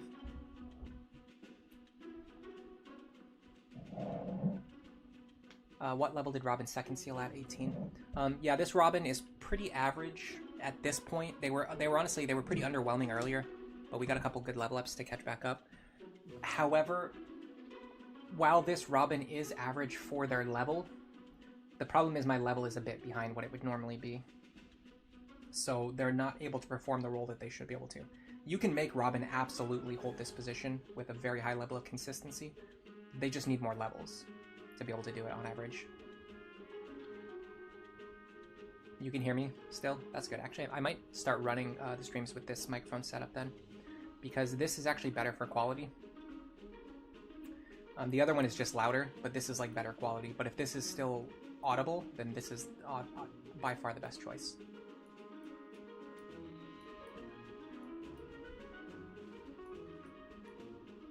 I'm just reading chat now.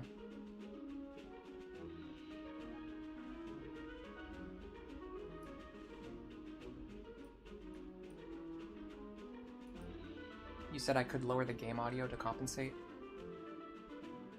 That's a good idea. Let me turn it down a little bit. That might be better.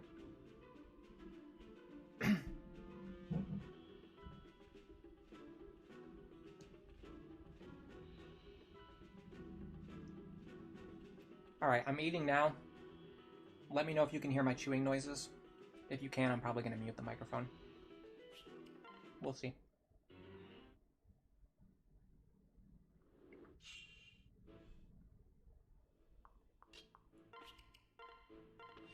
We really want a crit or a dual strike here. Okay, that's perfect.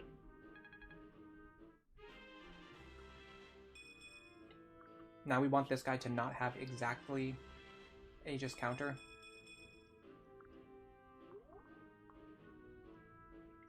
Luna kind of sucks, but it's not untenable.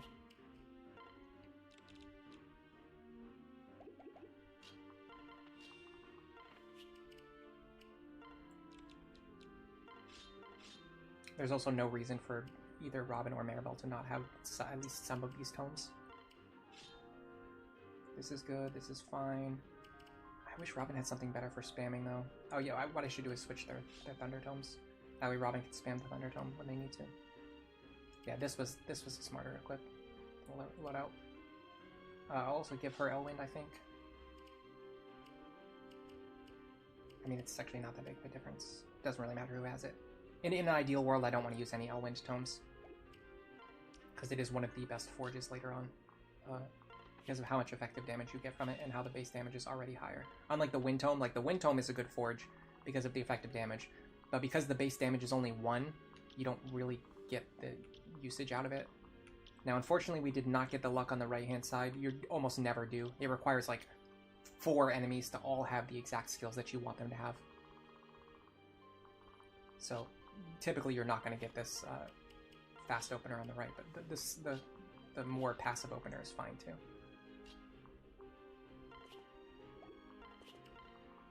Virion should be here. I'm also still considering switching Maribel and Lisa, but the reason I'm not going to is because Lisa has better range on her physics staff.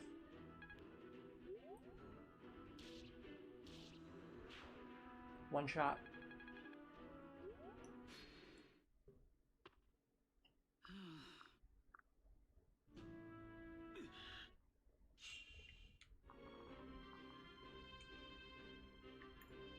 Now we need... God, we got the same problem again over here. This guy has counter again. This guy has counter too. What do you know?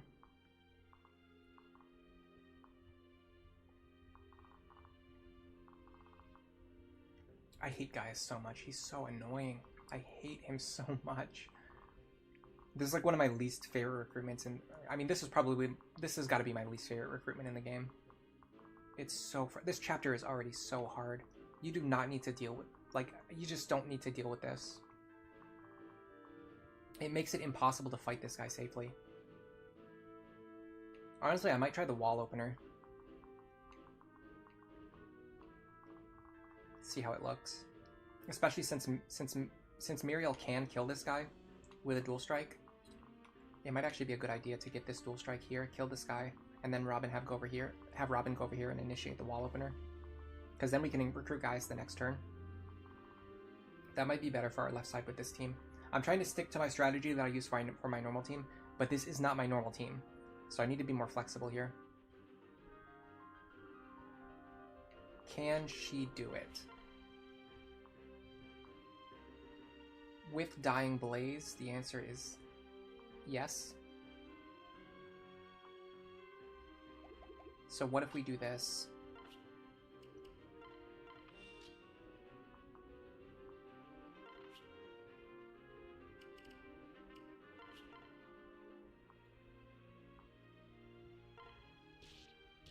We need to actually hit, but we did. Then we go here, pair up. We need to pull her back to safety now. Which also comes with the problem that all my characters are paired up and I don't want them to be.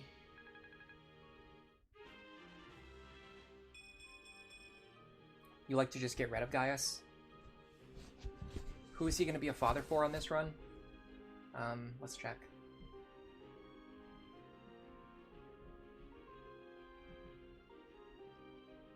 The answer is... nah. We actually saved Donald too. That was actually, I honestly think saving Donald is a big part of the reason why this run is so far behind. We seriously had to give so much experience to Donald just to keep him around.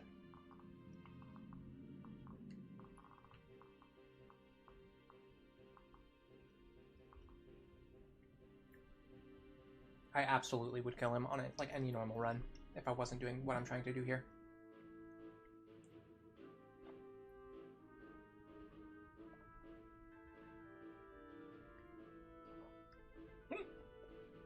Oh great, I'm gonna give myself the hiccups. That's not good.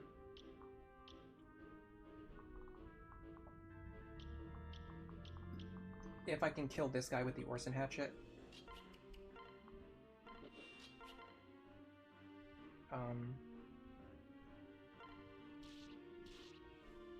Nope.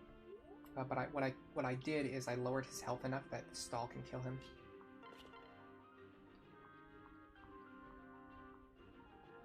So he'll go after Stall instead. So 1, 2, 3. 1, 2, 3, 4, 5, 6. I think I'll just go Virion pair up. Maribel support. Okay, now we have to do Robin. I want Robin to be in range of this guy right here, which is this. Yeah, this tile here. I might need to give Robin the elixir.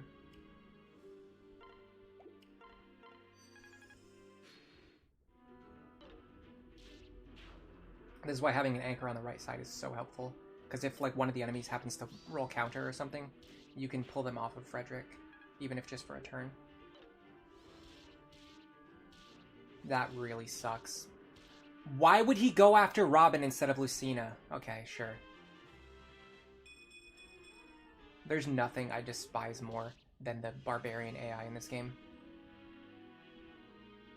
He does not know that he has counter. Keep that in mind. If you don't understand, if you don't play Lunatic Plus, you have to know he does not know that he doesn't know that he had the 2 worst possible skills that he could possibly roll. for my Robin to deal with. He doesn't know that he had them. He just did that just for fun, really. I mean, he's just he's just so cool, so random. He's just a funny random guy. He just likes doing random things for the sake of humor. That's just the kind of guy he is. All right, I'm just gonna reset until I get this dual strike. What an absolute clown! Like, seriously, like.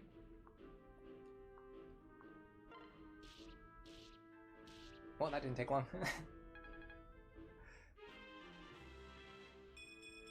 He went after Robin because he wanted to win. He doesn't know. He didn't know that was going to happen. His understanding of the math of the game is that he would have run at Robin, likely missed his attack, and then gotten killed in response. After dealing pretty, like, pathetic damage. That's what he thought was going to happen. And he chose to do that anyway, instead of going after Lucina, who he can basically kill. Oh, these are fighters, by the way, not barbarians. I think it's just axe-wielding enemies that have, like, the really nonsensical AI. Okay, this should allow me to recruit Gaius safely next turn. Now let's look at the right side. Man, this guy's rolling counter every single time lately. It's fine, we one-shot him anyway. I'm more worried about the ones behind him. This should be fine. Now with the wall strat, we can do this. We can get rid of some of these pesky enemies before they get close. Honestly, this team is really good for doing the wall strat. I didn't even think about it, but this team is very strong at the wall strat. Now we can snag Gaius. Then, unfortunately, we have to pair up with him, and that puts Crom out of position. Now, the issue with using the wall strat here, especially using Robin for it, is now Robin is so far out of position. It's almost unbelievable how far out of position they are. If I send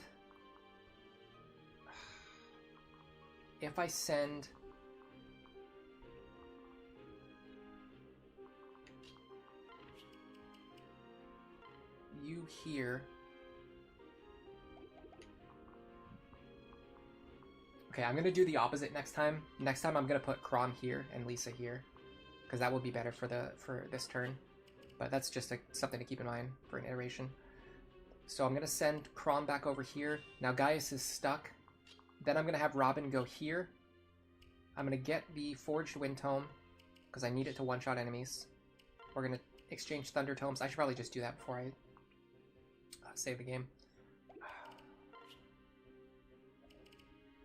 Honestly, I'm going full Rapier here. I just need to crit or kill or just get rid of anything that I can. Okay. Now, Robin is going to have to sweep a lot of enemies this turn, which I don't think they can do. But if they get lucky, something might happen. Robin can one-shot this thief.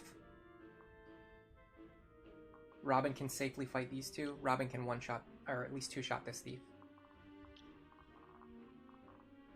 I don't want Muriel or Longcure to get attacked by this thief, so I'm just going to have them run away.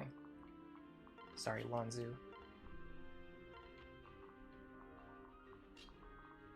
You here.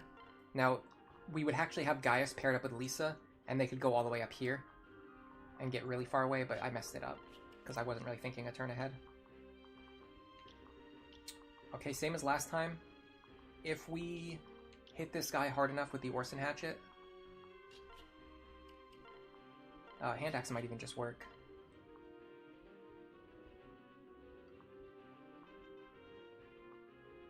Orson Hatchet's probably better.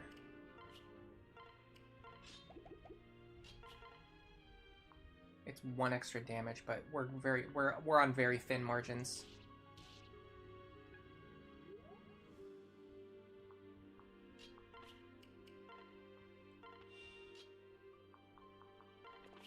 Like, we're at the point where 1 point of damage, and actually, it's actually 2 points of damage might make a difference.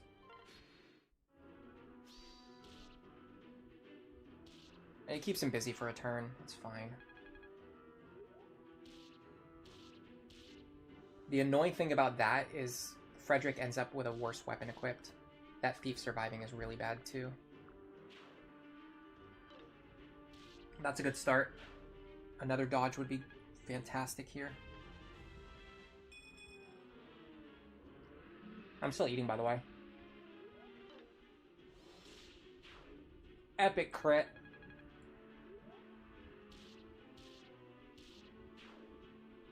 Epic dual strike. More levels. More defense, more HP. Let's go.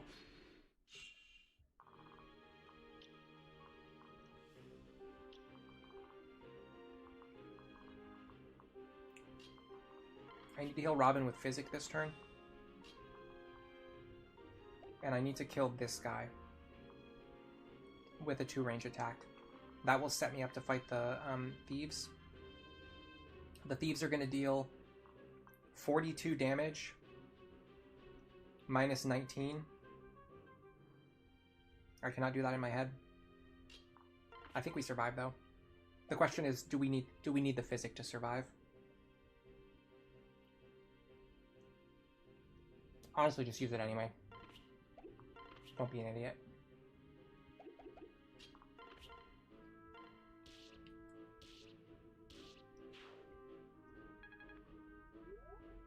I probably could have switched back to the Falchion there, but it doesn't matter.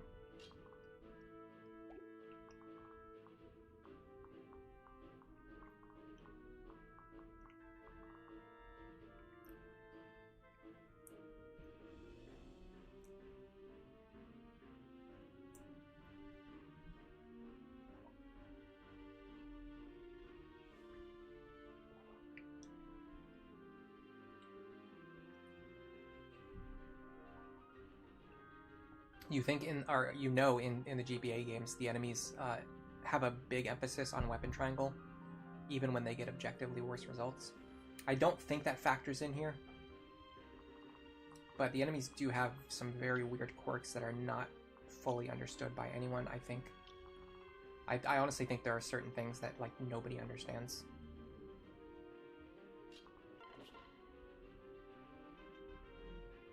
This is a problem, because he has exactly Pavis counter. Honestly, if this attempt fails, we can just go again, though. Like, we can beat this chapter with this team. Now that I've refined my strategy. It's just the instance where this one guy right here just happens to have the worst possible skill that he could ever... Both of the worst possible skills that he could ever, like, get. And he has both of them. Like, there's nothing I can do about that. But in theory, like, on future attempts, like, we should be able to handle things. In fact, we might even be able to pull him off with stall. Then we'll take 16 damage, which we can survive.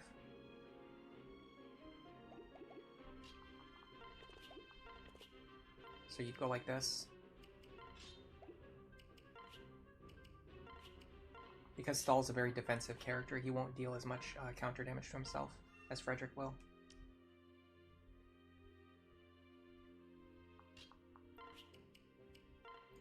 I really want to use Lonku and Muriel for something if I can. Like, starting to chip away at this guy, for example, before he gets too close. But then that puts... that doesn't really hurt Lisa's positioning too bad. Yeah, let's do this. How much damage am I going to deal? Let's try with the Thunderdome first. So 17. We're going to deal 11 damage. Times 2. That's not enough. Will the Dying Blaze guarantee the kill? 24. Minus 6. That's 18 times 2. That will kill. I'm actually going to Dying Blaze here.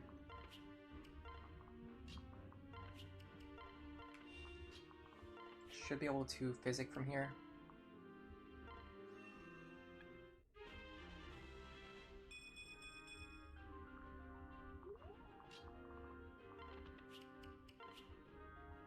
Now, I believe we were going to use Pan for something, potentially, but it has to do with Gregor, who's not here yet. So there's not really a rush to put her on the team, and even then, it's not like oh, we're definitely going to use Pan. It's just like, if we have a free space, she's one of the characters we would use. Okay, now Frederick surviving this phase is going to be a little bit dicey, but if he does, we might be fine here. The big issue is there is still pressure coming from both the left and the right. Yeah, Stall can take that. I would have loved to kill that guy, but you never really get what you want. Okay, so here's the problem now. We have to kill this guy. We want to do it while staying out of range of this guy. And we also would like to get healed by Maribel, while also blocking this guy who has pass, which is going to be very tough.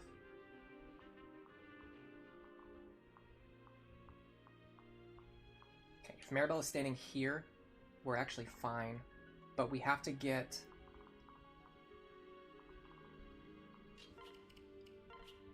a vulnerary from someone, which I guess would be you. Okay, so I see what I need to do here.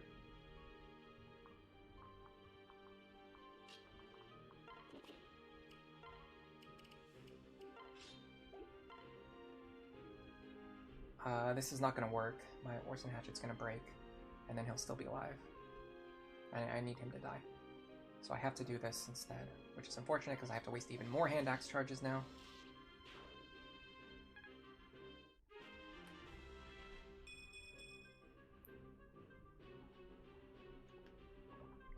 You love it when games don't say what luck does. It just does various things. Yeah, almost every game does that for some reason. They just never tell you what luck does. Oh, I can do this.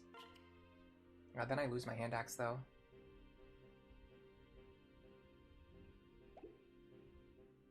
I'm going to keep it just in case. Yes, I'm going to end up wasting some charges on it. But I think it's ultimately needed. So I'm going to grab this vulnerary. I'm going to heal Fred. Oh, I could have traded the Iron Axe back into his inventory. What am I doing? I know that too. I know that. That's just a basic trade manipulation. Alright, and then this guy doesn't have counter, so we can just fight him safely with a vulnerary. And then, even though he has pass, he can't get to this exact tile to hit Maribel. So she's fine. Next up, we got these two jokers. How much damage will they deal to Robin? The answer is 11, which we take comfortably. So we do not even need to use another physics staff here. We can just go Thunder.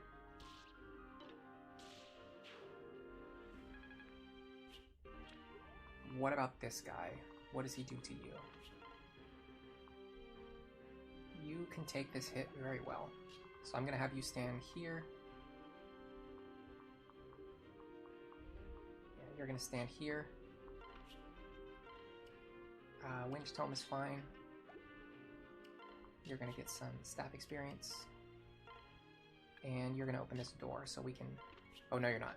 No, you're not. If you open this door right now, she'll get attacked. You are going to get ready to open this door in a few turns when we're ready to fight. Beautifully done, Muriel. You're really seeing the power of Muriel right now. Like, that is genuine value that she just generated there.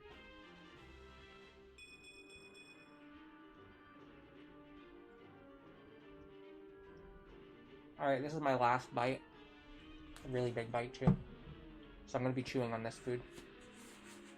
And I'm going to be less talkative.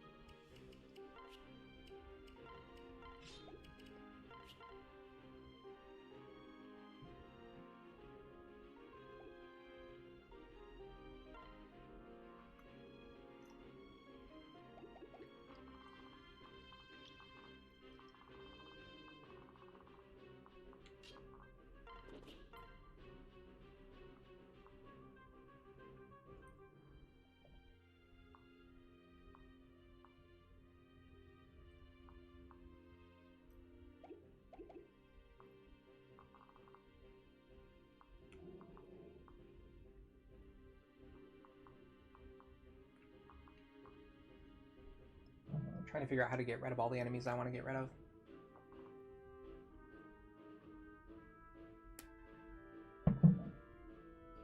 Well, while not completely trapping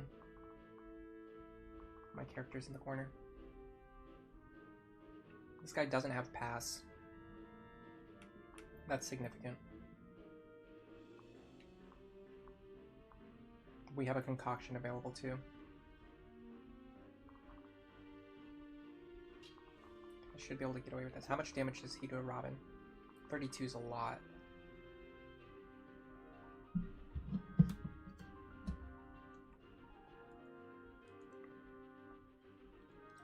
he's going to deal 19 damage to Robin. So we're going to need to heal with Lisa regardless, but we can heal to like a safe range pretty comfortably. So you open the door. You heal Robin.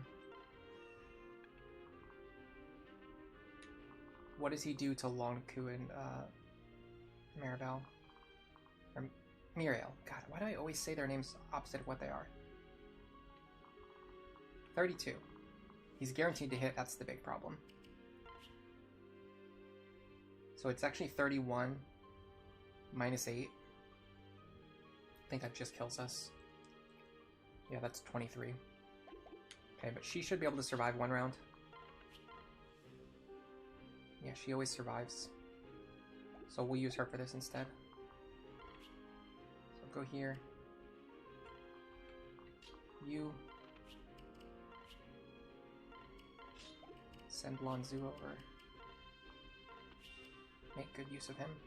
Now Frederick should always survive here. I don't love the crit rate, but he's not going to go after Fred, so it doesn't really matter.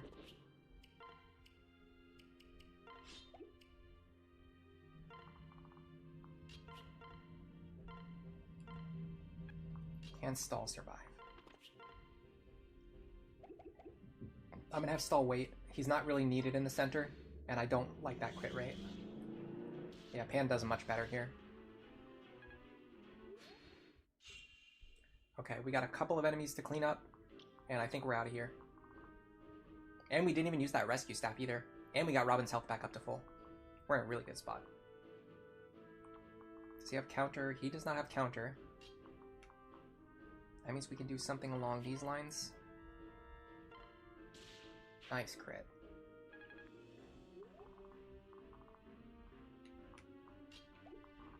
Now, you take Lonzu back. And you can just about get this kill.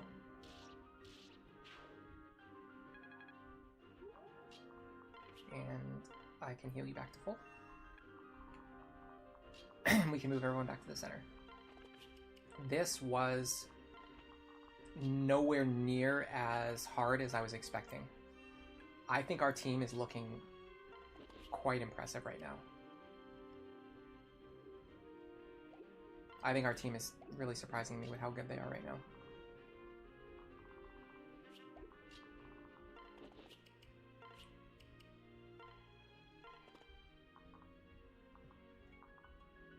Now these ones I'm pretty much done with. I can use him to do this. Just to get a few extra tiles of movement next turn. And to unpair everyone. And Crom is just picking up experience left and right now with his dual strikes. Have I ever played Darkest Dungeon? Yes, I have. It's great.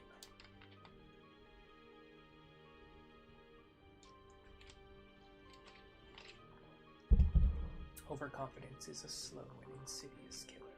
If you like Wayne June's narration in that game, and you're interested in other like Lovecraft-related things, he has actually done a lot of audiobooks where he reads Lovecraft short stories.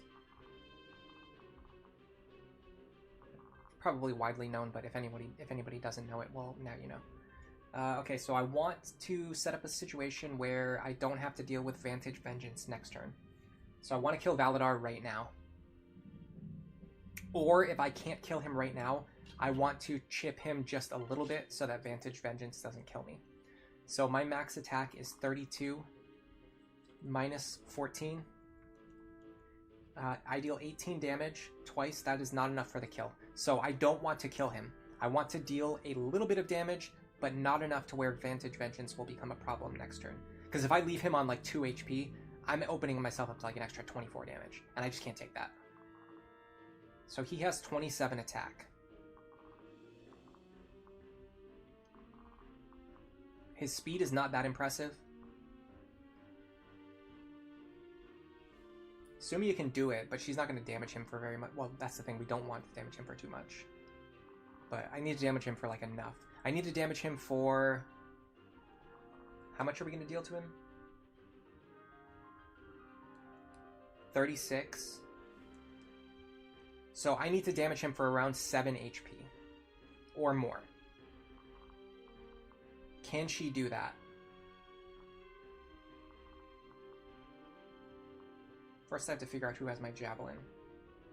The answer seems to be no one.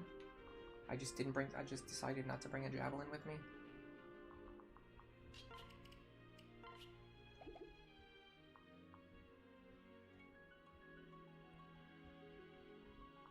Did I really just not bring it? Is it in the convoy? Yep, it's in the convoy. I just bought a javelin and it just did nothing with it. I have to be careful because I actually don't want to crit here. Well, the thing, I actually don't know if I want to crit or not. That's the problem. I literally don't know if I want to crit or not because I can't calculate the damage until I take this stupid thing out of the convoy. Okay. She is going to deal 8 minus 10. So she can't deal any damage to him, which is a good starting point. We can add 5 damage to her. So 8 plus 5 is 13. Minus 10. She can only deal 6 damage. We need her to deal 7. Oh, Sumia. Why are you like this?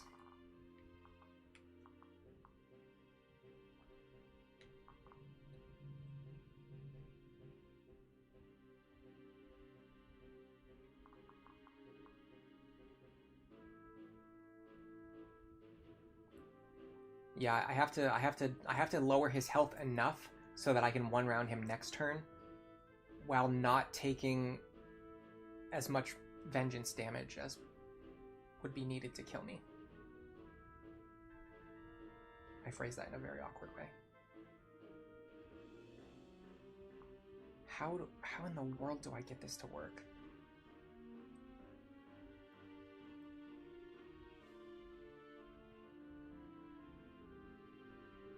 Does he know he can get extra crit at 1 range? I doubt it. He won't be able to reach me at 1 range anyway. I'm fighting him in this tile right here. Okay, what about Muriel? What does she do? She deals 15. Minus 1, that's not going to do it.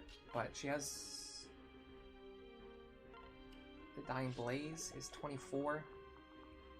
Minus 14, that's 10. That works. So we can deal 10 damage with her. 27. She survives. Of course, I already screwed up by putting her para-partner over there for literally no reason. No reason whatsoever. There was no reason to do that. Yes, I had to move him. No, I did not need to move him to that position. That just makes no sense at all, but we're doing our thing. Okay. Cool, what do we do next then?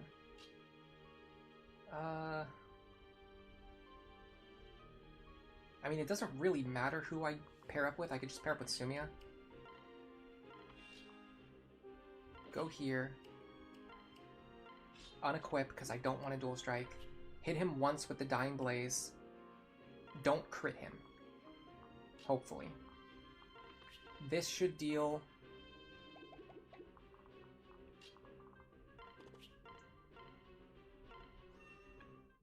This should deal 10 damage. That will put him in the range where Robin can one-round him without needing any dual strike luck.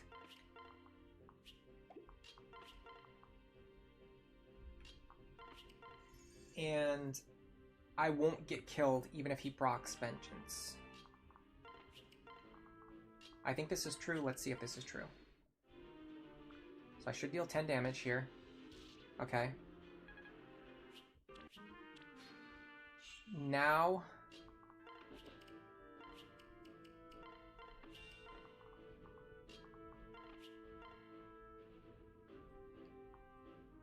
Robin kills, guaranteed. If he procs Vengeance, I take 23 damage. So we play around Vengeance here. We're good to go. Let me give some free experience to Meridel. And sure, why not Lisa too? Alright, so this should be guaranteed. I'll position his bros around him, just for fun. Alright, so this should be guaranteed. Even if Vengeance procs. I almost wanted to proc just to show off. Nope, just Vantage, but no Vengeance. Alright, so if we had gotten that Dual Strike when we enemy phased him, we would have won anyway, but we had to do all that to set up a situation where we wouldn't get killed by Vengeance, which didn't even proc anyway. So everything that we just did was pointless, but look at, we got rewarded for our efforts. We got a beautiful, almost an Omni level up.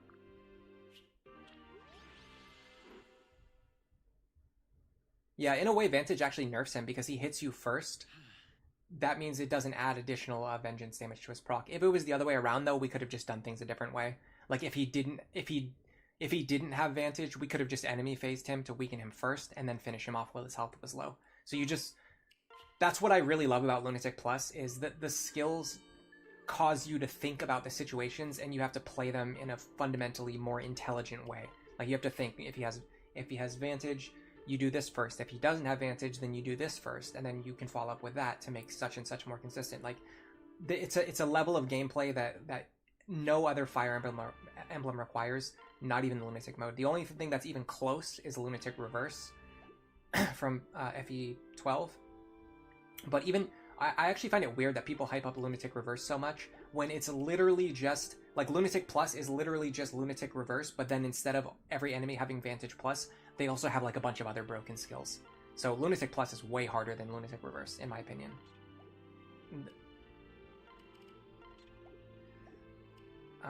We can get magic and resistance tonics now, which is kind of nice, but honestly, I very rarely end up using those unless it's, like, to really guarantee a Robin one-shot somewhere with a magic tonic. We finally got a full use heal staff, so that's great. I'm actually just going to give the other one to Lisa. There's no reason to leave like a one staff charge lingering around. This should set us up nicely to deal with the next chapter. I'm going to put away some of my things that I don't need. I'm feeling strongly that Pan and Gregor are headed for the bench. I don't think I have enough team slots to train them. Maybe I make some use of her pair-up. The good thing is I'm working on a video right now where Pan ends up being a really big part of the run. So that should be fun. Yeah, that was a Blessed Robin level. Joey is going to win. You just realized this is on Classic mode. You didn't even realize that Lunatic Plus allowed for Classic. Yeah, someone was mentioning to me in the comments recently they normally play Lunatic Plus on Casual, and it's not even because they want the units to, it's not so that you can sacrifice units and then get them back. The reason they do it is because it allows for saves, like suspended saves in the middle of battle, which again, that's another one of those things I literally did not even know until just like 2 days ago when someone mentioned it in a YouTube comment to me. Apparently, when you play on Casual mode, you can actually save in the middle of battles, and that makes, apparently, for them, makes Lunatic Plus a little bit more bearable. For me personally, I think it kind of defeats the purpose. I would rather just play the chapters without saving in the middle.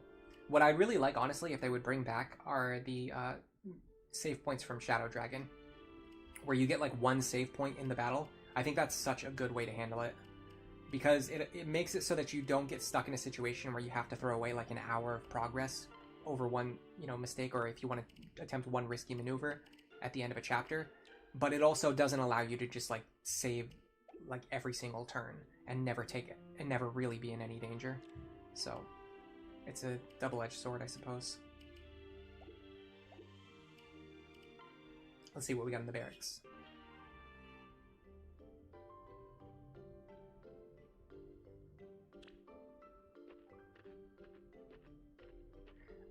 Ern says they hate Lunatic Reverse. Everything having Vantage is both boring and oppressive, yeah. TVP, you're gonna head out. Alright, have a good evening. Fates should have had checkpoints too. Honestly, every single game after Shadow Dragon should have had those mid-chapter checkpoints. And honestly, every single game after Awakening should have had Lunatic Plus, or even better, like Hard Plus and Normal Plus. Because it makes the gameplay so much more interesting, and you don't even need the inflated Lunatic stats to make this fun. Like if you just had enemies with randomized Lunatic Plus skills on normal mode and hard mode, like those game modes would become infinitely more fun. It's just wild that they never realized that. I want this in Robin's hands. Probably this, because honestly the defense bonus would be really nice on Robin right now. This does kind of leave Muriel out to dry. I'm a little worried about her. But I don't know what I could give her that would be any better than what she already has. I guess I give her the Forged Wind Tome for now. Then if she needs a combination of like power and accuracy, she can actually get it. I don't really want to use the Elwind Tome. I want to save that for so I can forge it later. Because it already has a higher base damage, when you forge the extra onto it, you can get really high attack power against flying enemies. You can even use it to help defeat like the Flying Falcon Knights and other characters with high resistance. You like playing on casual because you like to have at least one save in the middle. Yeah, if I was going to do that, I would definitely only save like one time in the middle. You think checkpoints are better than the turn wheel? I agree with that.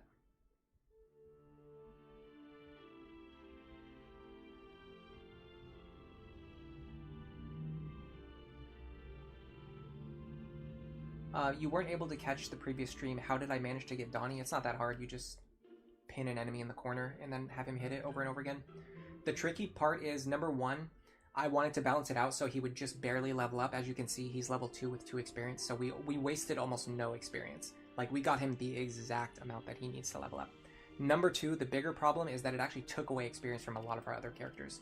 So, like, Robin's level wasn't as high as it would normally be going into Chapter 5, which is a big reason why Chapter 5 was so hard. And this is why I always tell people, like, this is why I always say that I don't really like using Donald, and I don't think Donald is worth using. Because giving him all of that experience in Side Story 1 really hurts your Chapter 5 performance, because it's not just that Donald himself is a weak unit who's not going to contribute to Chapter 5, it's all of the experience that he's taking away from all of these other characters. Like, you're having characters who could be hitting and chip damaging level 4 and 5 enemies and getting like 10 to 15 experience at a time. Like, multiple times, like a bunch of times, like they could attack like a ton of times. And then you take so many of those attacks and you give them to Donald instead. And he gets like almost nothing from it. Just not a fan personally. Not a strategy that I would ever really use. Other than, like I said, in this run we kind of have to, because we're trying to get all the characters and get all the Gen 2 units and set up like a good endgame file. Alright, let's go look at Chapter 7. Incursion.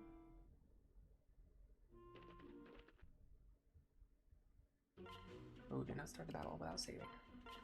Alright, so I want to see how many characters I can bring with me. Seems like we can actually bring Pan with us if we want to.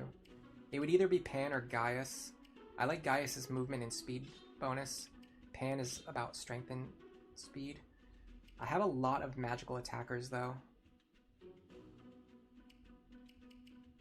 I could see the value in bringing Pan. She buffs Stall in a way that's pretty helpful, and Frederick too, for that matter. In a way that Sumia doesn't really help him. Granted, if you increase your attack and you don't increase your defense, you become more susceptible to counter. This is actually one of the problems with certain pair-ups in Lunatic Plus. Like, certain pair-ups actually become weaker because they raise your strength they raise your attack without raising your defense. And you end up dealing more counter damage to yourself, which can cause legitimate problems, like serious problems. Everything right now looks fine. I do need some vulneraries in Frederick's inventory. Who has it? Longku has it. Concoction could work too. I want like a vulnerary and a concoction, I think. And I'd like to give the elixir to Robin. Robin really wanted the elixir last turn and I couldn't get it. Yeah, this makes way more sense. Anything else I'm overlooking here? Javelin is there. Falchion. This looks okay to me.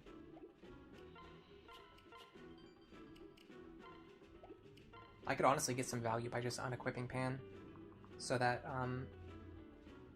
I can sell the Beast Stone for more money later. It's not even a question of if I will need to, it's just when I'm going to need to.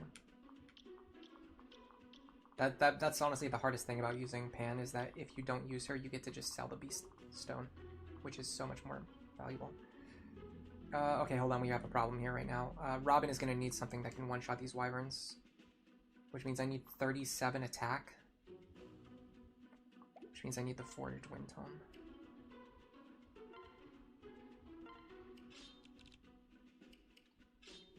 This gives me 33 plus 10, which is 43. This is enough to one-shot. In fact, it one-shots a... no, it only one-shots the wyverns.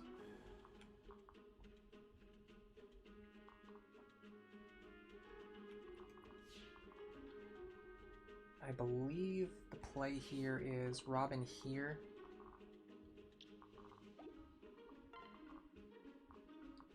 I do need Fred up here.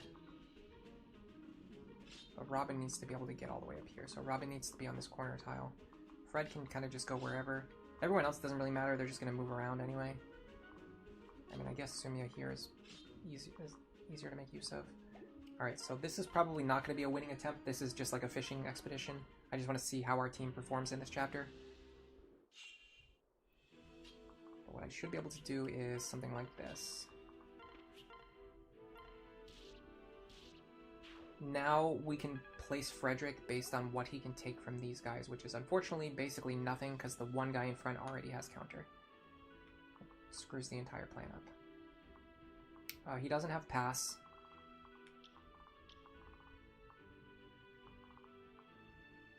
That means if Frederick is here, he will block him. Can't fight him, unfortunately.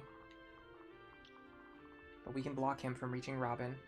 Then I want to pull this archer back with either Muriel or Virion. Virion is often a good choice because it preserves HP on other characters. We should be lower level, right? Yeah. I'm just going to start using the underdog bow. Alright, he has 12 speed. So I do need a speed pair up. I'm just going to use Pan, unless I need defense, but I doubt I do. 24. No, we don't need defense, so I'm just going to use Pan. That gives me enough speed to not get doubled, while pulling the archer off of Frederick and Robin. Next turn, we're probably going to be in a bad position. What I've just learned is that we're going to have to reset till this guy doesn't have counter. We need this guy to not have counter. That's just like a requirement. Next up, I want to see if Lanzu or Muriel can fight this guy. So 29 damage. Lanzu takes it comfortably. Muriel also takes it. So you use Muriel in that situation. Can she double without his pair up? No. I should also give Robin one of these wind stacks.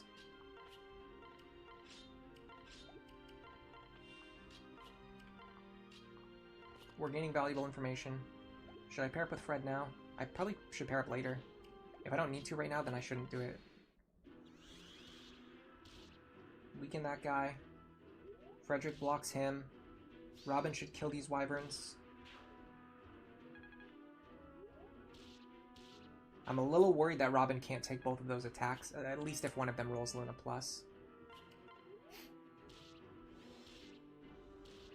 That's unfortunate. Really unfortunate.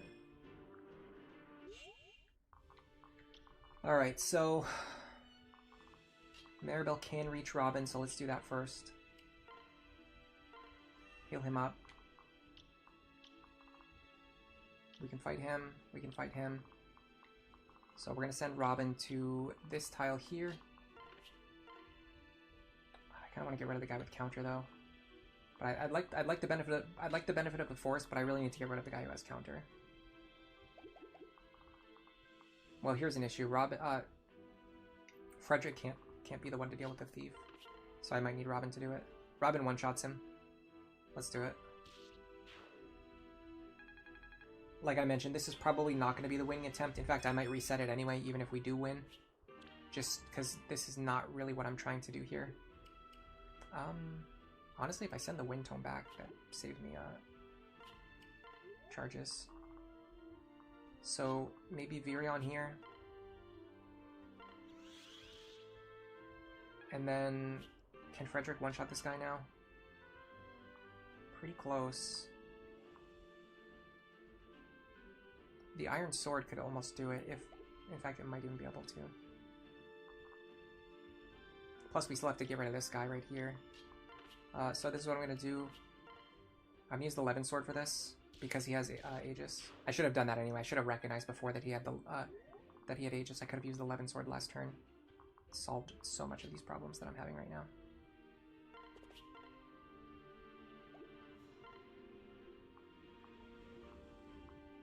If I take Pan, I think I can one-shot this guy. No, I'm 1 point short. Can she double him? No. Cringe. Alright, just do, I don't know, just do this then. Okay, we're in a little bit of a pickle here. He has Vantage, too. That's really bad.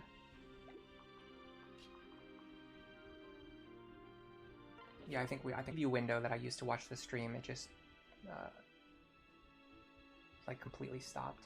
I don't know if the stream just died or if my browser is just lagging. I'm gonna reload really quick. Let me know in chat what you guys are seeing right now, because I can't tell if I'm actually streaming or not.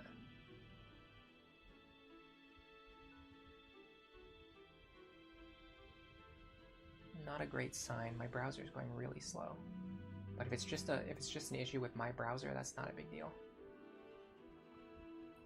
The bigger problem would be if the stream is actually down.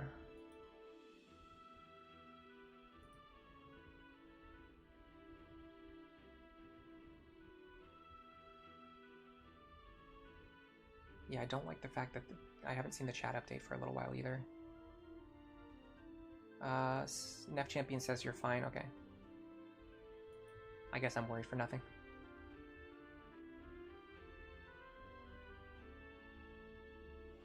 Someone else said it is frozen. Someone else says it is fine. I notice every time I ask that question, there'll be like 9 people who say the stream is fine, and then one person always says it's frozen. I don't know if that's like just an instinct that people have, like to troll. No, because now I'm seeing, now I'm getting the notification that I'm dropping a lot of frames. Yeah, it's saying now that I have poor connection, and I'm dropping a lot of frames. I wonder why. I wonder what changed. Nothing really, but...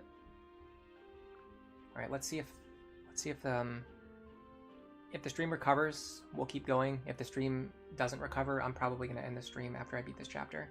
So we'll see which one of those 2 things happens. Okay, so we would need... kind of need a one-shot here. Yeah. This is so scuffed. I'm going to reset anyway. Alright, let's reset. We have an idea of what we need to do now to beat this chapter. Olerin says it did freeze for a moment. Okay, so it probably did actually freeze that time. I know sometimes I'll ask like if everything on the stream is okay, and then like everyone will say it's fine, and then like one person is like, oh no, it's terrible. I think that's just like an instinct that people have to troll. Like if someone asks if the stream's okay, they'll be like, hey, it would be really funny if I say that it's like busted even though it's not. I'm pretty sure there are people who do that. So you kind of have to always take it with a grain of salt. Okay, so was there anything that I felt like I was missing? Yes, I wanted an iron sword. I don't need to have Frederick carrying a bronze sword around anymore. It's not necessary. The iron sword will give me better combat. Anything else that I noticed during the last attempt? Not really. I'll switch you over to this.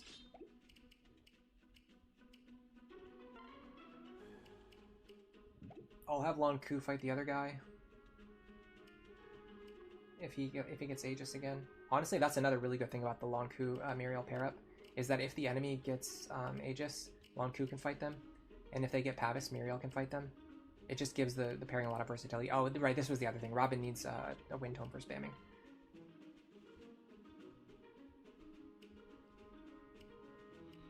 What do I get rid of? My inventory's kind of full.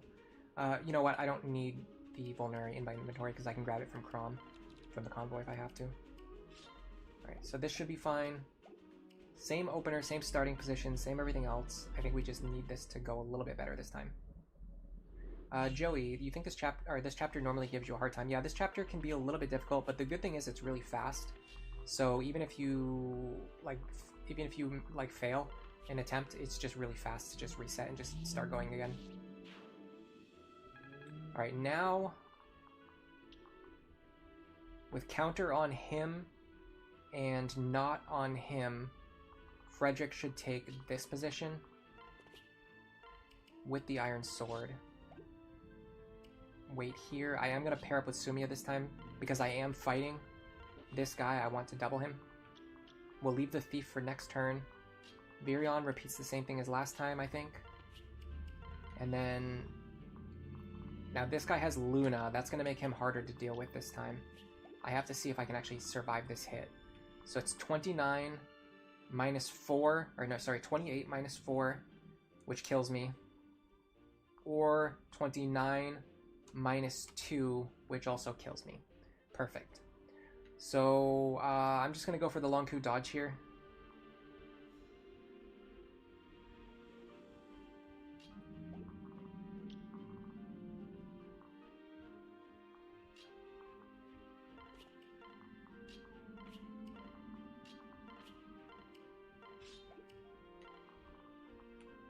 If I don't get it, then so be it.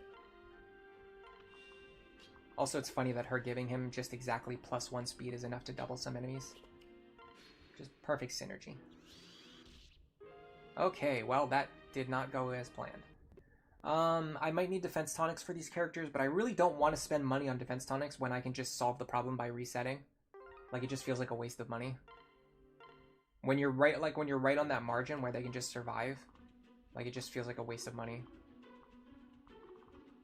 Yeah, like, we can literally just do the same thing again now and just not buy defense tonics because we don't need them this time because the enemies just didn't roll the skills that screw us over.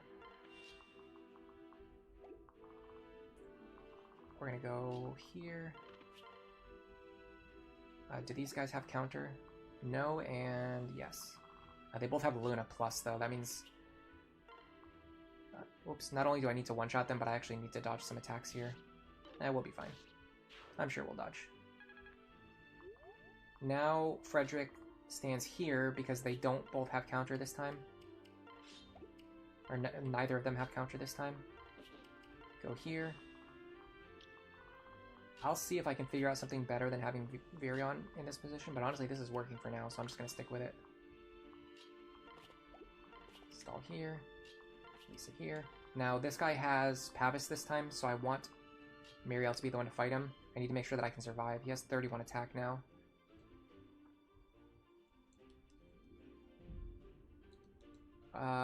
He actually kills me with exact lethal now. Because he rolled strength +2. Okay, what about Lonku? 31. 30 minus 8 is 20. He has exact lethal on me. If you roll strength +2, he has exact lethal on me. Come on, man.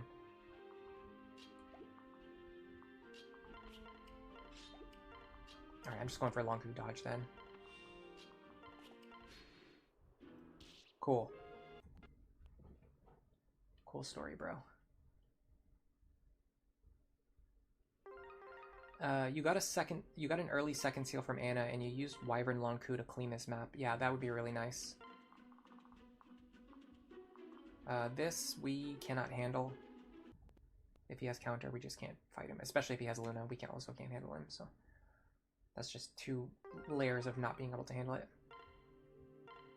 Yeah, I like the idea of this map. It's the kind of map that I actually kind of like.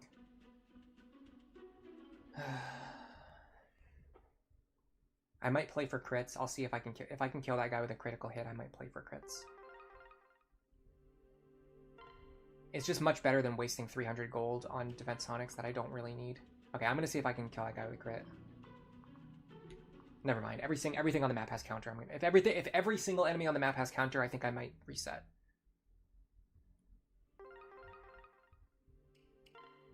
If I get like a moderately acceptable configuration and just this one guy happens to have counter, I might play for the crit. No, it's just, they just want it. Every single one of them wants to have it. It's weird that you don't unlock HP tonic until the mid game. It would be really good for dealing with Luna Plus. Yeah, I thought about that before too. It's weird that the HP tonic is one of the last ones you get. You guys are seeing this, right? Like, you're watching this. Everyone is seeing this. Counter again. What do you know? These two enemies have both had counter for like 4 resets in a row. Without Hawkeye, that guy's probably missing Lanzu. Yeah. He keeps getting Hawkeye and counter. And then the other guy also keeps getting counter. Again. And again. This is another one of those, I think the RNG of this game might be bugged moments. I've been in situations like this before where you just reset over and over and over again and the enemies keep rolling the same exact skills. That you don't want them to have counter again, right? There you go. Counter again, there you go.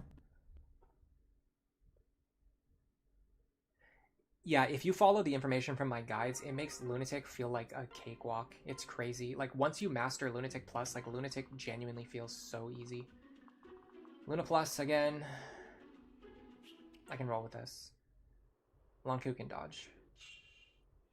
I'm not saying that he will, but he could conceivably dodge, so we'll play for that. No counter there, and counter there. In fact, counter Aegis completely screws us.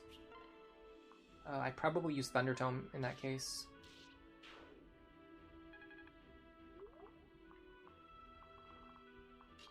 Because I need to crit. If I want to survive. Okay, so very unlikely that this attempt goes anywhere, but I've done everything that I can to maximize my odds of success.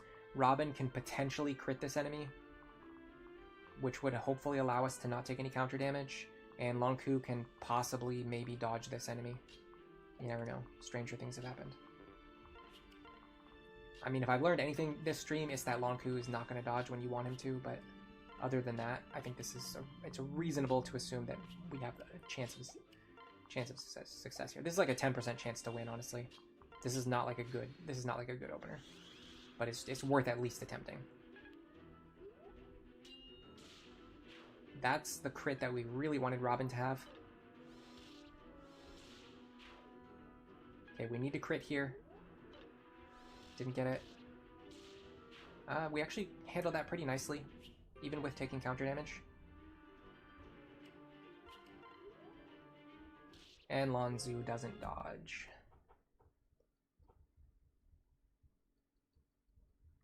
You can get HP tonics from Kale's Paralog.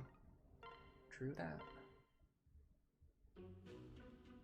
Oh, you get it from the Mila tree anyway. That's like basically the same time as you would be able to beat Kale's Paralog, so it doesn't really matter. That's fine. That's acceptable.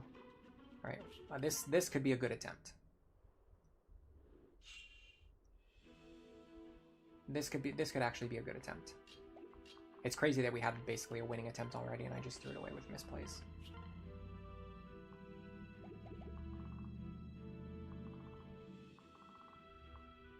Yeah, this should be doable.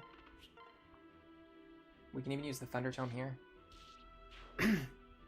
And then these guys actually don't have counter. They both have they both have Hawkeye though. This is a good time to check to see whether Robin survives if he gets hit by both attacks. So 58 damage, minus 15, minus 15. We take 28. We actually survive if we get hit by both attacks. So finally our Robin has like basically come online. With this, if we stand here, this top side opener is guaranteed. Just the enemies just didn't have all of the worst skills to screw us over, and we're fine. Now for the bottom, this guy actually is no threat to Muriel, I believe, with 29 attack. Minus 4, we survive on 1, which is good enough for me.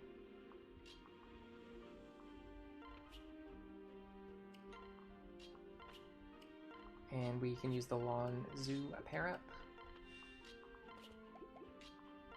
I need Maribel to be close to Robin next turn. Okay, this should go very well now. This should go much better than the previous attempts. Yeah, we take 14. So they actually deal exactly 1/3 of our 1/3 of our health. So if we get an HP or a defense level up, that will actually increase the number of wyverns we can fight by 1. Because we're right on that threshold. Nice, Muriel. Gaining levels. Very appealing target for our next Master Seal, honestly. I have to be careful though, because I've done that before. I've used a Master Seal on a character and then it ended up causing problems. Because it ended up being the wrong choice and it can like soft lock the entire run. This guy having counter is going to be annoying in a few turns. I'll worry about that later when we get there. This guy has counter, of course he does. Man, how often do you see archers roll exactly counter Aegis? It's absolutely wild how often they get it. Pretty much anytime they need it, they're going to get it. Okay, so we should be able to one-shot this guy.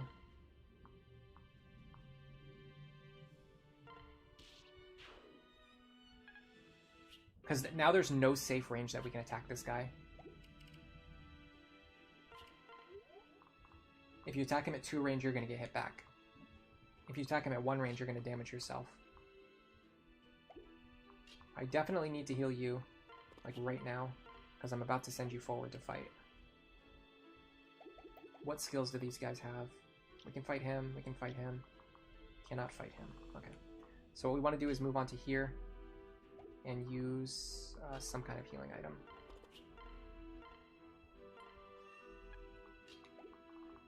Everyone else is safe. Vulnerary for 37 HP is probably fine.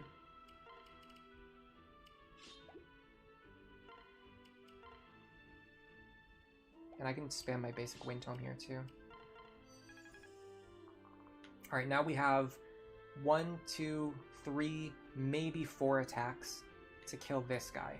The problem is multiple of my attackers are already on low health.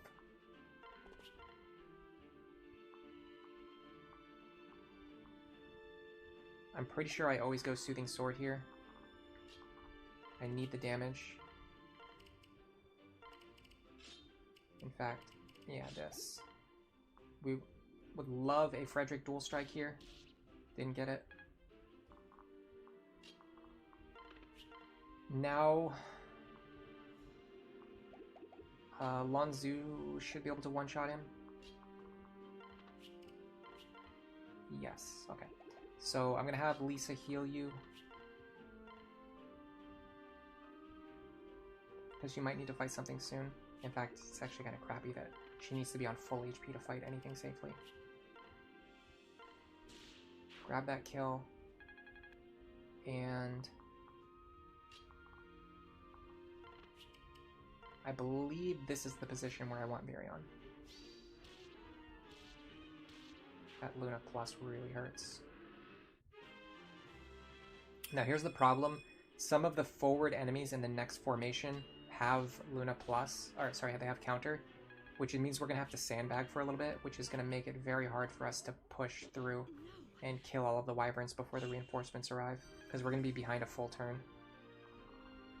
So she should be able to just barely reach Virion, which is indeed the case. Yeah, this guy with counter is going to move into a position that I cannot control or predict. That alone is going to cause immense problems. Number 2, these guys here are going to absolutely bully our entire party. If Frederick can take him out,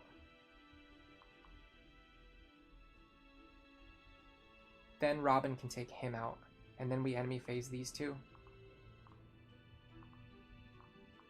For that to work, I need to put Maribel in a square where she's threatened by the archer, but he doesn't have pass, which means she won't be threatened after everyone moves. Yes, I think this is fine. Also, this guy has a short axe, so I don't have to worry about him having counter actually. But still, I think this is the better play anyway. So I need to heal Robin. I will mend here. I need as much HP as possible for next turn. Lisa, I would like her to heal Frederick if possible. So let me do this.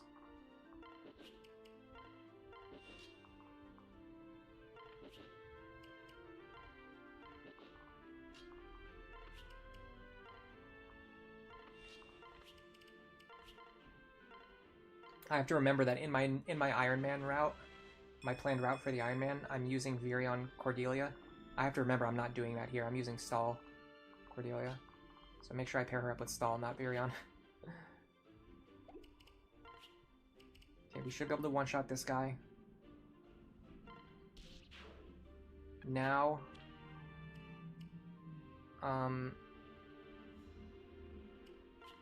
put this away. Robin moves here. We're going to trade the hand axe into his hands, and then we're going to kill this guy without taking any counter damage. And then we just have 2 enemies to fight on enemy phase, which we can safely fight. That vantage was pretty scary, but I think I had to take that risk anyway. So we're looking pretty good right now. My biggest concern now is that wyvern on the bottom, because wherever he goes, it's going to cause problems for me. There's no square that he can move to that won't cause any problems.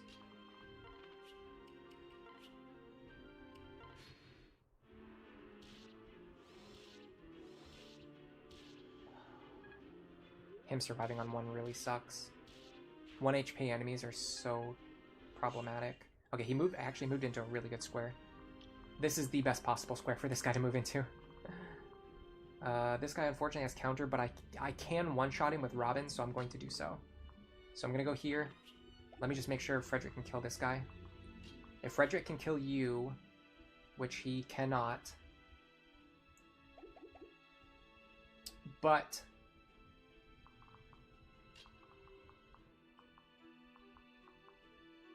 I can get Viron involved in this action. Yes, I see it. I see the play.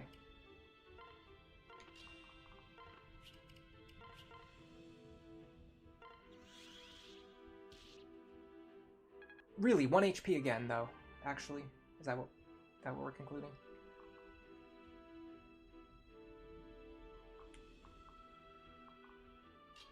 Which one of these has a lower avoid? Can I get away with this? Not really. I mean, not unless I want to risk an attack that I really don't need to take. But if I have Stall go first,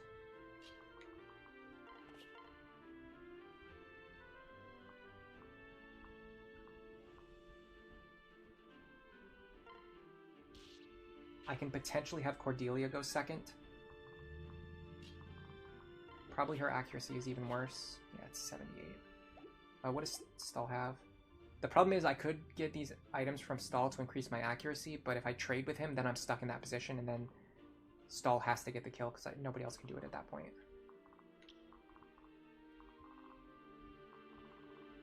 I'd really like to make this work somehow. Okay, let me calculate my accuracy. So with the Steel Lance, I have 78 accuracy.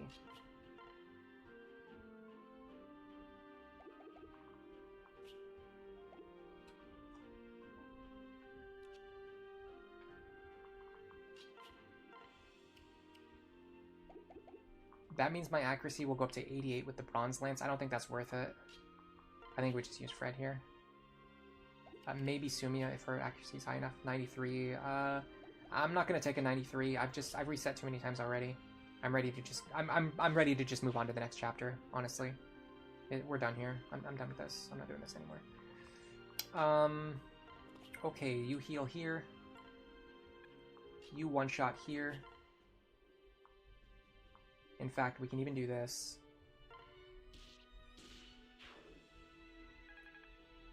Now you trade the other Wind Tome into his hand so he can one-shot the other guy.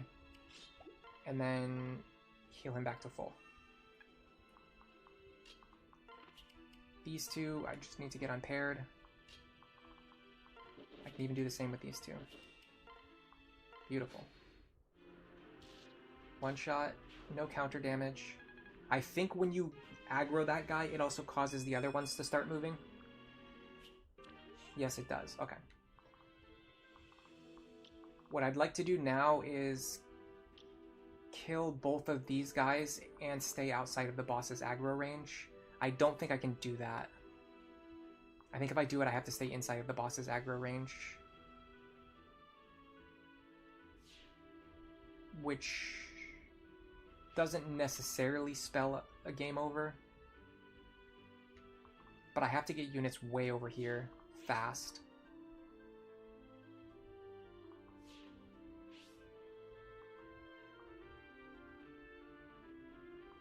Yeah, I almost think I should have waited a turn. I'm not sure though. Just because now... Excuse me. Now I have to stay out of range of these guys and also out of range of the reinforcements.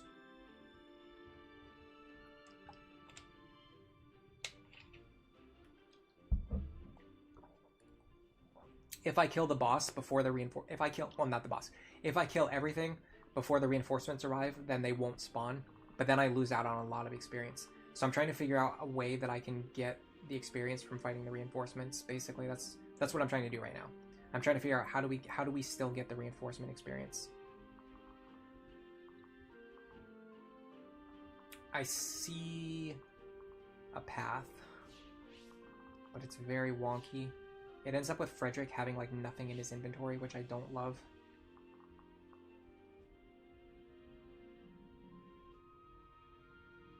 Yeah, the issue is these guys are so far, like his range. So the reinforcements reach this forest. So the range of these guys overlaps with the reinforcements, which means I have to kill these guys, otherwise there's no safe place for my units to stand. But if I kill this guy, I'm standing in range of the boss. If I'm standing in range of the boss, then I'll kill the boss, or I'll kill myself on counter. Neither one of those things is good. And then the reinforcements won't spawn, and I'll miss out on a lot of experience. Now, theoretically, I could anchor someone. I could draw the boss out with an anchor unit. But it would need to be someone who just barely survives his attack. And is very likely to pull him off of Frederick, for example. So Frederick can kill this guy.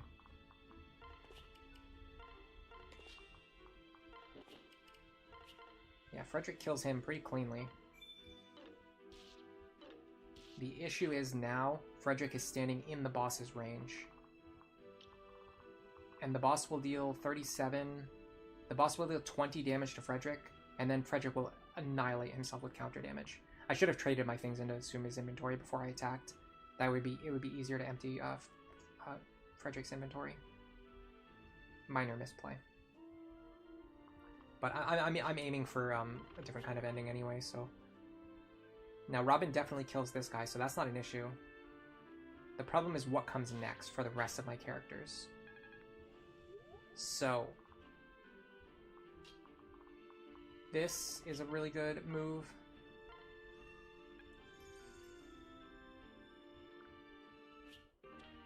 Staff experience is pretty much the most whatever thing in existence.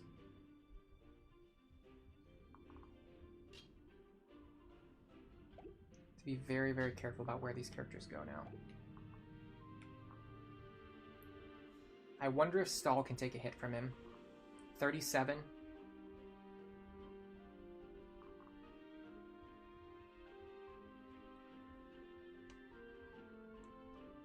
He deals 26 damage to Stall. Stall just barely survives this. Barely. I won't be able to hit back. But if I stand here...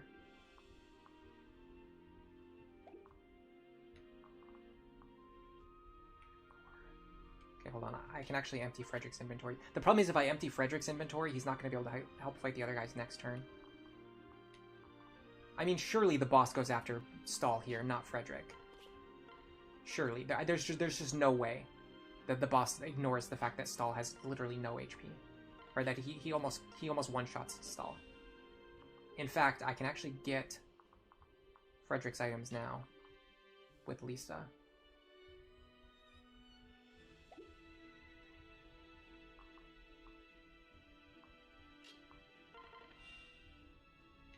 You two go over here. I think this is fine. I think we've got a workable barricade here.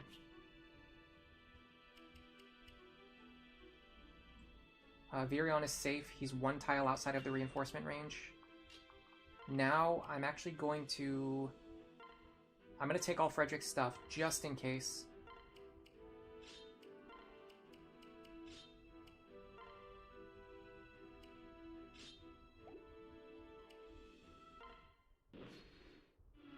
Okay, he likes attacking Stall. We dodged. This guy unfortunately has counter. This guy unfortunately has counter. This guy unfortunately has counter. Wow. Have you been here before? Have you been here? Have you ever seen this outcome? If I stand here and attack with Robin from this position,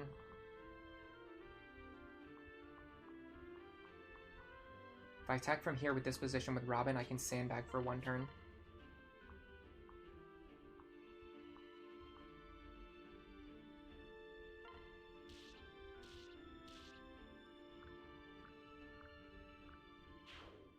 Now, as long as everyone can get safely out of range of the reinforcement wyverns, we can just clean them up next turn with no risk.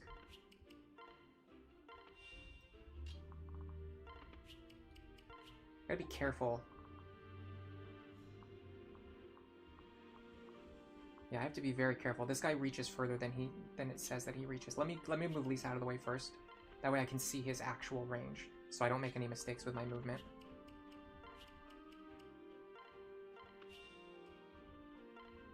Yes, that cuts back on some healing I could receive right now, but I just don't want to risk having my characters end up standing in those purple tiles when I could have easily avoided it by just checking the ranges properly. Okay, we're looking pretty good here. Freddy Boy here should be fine. And sure, why not?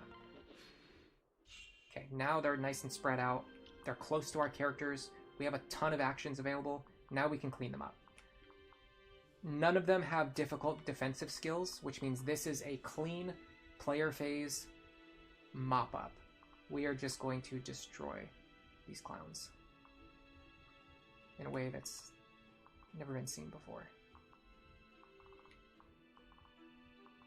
Let me make sure that I'm doing all of my things in the correct order. The tricky thing is all of them have counter.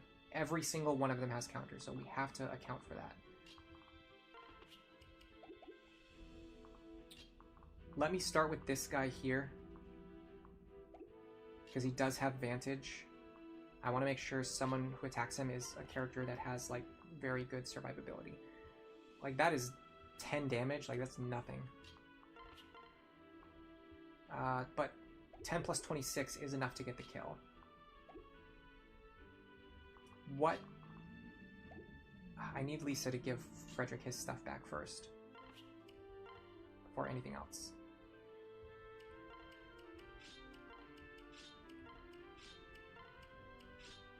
Gotta be careful about that. Okay. What does Frederick do? 12 damage is really not that much, honestly. But I think we can make it work.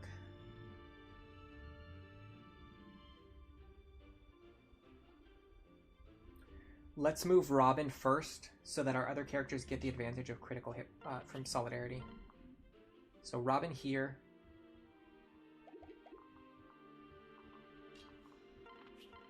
Kill this guy.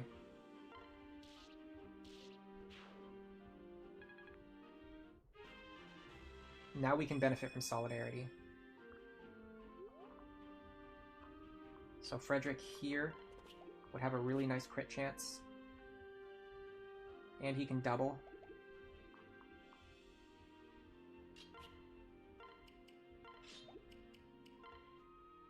And if he doesn't finish off the enemy, it will be much easier to mop them up. Yeah, we got the crit. That's the Solidarity bonus right there. Now...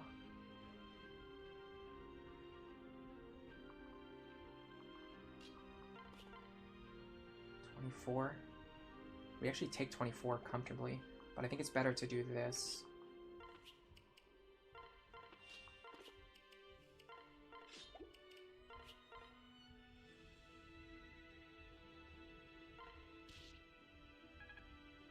Now, we don't even need to use Muriel, I think. We can go like this, pull stall out, and then attack. We can take the hit from Vantage, or dodge it, and stall does his thing. Yeah, we didn't even need to use Muriel there, or Lonku, in fact. That was a pretty easy mop-up. Nice clear. I gotta pat myself on the back for that one, honestly. Red Watcher, I'm gonna be honest, literally no one cares that you hate Sumia. No one cares. You don't have to tell us every single stream.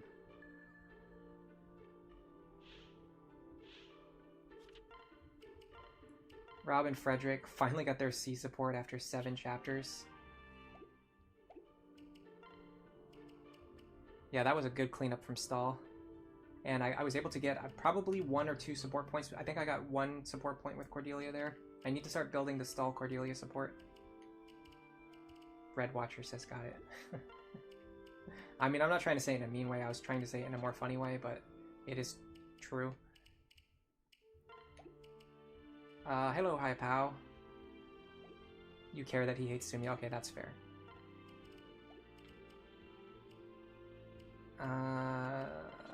Okay, let's organize our inventory really quick. By the way, anybody who hasn't seen it yet, this is kind of what we're doing here. We're building up to these characters. So what we did first was figure out all of our Generation 2 builds that we want to have at the very end of the game. This is this is not for playing through the game. This is for post-game stuff. We're optimizing for like endgame performance, for Apotheosis and fighting Priam and things like that. Things that would actually require a lot of optimization. And so we work backwards from here to figure out which characters on this list, like which specific pair-ups on this list, can do a good job of helping us play through the game. And we've got this kind of interesting Robin, Saria, Lonku, Miriel, and Stall Cordelia team core. It has really impressed me so far. My biggest concern was that I thought the experience was going to be stretched too thin, and I think that was true in like Chapter 5. I felt like every character on my team was like a little bit below where I wanted them to be. But honestly, we've kind of caught back up now. Like, it just took a few more chapters, and everyone feels like they're in a really good spot now. Like, Stall, Cordelia, Lonku, Maribel are all within striking range of level 10. Crom is like a little bit behind where I would like him to be. Robin is fine. Robin's flying high. Miriel is doing great. Frederick's doing fine. He hasn't really suffered from all the experience spreading around either. Like, honestly, we have some great characters available already.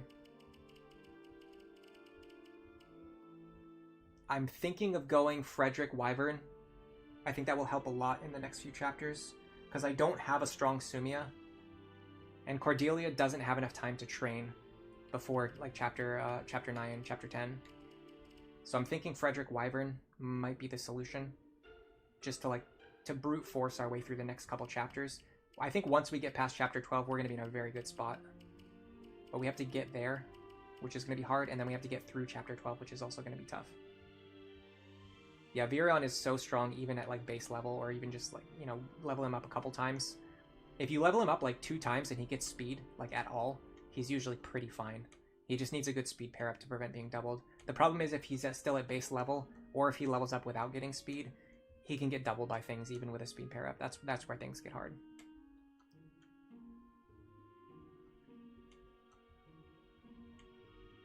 You remember the very first Lunatic Plus clear you watched? Everything was done with a female Robin and Frederick sweep. It really shows how far the strats have come. I mean, people still really like those strats, and obviously, I mean, they are the strats that require the least amount of thought and the least amount of effort. So if you don't really want to think about what you're doing and you just... That's my thing. My feeling is that those strats are only good if your goal is to beat the game and say, hey, I beat the game, I did it. But... personally speaking, I don't get any enjoyment. I don't get any fulfillment. I don't personally feel like I actually accomplished something. So I don't really see any value in using like a very like mindless strategy to beat a game just to tell other people that I beat it. Like just to brag like, hey, I beat it. Like that doesn't mean anything to me like whatsoever. It just it has no value to me at all. So the bigger concern for me is really, I want to play the game and I want to have fun playing the game. And for me, playing the game this way is infinitely more fun. It's not even a comparison. It's not even this, like I wouldn't even play the game if you had to play it that way. But thankfully you don't have to, so. I'm going to try giving her the Forged Wind Tome again, see if that helps more in the next chapter where I don't need Robin to one-shot things with it. Make sure everyone else is holding things that are useful to them. Things that they need, things that they want. Got my javelins. Got my Lanzu. Yeah, and Virion is still performing. Big time. Oops, I put that away. I meant to take something else out. Let me grab the... Do I want the steel axe or the iron axe? I had the iron axe already. I don't really need the steel axe. I think I'm done with the Orson hatchet. I should probably sell it. Because like a one-charge Orson hatchet's not going to do anything for you. I need the silver lance in case I need to one-shot anything. What else does he really need, honestly? Maybe like a bronze lance, but those are in other characters' hands. In fact, one of them is already paired up with him. Alright, let's just have him hold a healing item. In case he just needs it in an emergency.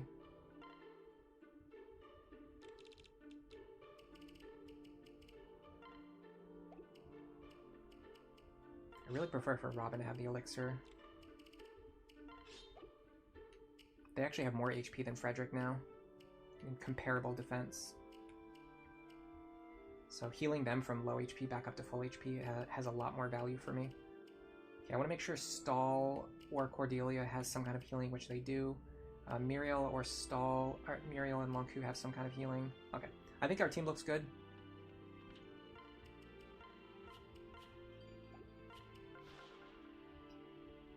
CJ, you were really happy when you cleared Lunatic Plus for the first time. It felt so impossible when you were a kid. Yeah, my thing was that like once I started playing it, I didn't like when a lot of people when they start playing Lunatic Plus, their immediate reaction is that it just feels very unfair, and so they just don't want to put in the like they feel like it's not worth the effort to try and figure out like what is going on here or how to solve this or how to beat it like the way that the game wants you to play it, and so they just kind of like give up instead. And what I've personally found, ooh, I need to make room for Cordelia. What I've personally found is that for me, I just like rose to the challenge. I was like, I know this isn't impossible. I know I can beat this, so I'm gonna figure out how to do it. And that's kind of where we are now. I probably want her to have a bronze lance. Oh well, Stahl has it. That's her para partner. Okay, can she use this killer lance? She can. Okay, this is where we need to go. So we need to start making better use of Cordelia. Put this away. Actually, that was a stupid move. Put the Iron Lance away. And then Stahl can grab. Okay, what does Stahl not have that he currently needs? A bronze sword is useful. Honestly, maybe give the steel sword to him and the iron sword to Frederick. Depending on which one of them needs more attack power, but we'll see.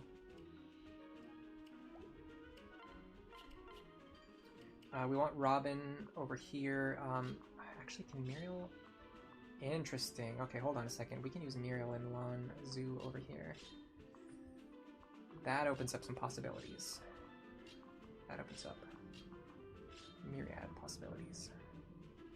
I need you in a better spot, though. Okay. This is interesting. I could maybe make this work. I'm gonna just send it and see what happens. Hi, Pao. The mindless strategies also tend to be very inflexible, and they lose a lot to different RNG setups. So a lot of Lunatic reputations as unfair is people trying to force one Juggernaut strategy. Oh my god, you have no idea how much I agree with you on that statement. I actually compared it to... so I had a script that I wrote. You know what? I'm going to look this up, because this is like so funny that you said that. Or it's just like, it's so relevant that you said that. I wrote a script a while ago. I never made it into a video because I thought... so this was the video that I was going to make originally, and I thought it was like way too arrogant. I thought it was like extremely arrogant, so I decided to scrap the idea, and I made instead I made how to start Lunatic Plus video. But my original idea, Lunatic Plus is massively underrated, was the original idea, which I might still make now. Now that see my thing was I felt like just telling people that Lunatic Plus is really good, but I'm the only person, like there's not like not just me, but like just imagine how people are going to take this, okay? Like, if I had made this video originally, people would have thought that I was saying, like, Lunatic Plus is really good, but I'm the only person who's smart enough to beat it. I'm the only person who's good enough to beat it. And it would have just come off as, like, a really arrogant, like, really negative, or just, like, nasty video. Especially without even having any proof on the channel of that what I'm saying is actually even true. Because at that time, I didn't have any videos on my channel about Lunatic Plus.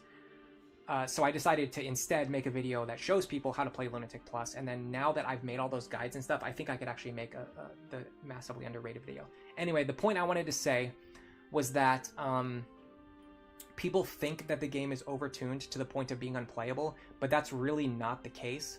What people are doing is they're picking a strategy that has like a low chance of success, And then they're just repeating it over and over and over again until they eventually win.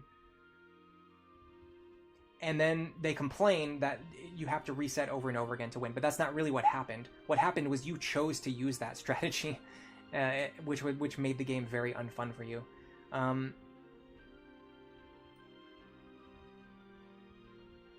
Let's see.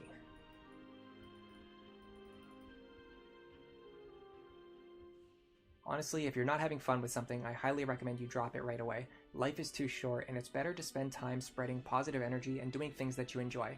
My argument is rather that this game mode actually is very fun. I didn't just beat it so that I could brag about how smart I am and how awesome I am. I played the game because I was enjoying it from start to finish. Okay, now here's the analogy. Imagine you have never seen a door in your life, and you have no idea what a door is. Your friend invites you to come over, and you approach their house. When you get there, there's a huge, solid piece of wood blocking the entrance, and from what you can tell, there's no way to get inside. You can bash on the door over and over again, and it will not open. Actually, in fact, even if you get a hammer, you can sit there and hit it over and over and over until your hands are bloody, and you're sore, and you're tired, and eventually you can break the door down and you can get inside. And you're gonna sit there thinking, wow, this is a terrible way to design someone's house. It is impossible to get inside. Why did he invite me over? It's not fun sitting here bashing away at this stupid, unfair obstacle that is just designed to block your way and prevents you from getting inside. And then you learn what a doorknob is. And suddenly this door, which seems completely impossible to pass, which seems unfair, which seems terribly designed, now you have the knowledge you need to get past it with so much less inconvenience. And my goal was to teach people how to turn the doorknob of Lunatic Plus, how to get through that door without just bashing into it over and over again with strategies that, like Hyapao said, are very unflexible and lose to specific RNG setups. So they would just bash their head into the Lunatic Plus over and over again, and then just be confused about why it was so unfair. But the truth is, they just didn't know how to open the door. That's what was actually going on. And I feel like the discourse around Lunatic Plus, I mean, I can't take 100% credit for this. I'm not the only person in the world who has ever played or talked about Lunatic Plus, but I do think the discourse around Lunatic Plus has gotten so much better ever since I started making my guides. Because now people, like a lot more people, actually see that there are strategies that work and can beat the game, other than just, you know, bashing your head into the door over and over again. But that was my analogy. That's from a script that I wrote a long time ago.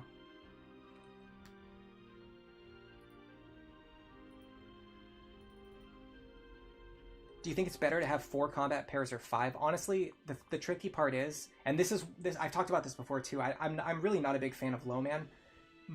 In reality, what I would want is as many combat pairs as I can fit on the map, and as many staff users as I can fit on the map. But unfortunately, because there's a limited number of deployment slots, I have to limit my characters into just the ones that I can bring with me. All right, so the first thing I want to try is this opener, which I think will work quite well here.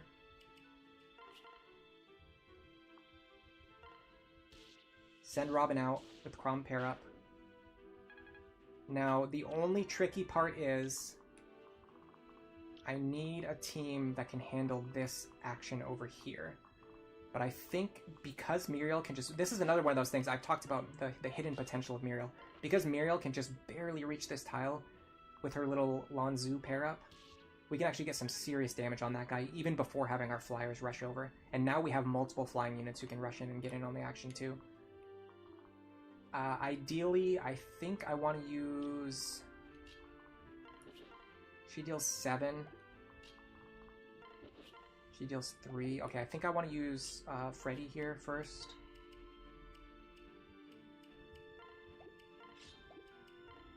Go like this. Go for the dual strike. Didn't get it. But now, so my old opener used Cordelia here and Sumia here, and you have to get at least 1 dual strike. But this opener here, having this trained full team, having Lonku, having Muriel, having Cordelia, having Stall, having all these characters available allows me to have a 3rd character fly over and clean this guy up. And now it doesn't matter if I get the dual strike or not. My opener is now 100% consistent. And now whichever guy this guy chooses to attack, they're going to be completely fine. And my staff users can just hang out up here. I don't really care what they do. Alright, now Robin should sweep the left side pretty comfortably. Sumia gets attacked. Nice crit. Some free experience for her. I really only need her to be strong enough to get Frederick through chapters 10. Sorry, it's chapter 9 and 10. And probably 12 as well. I don't know, by the time we get to chapter 12, we might not even need Frederick anymore. If that's the case, we can also bench Sumia. But then that makes me feel like I don't want to waste my second seal on Frederick, turning him into a wyvern if I'm not going to use him in the long term. Because I need to use it on someone who's going to help me get past chapter 12. Granted, wyvern Frederick does help you get past chapter 12, so I don't know, it's a tough call. I can't figure it out. I'll think about it in a little bit. I want Robin to advance. We'll heal him up. Send him forward. Yeah, once I discovered this Robin strategy on the left side, this map becomes so much easier. It's not just that you remove the enemies over here, which can be kind of annoying if you don't get rid of them right away, but it actually pulls some of these enemies to the left, like especially this Dark Mage, separating them from the rest of the group and making the rest of the battle a lot easier for you. No Vantage here, so we should be able to just take this guy out. I could see the value of honestly giving the kill to just about anyone. But I'm going to stick with Cordelia because she's in this position already. I have to be careful though because this guy can reach her probably. Okay, so put her here then. And this leaves a flyer in this spot. And with a flyer in this position, she can maneuver next turn as needed. Whereas if I left like Lon Ku here, he wouldn't be able to maneuver next turn. This guy is going to be annoying if I don't get rid of him soon, so I will get rid of him soon. You two, go run to safety. Is there a situation where I send Frederick down here right away? Not really, because the only reason to do so would be to fight this Dark Mage, but I actually want Robin to fight the Dark Mage. So I'd rather send you guys over here.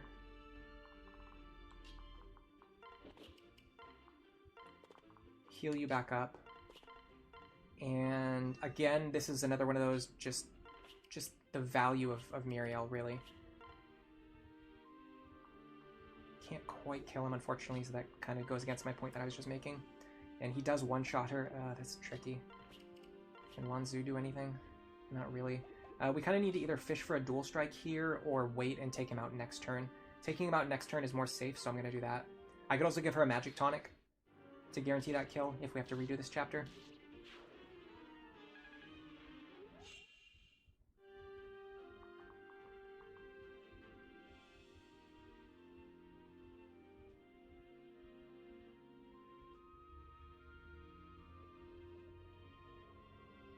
Yeah, every combat pair that you take out of your composition gives you 2 additional rescue stabs. That's true. You're trying Lunatic for the first time, and you're debating whether to marry Olivia or Severa. Any input? You mean with Robin?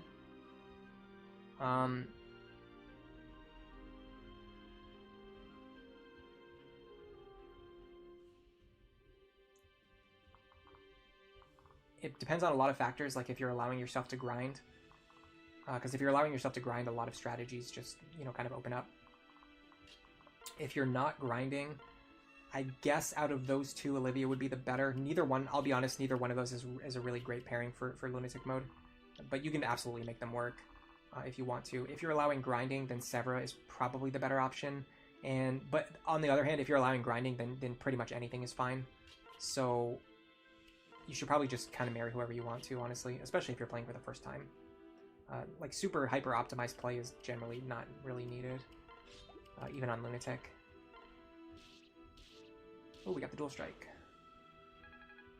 Alright, now what I'd like to do is enemy phase him with Cordelia. Fortunately, he's got a crit chance that I don't really want to reckon with. 23 damage. We do survive, though. And honestly, it's really valuable to pull him away from the rest of the group.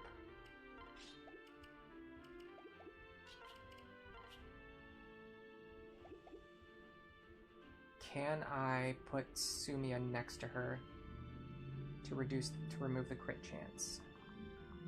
I think it's not going to work because she doesn't have a C support with anyone yet.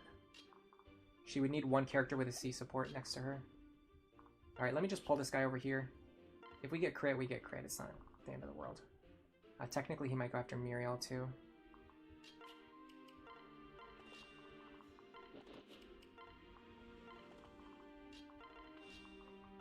So what I'm going to do now is just start drawing the enemies out. Separating them, and then just chip them apart. Okay, he goes out that way. That's very, very good for me. Now the other ones should start splitting up. They all went after Robin. Interesting. Interesting idea. Interesting strategy. You guys, you think that's a good idea? All of you to run towards my strongest fighter? Okay. Let's see. I could definitely see Frederick getting some value here.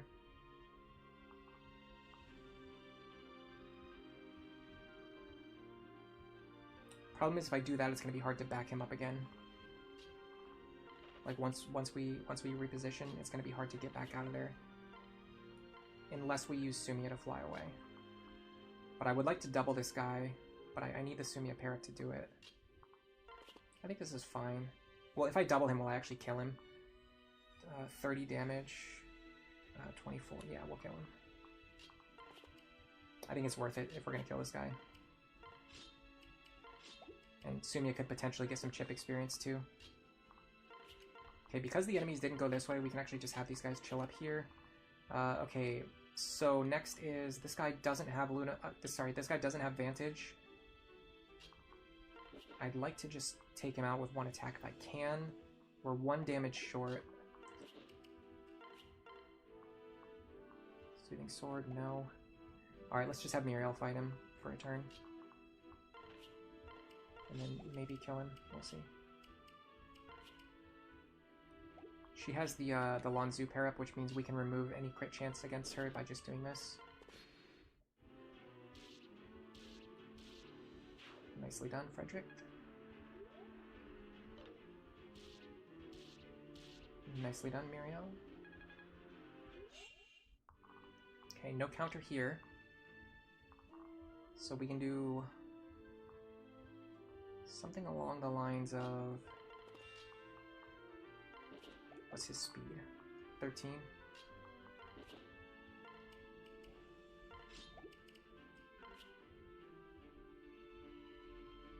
Okay, we need to keep our pair up here so we don't get doubled.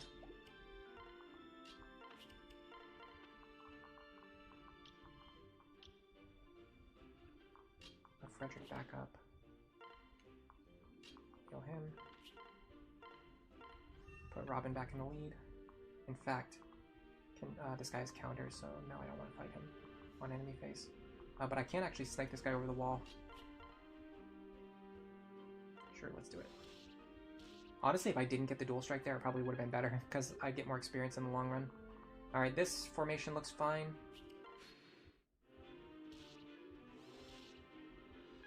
Nice chip experience on stall. Oh, I got distracted too. There was more messages I was going to read. The mindless... Yeah, I read that already.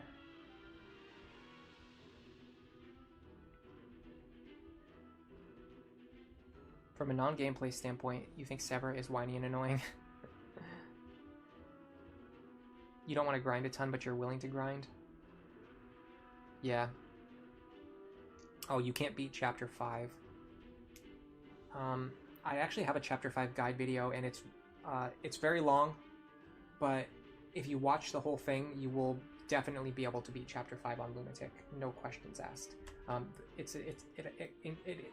It includes multiple strategies, and some of them are extremely consistent even on Lunatic Plus. Other ones are kind of better just on lower difficulty modes, like Lunatic. But if you just watch everything, you'll definitely get all of the information you need. And even if you don't watch the whole thing, if you just watch the section, if you just watch the final section where I talk about like the most consistent strategy, the Magic Robin strategy, you can definitely beat Chapter 5 with that strat. Anyone can do it.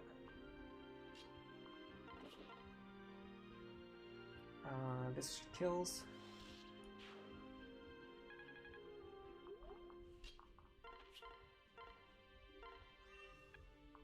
Now I want to attack him first with Robin. Get rid of the threat of counter. And can Sumia pick up this kill? Yes, she can. I want her to do it. Now, granted, that could have missed. I probably should have enemy phased that. I'm just getting sloppy. Been playing for too many hours already. Alright, now we can start moving back into the center and get ready to approach the bottom half of this map. Olivia pairs well with Kellum. Oh, that's interesting. I mean, that's true. Yeah, she does want strength and defense, and he does want speed. I think Crom makes the best possible Inigo, but there are other ways to make a good Inigo, is the thing. Virion works, Stall works, I think even Frederick works, which is pretty noteworthy because Frederick is otherwise usually not a great father for like almost every character. This guy one-shots Sumia. Alright, sure.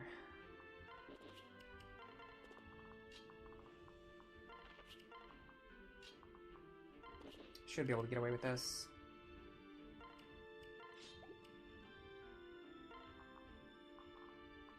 Yeah, and oh, another thing I want to talk about with this Cordelia Stall pair up, which makes it so strong, not even just because Stall's a great father and makes a great father for Severa, but one cool thing about this pair up is that Cordelia is just a little bit slower than Sumia.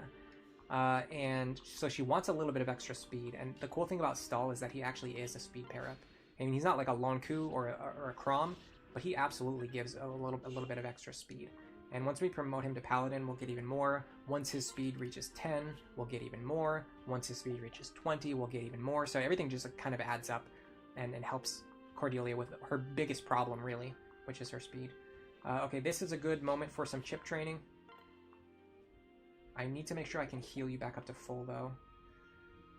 Is this worth mending? Hold on a second. How much does he deal? Excuse me, 19. Okay, if I get a magic pair up, which I can easily do, I can heal you outside of his range. Now, I think I'd like Frederick to block this tile with nothing equipped. That way, if for some bizarre reason he thinks he wants to attack someone other than Cordelia, he won't go after Robin and get himself killed. Alright, so we should be able to just enemy phase this guy a couple times, get some chip experience on this pair.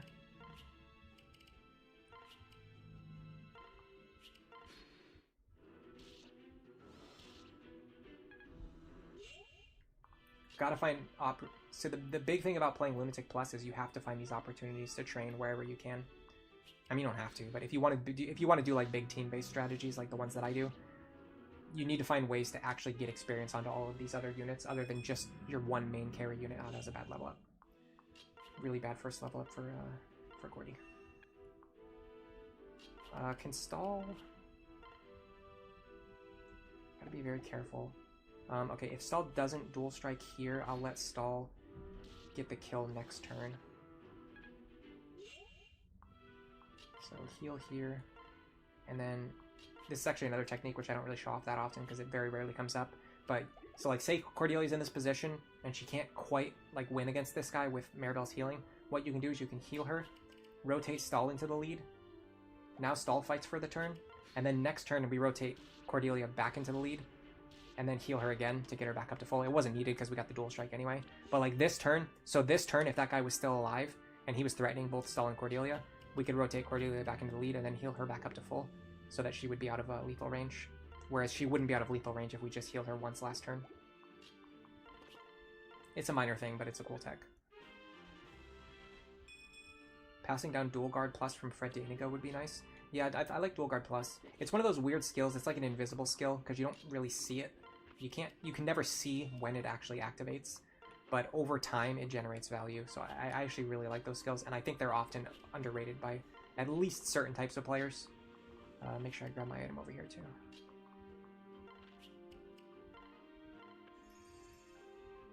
Experience.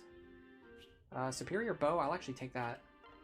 Unfortunately, I don't really have a great archer though, but I'll probably have one at some point, right? Actually, my team doesn't really have an archer on it. Huh. Not unless I go like Gregor into Bow Knight or something, but I'm not doing that. But yeah, my team doesn't really have an archer. This is a really weak formation. We could break this formation apart very easily.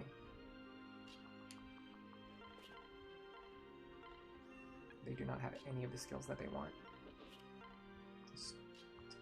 to impede me. Not only that, but I have like 2 pretty good flying combat pairs as well. And I have Muriel with desert movement and Robin with desert movement. Dude, we can run right in there. I'm really liking this team, honestly. I'm not going to use this for my Iron Man. It's not as consistent as my Iron Man team. But once the ball gets rolling, I think it's stronger. It just, you have to play through a lot of, like, inconsistent chapters to get to this point. Like, if you watch the last stream, and, well, more I would say if you watch the beginning of this stream, that Chapter 5 is probably going to be the low point of the entire run. Like, we really had to struggle to get past Chapter 5. With this team, but once this team came online, I think they're very strong. I think they have a lot of potential. Where's my Lonzu? I need him over here, please.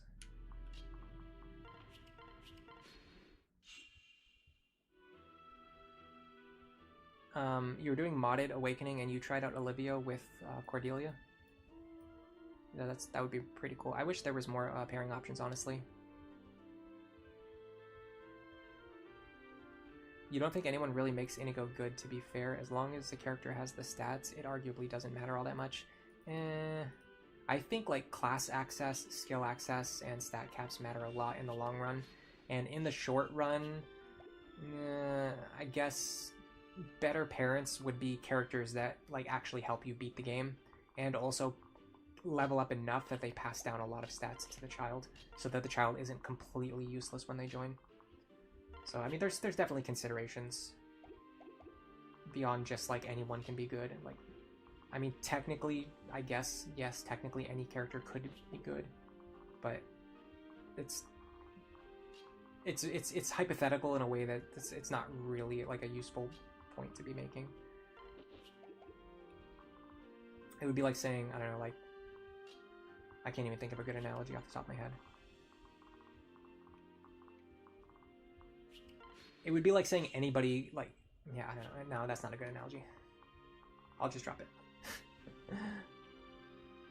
Yeah, Cordelia not being able to support Crom, Sayri not having any supports, Flavia and Basilio not having any supports. I mean, they have like limited like tertiary supports. They don't have like real supports. They don't have kids.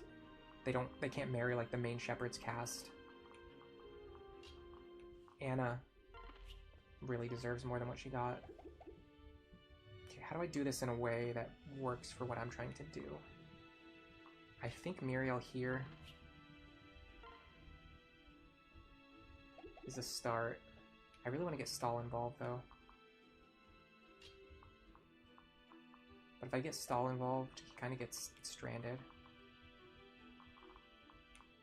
Which is, like, I guess fine. So what if we do this? I actually don't want to do it. Well, what about Lonku, actually? I kind of want to get Lonku involved now that I think about it. Something like this. No, that guy has advantage and actually kills him in one hit. I could do this. Because I want Lonku to get advantage. Okay, so what about this? Here.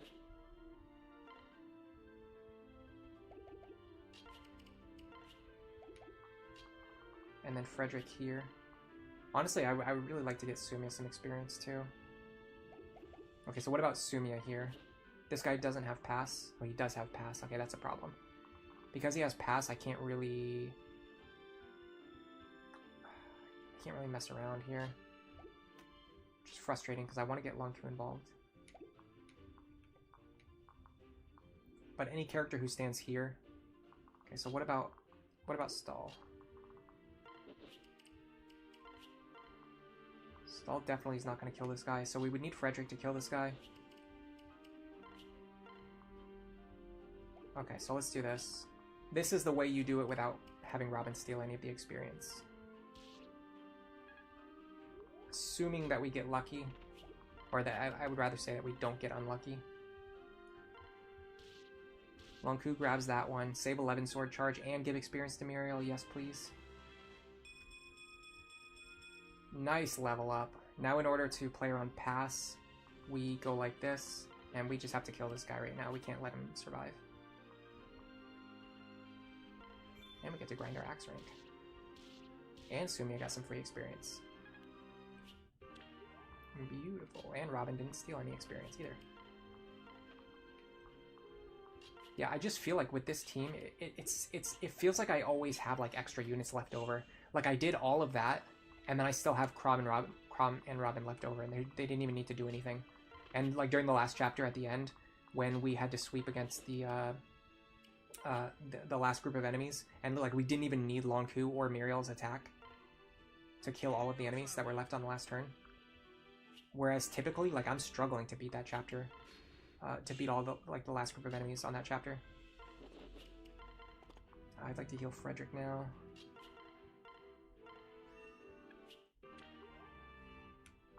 Both my staff users are nice and well trained.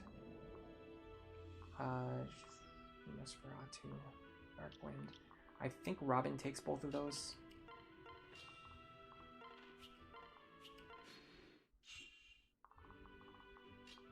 So 20, 39.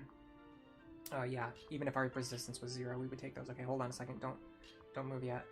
So we want Sumia, Frederick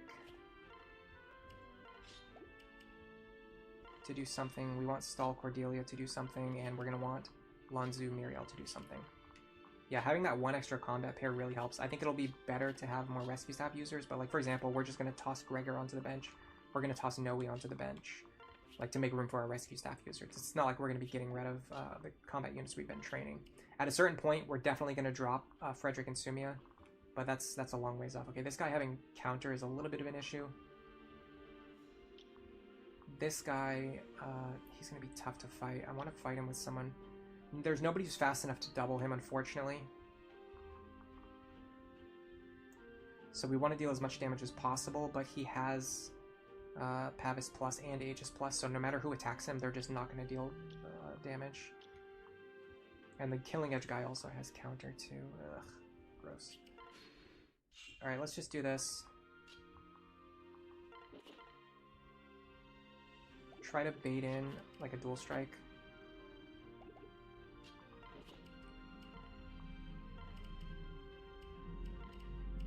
And if we don't get it, then we just don't get it. Yeah, this should be fine. These two, I want them to be ready to get involved in the action.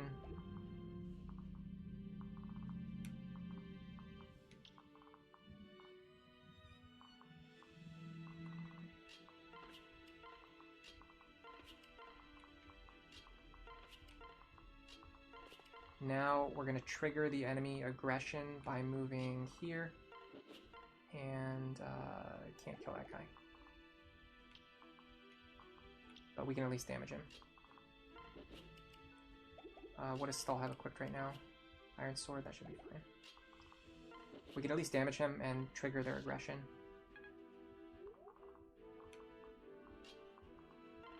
Alright, let's see what happens.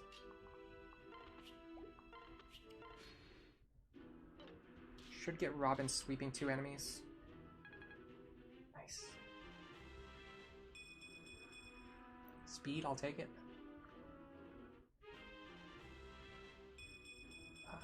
Good level up on Crom too.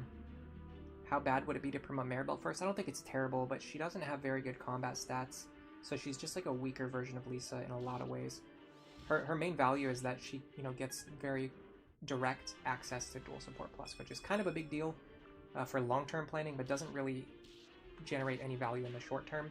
So you just end up using like a weaker, frailer staff user with worse magic and worse speed for a very long time, in order to eventually one day see benefits at some point in time in the future.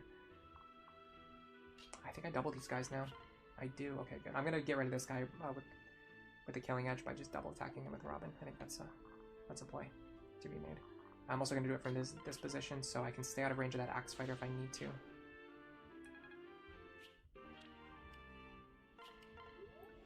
Okay. Yes.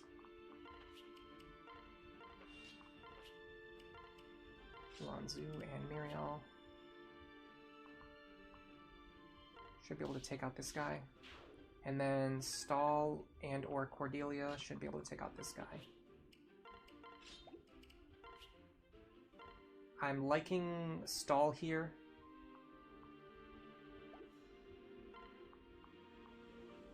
Hold on, I have to be careful.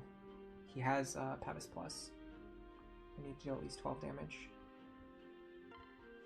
This should push him just to level 10. Okay, now that puts him on the option of characters that we can promote if we want or need to, which is kind of important because we're getting Master Seals and Second Seals right now. So if we're gonna do that, it's gonna be soon. Good thing about this run, we do not need to train Noe. We know for a fact we're not using Noe, which means we can give all of this delicious boss experience to whoever we want.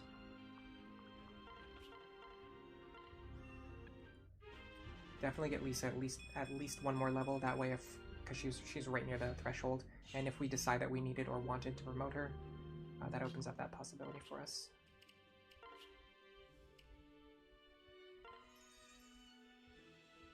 Nice. That should give them a support rank soon. Probably right after this chapter. Alright, we're going to do some boss abusing now. Let's visit this village first. Oh, thank the gods.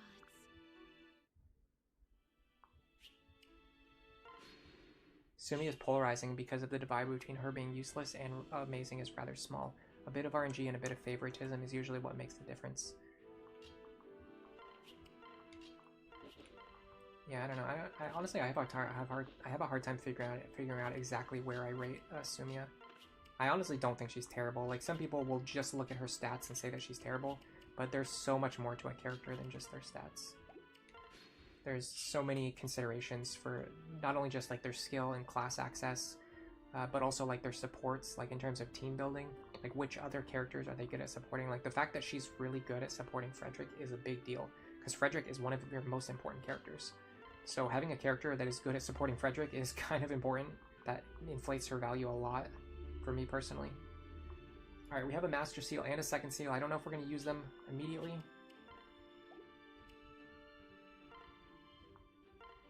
But we have some ideas about who we could use them on, either before or after training against the boss. I want to figure out if I'm doing any promotions first, and then battle the boss if I'm going to, or if and when I'm going to. So Robin's not promoting anytime soon. We can wait on that. There's a big part of me that wants to save the Master Seal in case we do need to use it on Robin, because if we start creeping closer to level 20, I want to make sure I promote and don't sit there and soak up experience without promoting Robin. So I think holding the Master Seal is a good idea, with Robin being so close to level 20 already, or at least they're rushing towards level 20 is how I would say it. The next question is Second Seal options. As mentioned, I think Frederick Wyvern is a really strong one, but we would need to get him a lot of experience, like very soon. Gregor is definitely no. Cordelia can't do it. Long Q can't do it. So the next option would be Miriel, which I'm definitely not doing. Stahl into Archer has some merit, but if we do that, then Cordelia loses the benefit of the speed pair-up that we're trying to get. So there's an upside and there's a downside. The upside is that Stahl's low speed no longer becomes an issue. He's just going to always be paired up with Cordelia, and he will be dual striking with a bronze bow at all times. And in a long time from now, many levels from now, he might eventually get some skills or some promotions that are valuable to us. Let's look at what we want to potentially pass down. Luna, Astra, Gale Force, Bowfair, Anathema.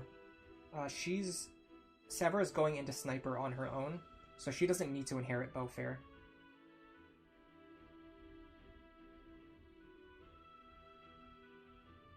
If Stahl goes directly into Great Knight, he can pass down Luna, but that has the same problem of restricting the speed pair-up. The other idea would be Stahl into Myrmidon, so that he could eventually get Astra and pass that down to Severa. But again, that's so weird. That's like so far away from what we're actually doing. Honestly, the benefit of doing that is that it would give Cordelia a pretty decent amount of extra speed. Right now, he's only giving her +1 speed, which is not that much. With the right pair-up, he would be giving +4 speed, which is significantly higher. And then, in fact, once they get their C support, it would be +5 speed. So that would put her on 19 rather than 15, which is a pretty big gap. It pretty much pushes her up. So switching Stall to Myrmidon right now pushes Cordelia up an entire speed tier. The problem is, I really think we're probably going to want Frederick Wyvern to get us through this next few chapters. Is Astra good? It's good on snipers. No, it doesn't use weapon charges. It only uses 1 weapon charge when you proc Astra. Yeah, I think Stall has the best pair-up right now. Cavalier and Paladin are among the best pair-up classes. So we're not going to switch Stall. I think we're trying... So I think what we're aiming for is Wyvern Frederick. So if we're aiming for Wyvern Frederick, we should be getting boss experience from Frederick right now. Or experience from this boss needs to go on to Frederick right now.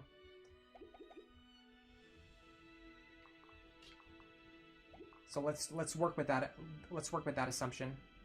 I want to not double the boss. I don't want to double him. I want to just hit him and then let him heal using Nosferatu by hitting me.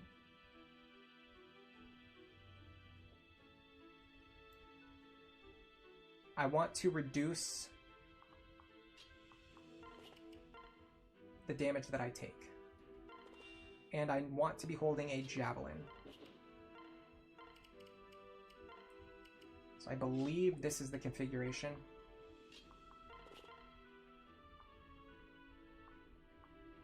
Hold on, javelin or hand axe? Which one is cheaper?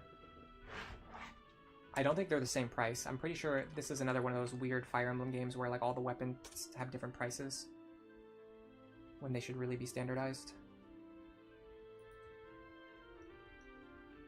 Javelin costs 700.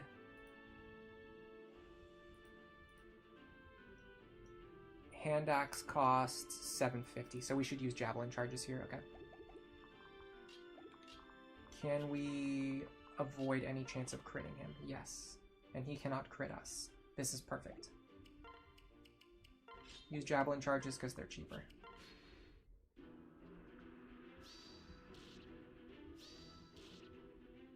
I wish I could unequip Luna in the middle of a battle. That will be fine. Okay, so now what I want to do is...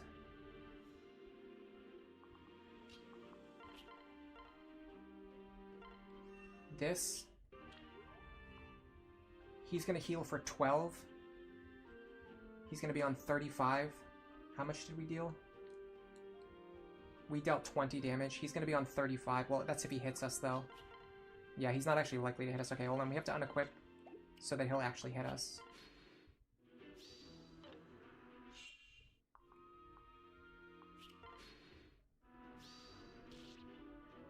Beautiful.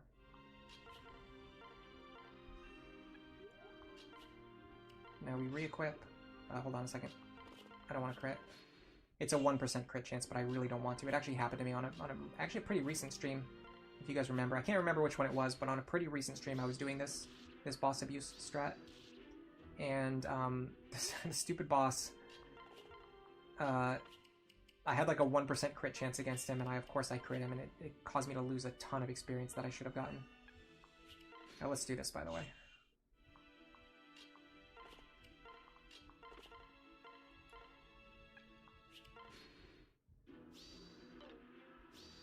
Oops, I forgot to unequip my javelin. That was a huge misplay.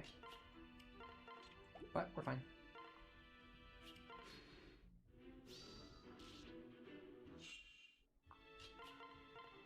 Just need to let him heal back up.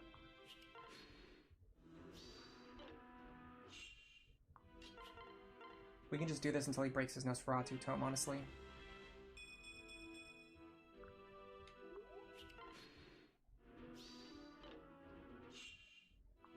We're only getting like a few points of experience per combat here when Frederick actually does hit him. But even then, because Frederick is such a high level already and his leveling curve is so slow, a few points of experience really adds up.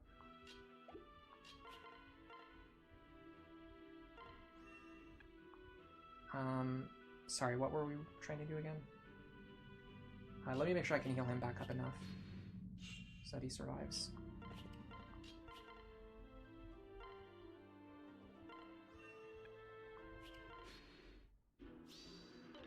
So right now I'm only succeeding at breaking... Hold on, right now I'm only succeeding as... Yeah, right now I'm only breaking his weapons. I'm not actually damaging him or getting experience. I knew I was doing something wrong. Re-equip your javelin. Okay. Yeah, we're getting 4 experience per combat. And we can get a decent amount of combats out of this.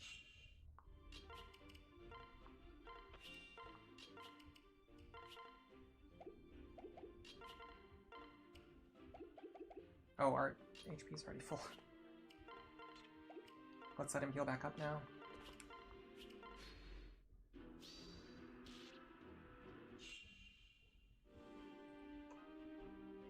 This is a good metaphor for the inefficiencies of bureaucracy. It's just like Maribel and Lisa are healing Chalard directly instead of passing their HP through their manager, Frederick. It would be twice as powerful. You're actually right about that. You're dead right about that. Frederick is the middle manager here. Can you just hit me, please? By the way, I don't know how you guys remember the names of bosses. I don't even know them when I'm literally looking at the boss right now and I don't remember his name. Apparently it's Chalard. Now we can attack him one more time again.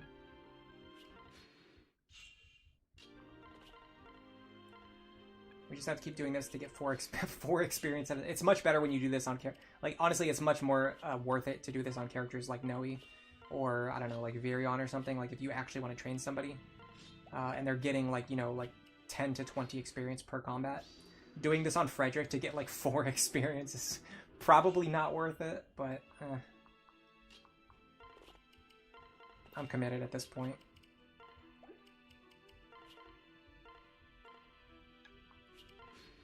Especially since he heals himself back up with Nosferatu, you can really generate a lot of experience off of him. Oh my god, really, Maribel? You did it. Everyone is so impressed with you. Yeah, honestly, given how experience decay works, I wonder if letting, like...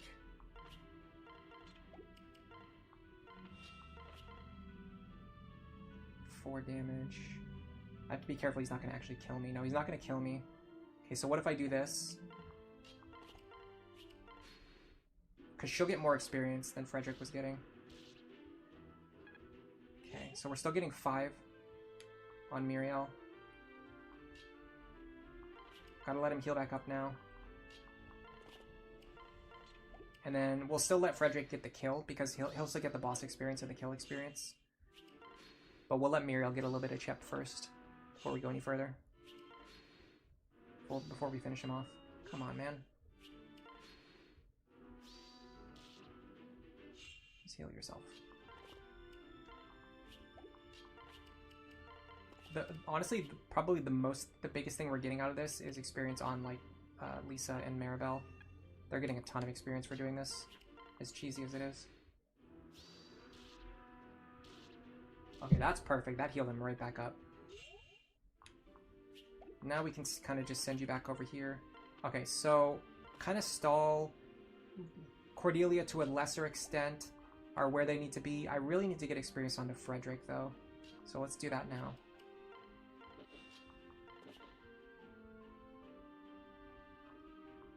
So what I should be doing is... I have to be careful because he has counter. But I should be doing something like this. And then I can even potentially, yeah, let Sumia get a dual strike for some free experience. And if we leave him alive on like a tiny little sliver of HP, we can just finish him off next turn. No, he's gone. Alright, so... That was a... I mean, we got like 20% of a level on Frederick, which is going to hopefully help us get to Wyvern Lord. The trick is, if we want to get to Wyvern Lord now, we have to go do it in Side Story 3, like right now. Like, we would have to do it right here, right now. And the enemies in here are not that high level. Granted, we can force a lot of that experience onto Frederick. A lot of supports. If the level difference is too high, you don't actually get boss experience. Ah, I did not know that. Good to know. Yeah, Fred gets pretty pathetic experience, honestly, but it is what it is. Oops, I forgot to read the Lonku Muriel supports. I have to be careful. I'm not marrying Frederick and Sumia this run, so I have to make sure I don't unlock their S support. It's fine if you get it, you just don't read it and they won't get married.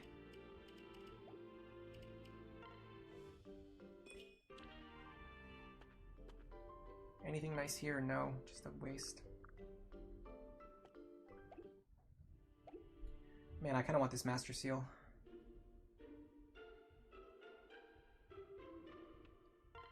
I mean, who's gonna need a Master Seal? Robin, Lisa, Stahl, Muriel, Lonku, Maribel, and Cordelia. That's a lot of Master Seals.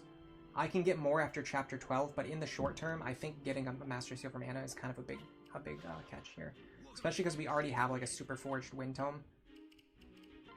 We don't really need to worry about saving money for forging our Wind Tome up because it's already forged up. Sell the secret book too. Get this Master Seal. This really opens up options for us over the next couple chapters. We can have like one additional promoted unit to help get past chapter. Not what's this one? This one's chapter 9, right? Yeah. Not so much chapter 9. I mean, an extra promoted character is fine. Like it can help in chapter 9, but it's not essential. I think chapter 10 is the one where having like even one additional promoted character can really help a lot. Let's take a look at Side Story 3 and think about whether or not we can realistically get Frederick up to level 10 and switch him over to a Wyvern Lord. If not, we can probably think about who else wants the second seal. Because at that point, we're probably not using Frederick beyond chapter 9 or 10.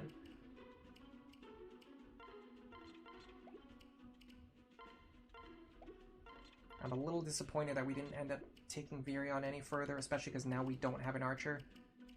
That I think honestly the lack of Virion makes it even more important that we get Severa going as soon as possible.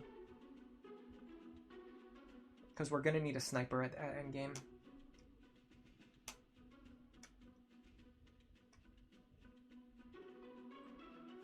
Yeah, you don't even get a Master Seal in Chapter 9, so we're not going to get another chance to promote anyone else other than the 2 seals we're holding right now. Or if Anna shows up again, which she might.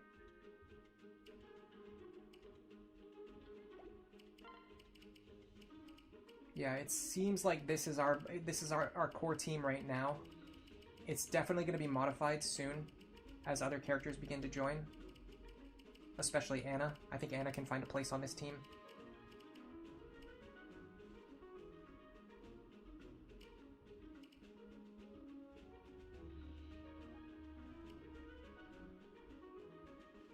I could see dropping Frederick Sumia and replacing them with Anna and Libra, so we have additional staff users.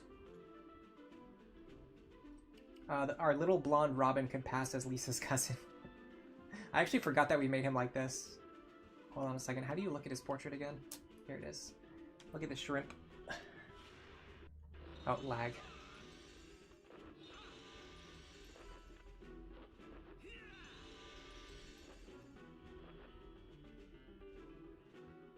Funny stuff. I'm gonna take another bathroom break, and when I get back, we'll discuss what we're doing with this chapter. What team does Anna not find a place on? Yeah, she's really good. She's so versatile. So good. Alright, I'll be right back.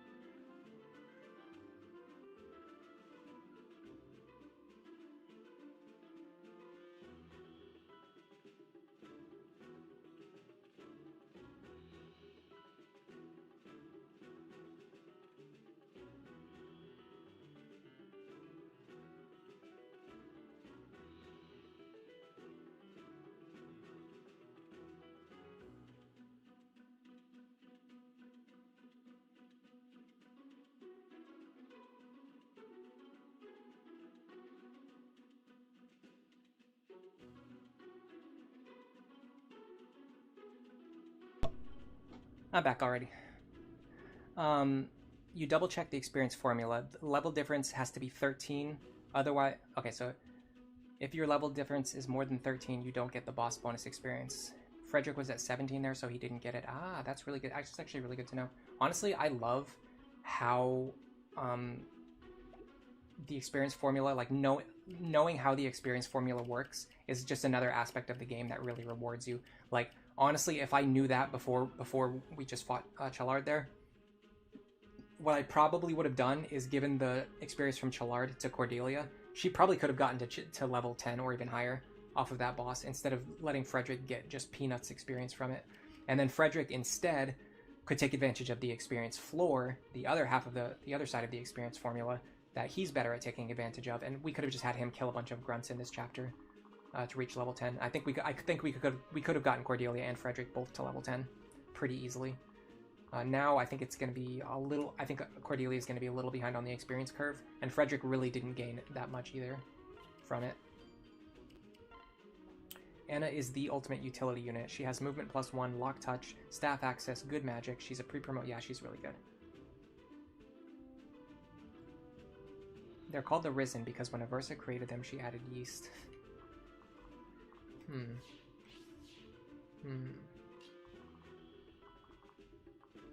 I could have sworn if Cordelia starts here, she can reach the Sax Fighter, but it's tough to see. She reaches... It's funny when you have units whose movement is so high, they literally... You literally cannot see how far they go, because it goes off the view of the map. But yeah, this doesn't work. Where's the tile... No, wait, it's definitely this one. Oh, right, yeah, you fly her over here, and then you drop someone here. That works. It's not going to work in this case, because he has counter. But in theory, that's the opener that you would use. So let's put Stall over here with her. And he is right here. Crom wants to... Honestly, if he could just hitch a ride with Maribel and just get out of range of all the enemies, that would be great. And then the tricky part is that typically I want one of my characters who's paired up with a flyer to go over here and fight the other flyers. But Cordelia can't do it. Sumia's too weak. Frederick can stand on mountains, I think. So this might actually work. It might work, it might not work. We'll find out soon. The other option would be to have Robin pair up with Sumia just purely for flight utility and just fly them over there. Then the issue becomes these characters over here. Let's see what's going on and then figure out if we need to make any adjustments. We are running low on heal staffs too, very low. Okay, let's go buy... Before we do anything else, let's go buy a heal staff. I carry only the finest. I'll buy some defense tonic if I have money too. Alright, so which one is holding more currently? They're actually both holding 7. Okay, we'll have you restock first, then you restock second. That's fine, that's enough.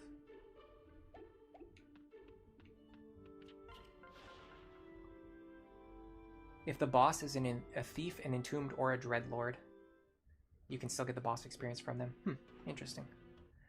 You've been playing Thracia for the first time. Chip experience in that game doesn't scale with the enemy, so strong units sometimes get more from chipping than they do from killing. Huh, that's weird, actually.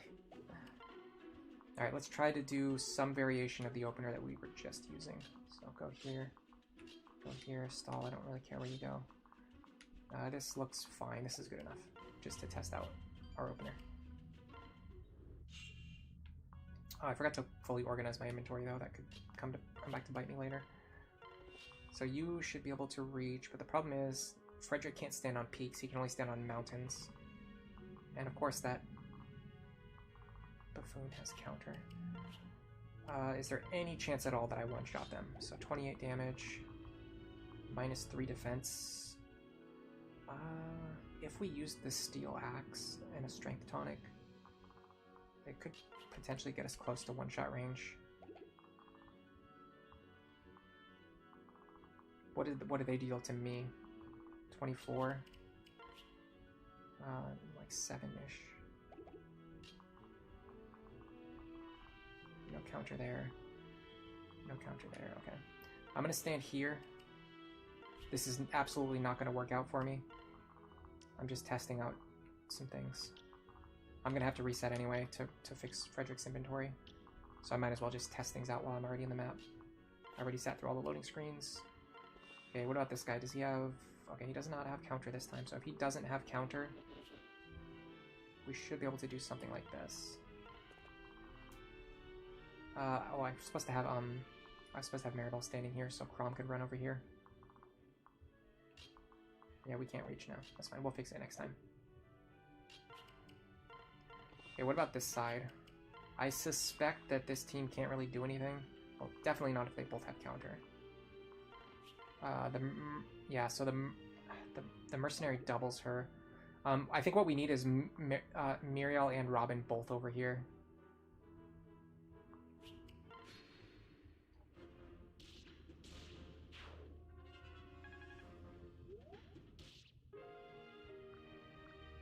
Just let me see what's going on with Frederick, please. Install. Okay, there we go. Dodge, that doesn't really give me any information. Doesn't even tell me how likely I was to get that dodge. Okay, perfect. Didn't even get the information I wanted.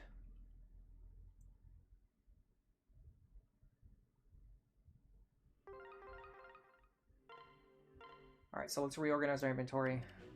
Be smarter about it. We can actually just check if he one-shots the guy or not.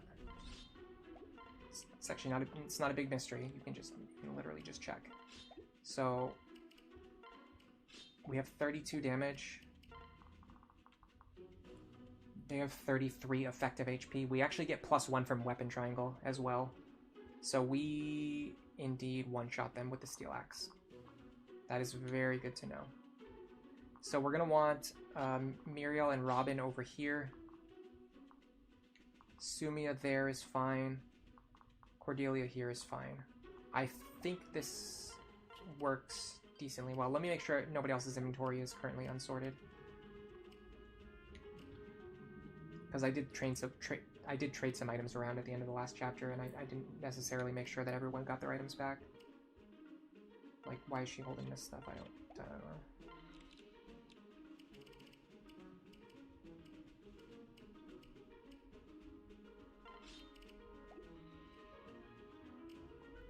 Steel killer, that's fine. Okay, this should be fine. So we should be able. It should be winnable with this configuration. Maybe it requires some luck. Maybe it just requires dodging some bad luck. So my idea is something like this. Luna plus on him really sucks, but it's not enough to actually kill me. Can Robin double this guy? Yes. Okay. So we go like this. Muriel here.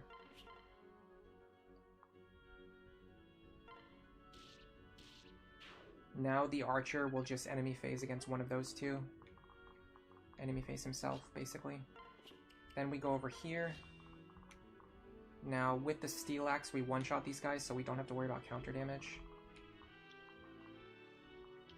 Can we reach his range? Yes, we can. And we can do it on a mountain. And we can do it while staying out of this guy's range. Okay, so in theory, if we stand here with a steel axe equipped, we should kill 2 of them and then leave this guy alive, because we're not going to be fast enough to double him. We're pretty fast, but we're not that fast. Next up is this pair. They need to go down here. This guy does not have counter, and he doesn't have the ability to dodge me this time. So I can actually get some useful information from here. Now my staff users just go do staff user things.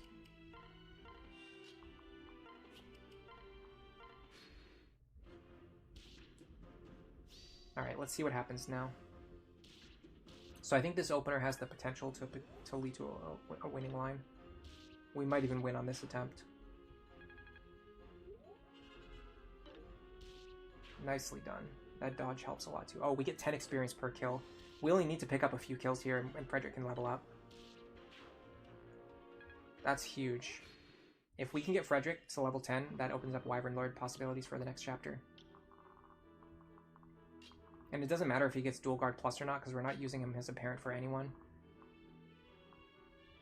Now this is unfortunate. We definitely lose to this guy despite having a weapon triangle advantage. We literally 4-shot him. So Soothing Sword would probably be smarter here. Yeah, if we were using the Soothing Sword, we could have made some more progress there. We'll keep that in mind if we have to reset.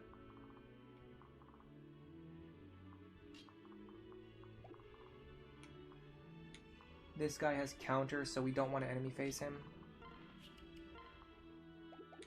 Can we just kill him outright?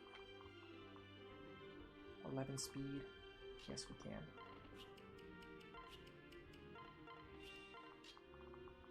Do that, because we need to gain as much momentum as possible on this chapter.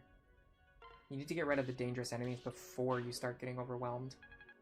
Especially with regards to having to keep all these green units alive. Also known as idiots.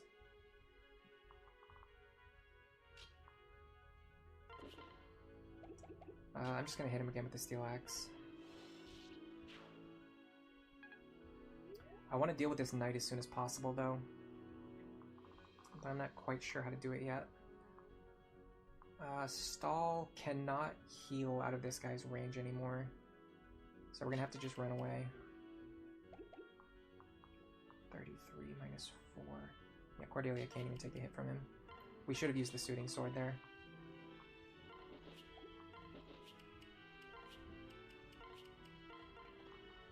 We're not in a terrible position, but it's just little mistakes, or not even mistakes, just like things that I didn't know until I had to test them out and figure them out.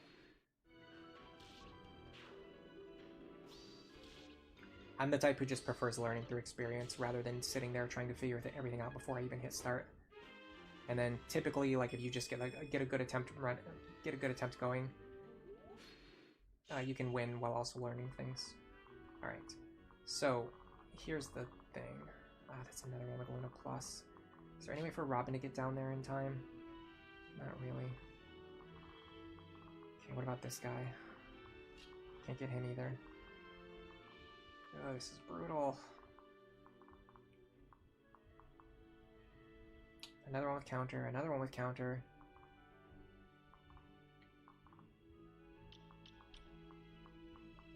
My god, like every single one of them has counter. This is crazy. Look at, he has counter. He has counter. Hold on a second. 1,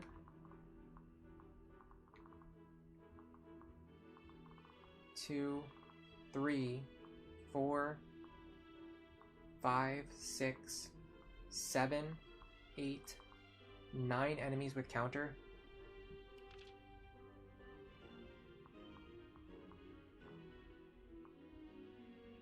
Nine out of 14.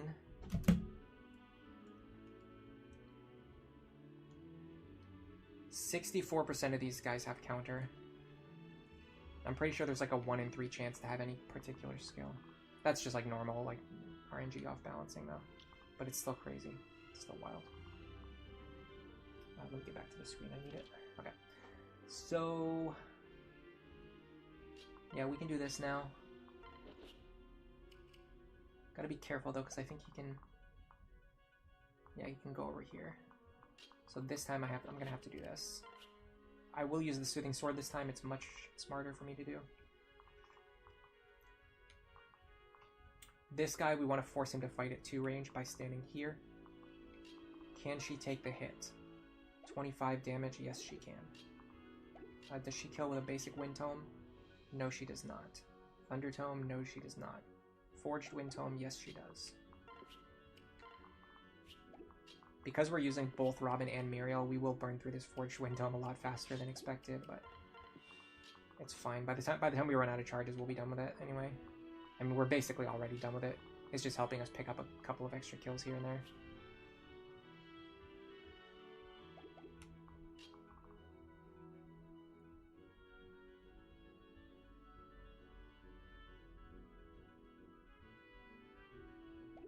have some ideas. Let me grab you. Drop you.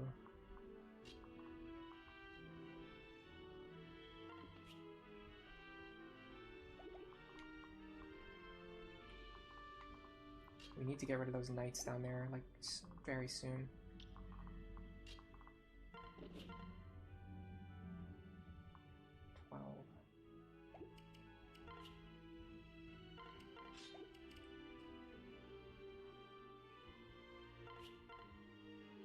She can't deal damage anyway, so just use the Bronze Lance.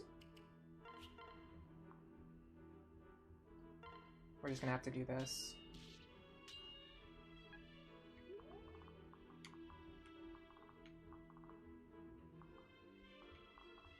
He doesn't have counter. If I put Robin here, he might go for Robin. I doubt it, but he might.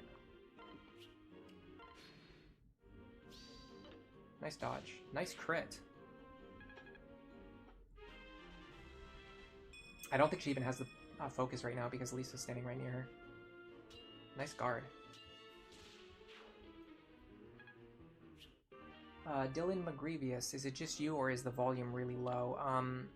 I did turn my main volume down earlier while I was eating, and then people said to turn the game audio down to compensate.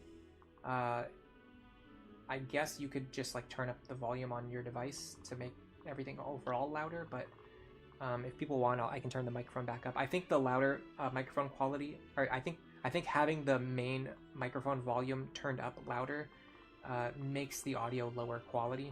So I like for it to be as quiet as possible. But I could definitely see the argument for going the other way. Alright, so now we have to figure out a way to punch through all of these enemies who basically all have counter. That's going to be fun.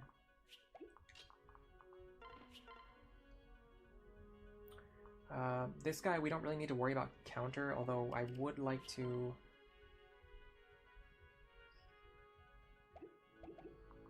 Actually, he might one-shot her. He does. He actually exactly one-shots her because she's not on full HP. That's frustrating. Because that means we have to one-round him. Or honestly, we can just ignore him for a turn. If we ignore him for a turn, he's going to come back later, though. What does Stall do with his normal swords? Nothing and 1 damage. Okay, so we would need to use 11 sword charges here. Particularly aiming for dual strikes. Yeah, this is a much better matchup when I'm holding the Soothing Sword, too.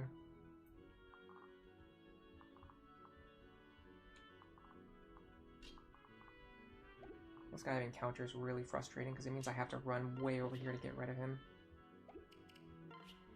On player phase.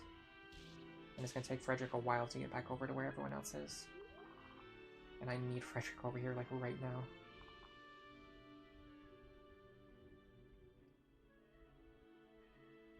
The best idea I have right now, because there's so many enemies with counter, and this might be misguided, but I was thinking of having a bunch of my characters just, or sorry, having my highest defense character just stand there with no weapons equipped. The problem is I would want to get rid of these guys who have Luna first. That way I'm taking less damage, but then some of these guys have around 30 attack and they have Hawkeye. So I don't think we can just stand here and take attacks from them forever. None of my characters have like close to 30 defense.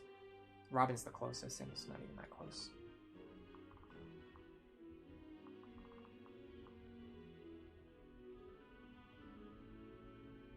I've led them up here through this choke point before, which works pretty well. But I don't know if they'll go after the green units. It's kind of tough for me to know with certainty exactly what they're going to do. I'm just in a tricky position because they're gonna...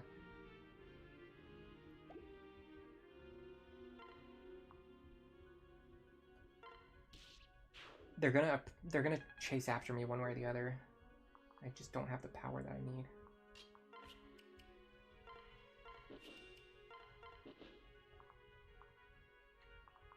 I'm gonna go this way. I think it's a plan.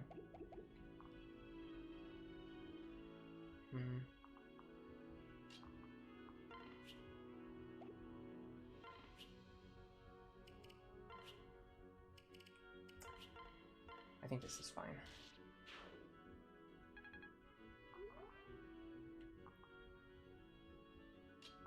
So Robin can get up here now. My staff users can just go up here. In fact,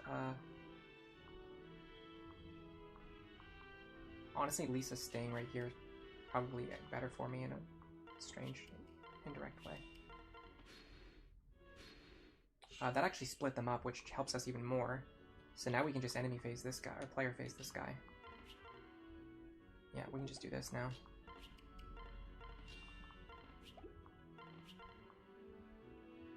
I can even use a basic wind tome here, because if Alonku doesn't dual strike, now I just look. He's gonna deal 33 minus 5, so he will one-shot me. But then I can just do this.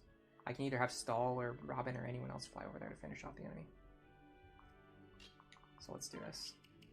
I would have loved to get that dual strike. It would have been much better, but I can still work with this.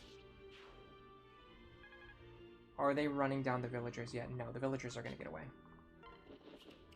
The villagers are easily going to get away.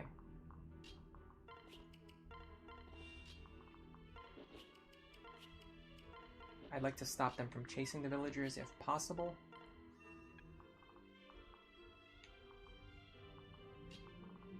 But let's see what they do.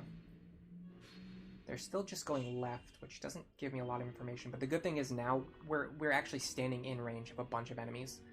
So now we can just get them to do their thing. This guy's counter too, of course he does. Next turn he's going to be somewhere around here. Which doesn't really help me. It's not really that much information. I'm going to grab this village. No. I want to get over here. Alright.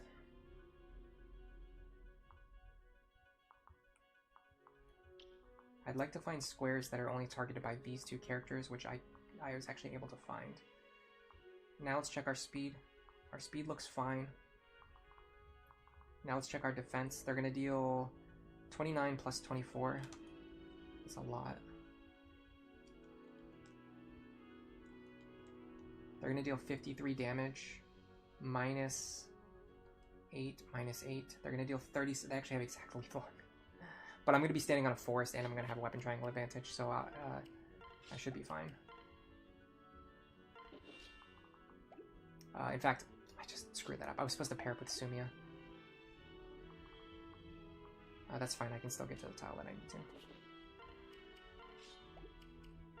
Go like this so we can fly away next turn now. Yeah, this should be fine. That'll pull those guys over to Frederick, and then I don't know what to do about these guys. This is just an entire army of guys. Like, every single one of them has counter.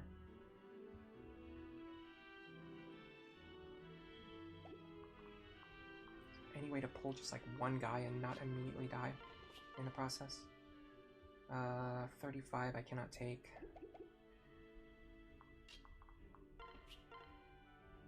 Nope. We just can't take these hits.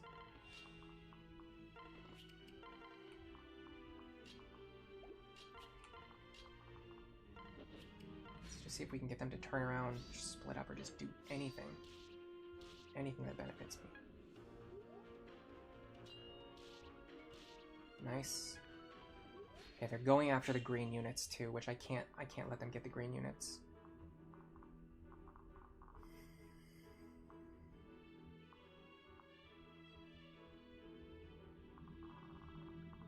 Can I just pull away one enemy who doesn't have counter, please?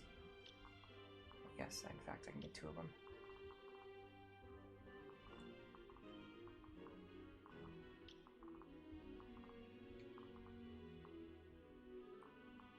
I want to use a fast character, but it is not a Pegasus. It's a pretty tall order.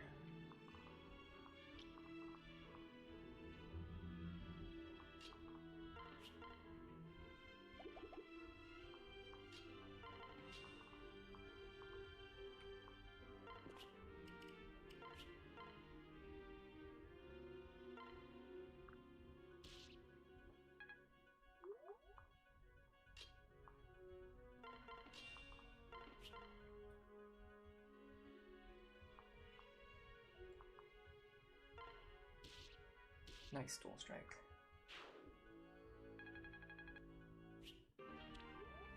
Alright. Honestly, there's like nobody who can actually do it. Like, I have an idea of what I want to do, but there's no one who can survive it. 17 speed. Can Stall even get high enough to not be doubled? He can get to 13 speed. He actually gets high, just barely high enough to not get doubled. But he's going to take 28 plus 29 damage. He will take 57 damage, minus 11 is 35. He actually just dies anyway, so it doesn't matter. The whole conversation doesn't matter. I can at least have him stand here. Oh, he needs a javelin.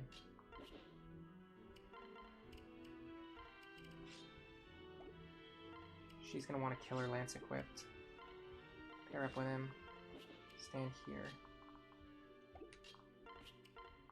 And then I have no idea what's about to happen after this. This is just like a configuration that I've never really seen before. I feel like all of the enemies are gonna go after the green units, and I can't keep. I have no way to keep them safe. Absolutely no way to do it. All of these enemies just have, like, look at this. All of these enemies have overlapping range. He overlaps with him. He overlaps with him. I cannot fight all three of those characters. There's no way for me to do that. So what do I do? I don't know.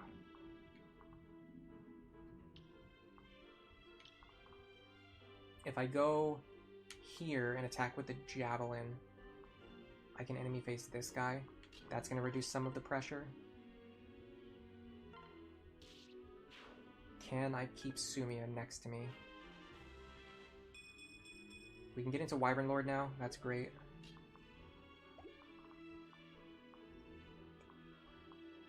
I'm pretty sure this tile's safe. Nice dodge.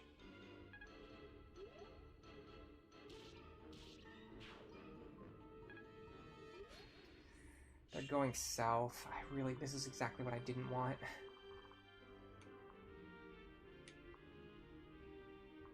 We're not done yet, but we're in a pretty bad position, especially because this guy's range overlaps.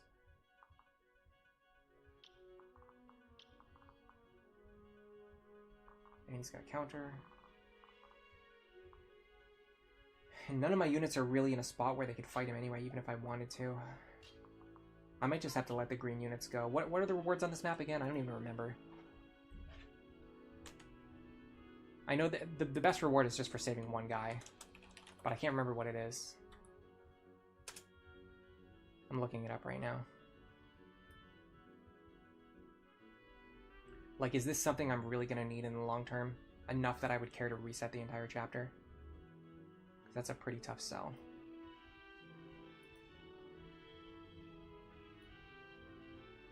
I think it's like an angelic robe or something. Oh, yeah, it's a seraph robe.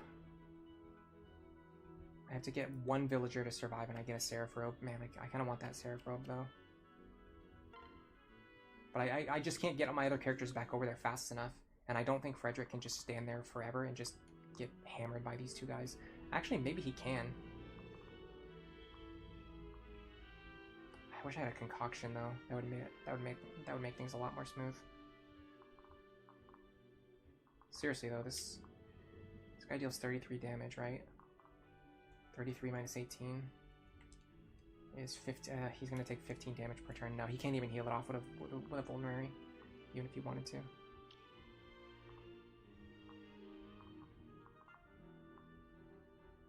I could kill this guy at 2 range, and then this guy doesn't have counter, so he doesn't threaten me. I just don't think we get back down here fast enough to save these guys. They're gonna be gone in like 1 turn.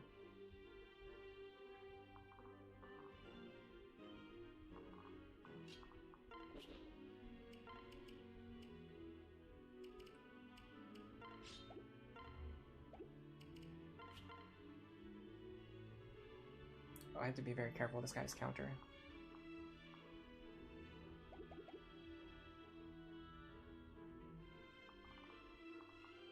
I just got screwed over by so many enemies having counter. It's actually kind of crazy how many of them have counter.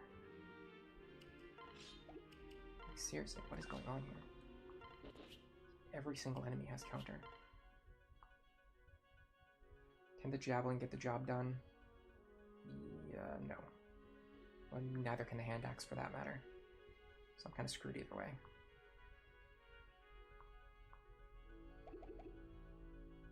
I can't even run around these guys with Frederick.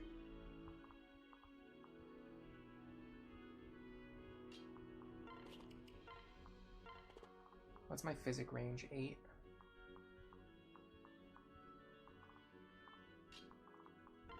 Let me try this.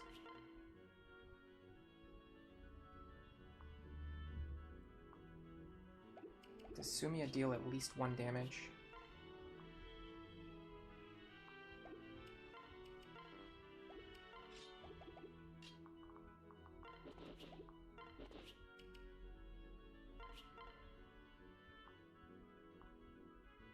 I just need a dual strike here.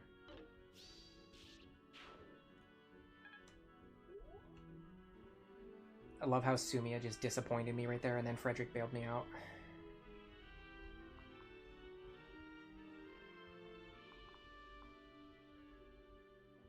Pretty amusing. Why do these guys deal so much damage? It's kind of crazy.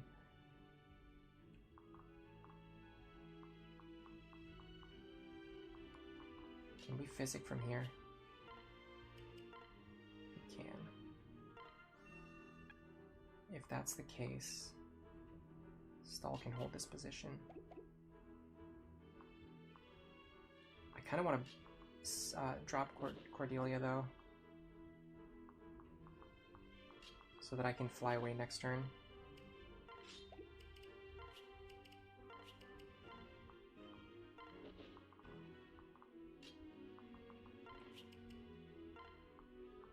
Yeah, I don't think there's any way I get over there fast enough.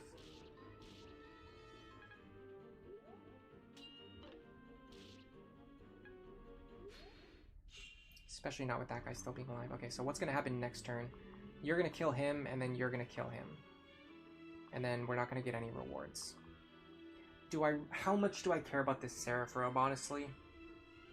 How much do I care about this thing?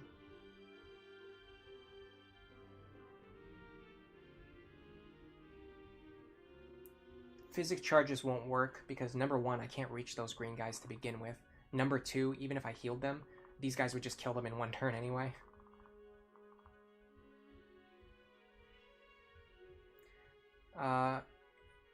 Andreni Kolev asks if I ever use Gaius in my gameplay.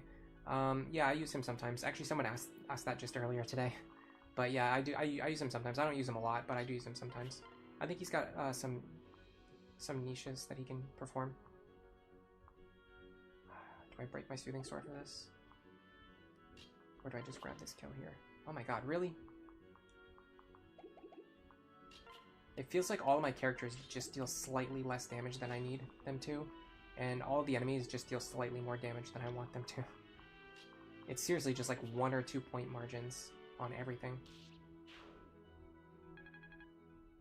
Can Frederick even get close? Not really. I'm just thinking, like, is there any way where, like, I can set up something where if by some miracle one of them survives, I can get down there fast enough to do something? The answer seems to be no.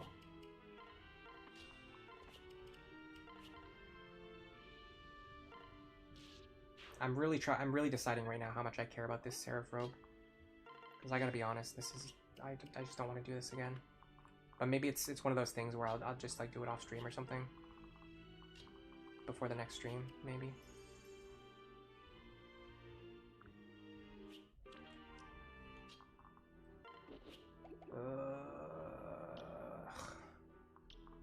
This is so frustrating.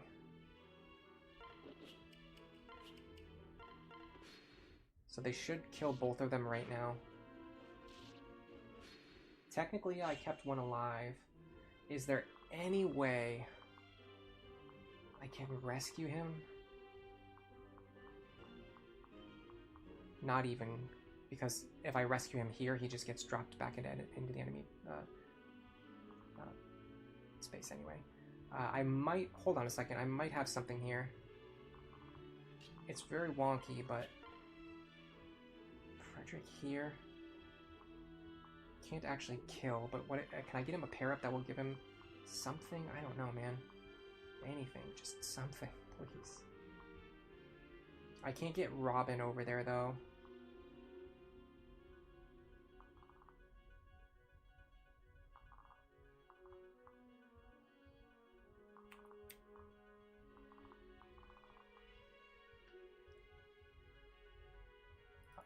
You're talking about using Frederick to tank and block for the villagers, and then use a physic to heal him. I guess that works, but wouldn't this guy go up on the mountain anyway? So, I mean, you could buy like an extra turn or two, which would definitely matter here because I'm literally one turn away from being able to save them. Alright, I think what I'm going to do is just, I'm going to redo this chapter off stream, and then next stream we'll come back and we'll just do chapter 10. I feel like I've pretty much hit my limit for the day. We're on the 7-hour mark. I've hit my limit. I don't want to do this again, but I also don't want to just here's the thing, I don't want to just let the Seraph robe go just out of pure laziness and just because of me being tired after 7 hours of streaming. But I don't want to replay it right now either.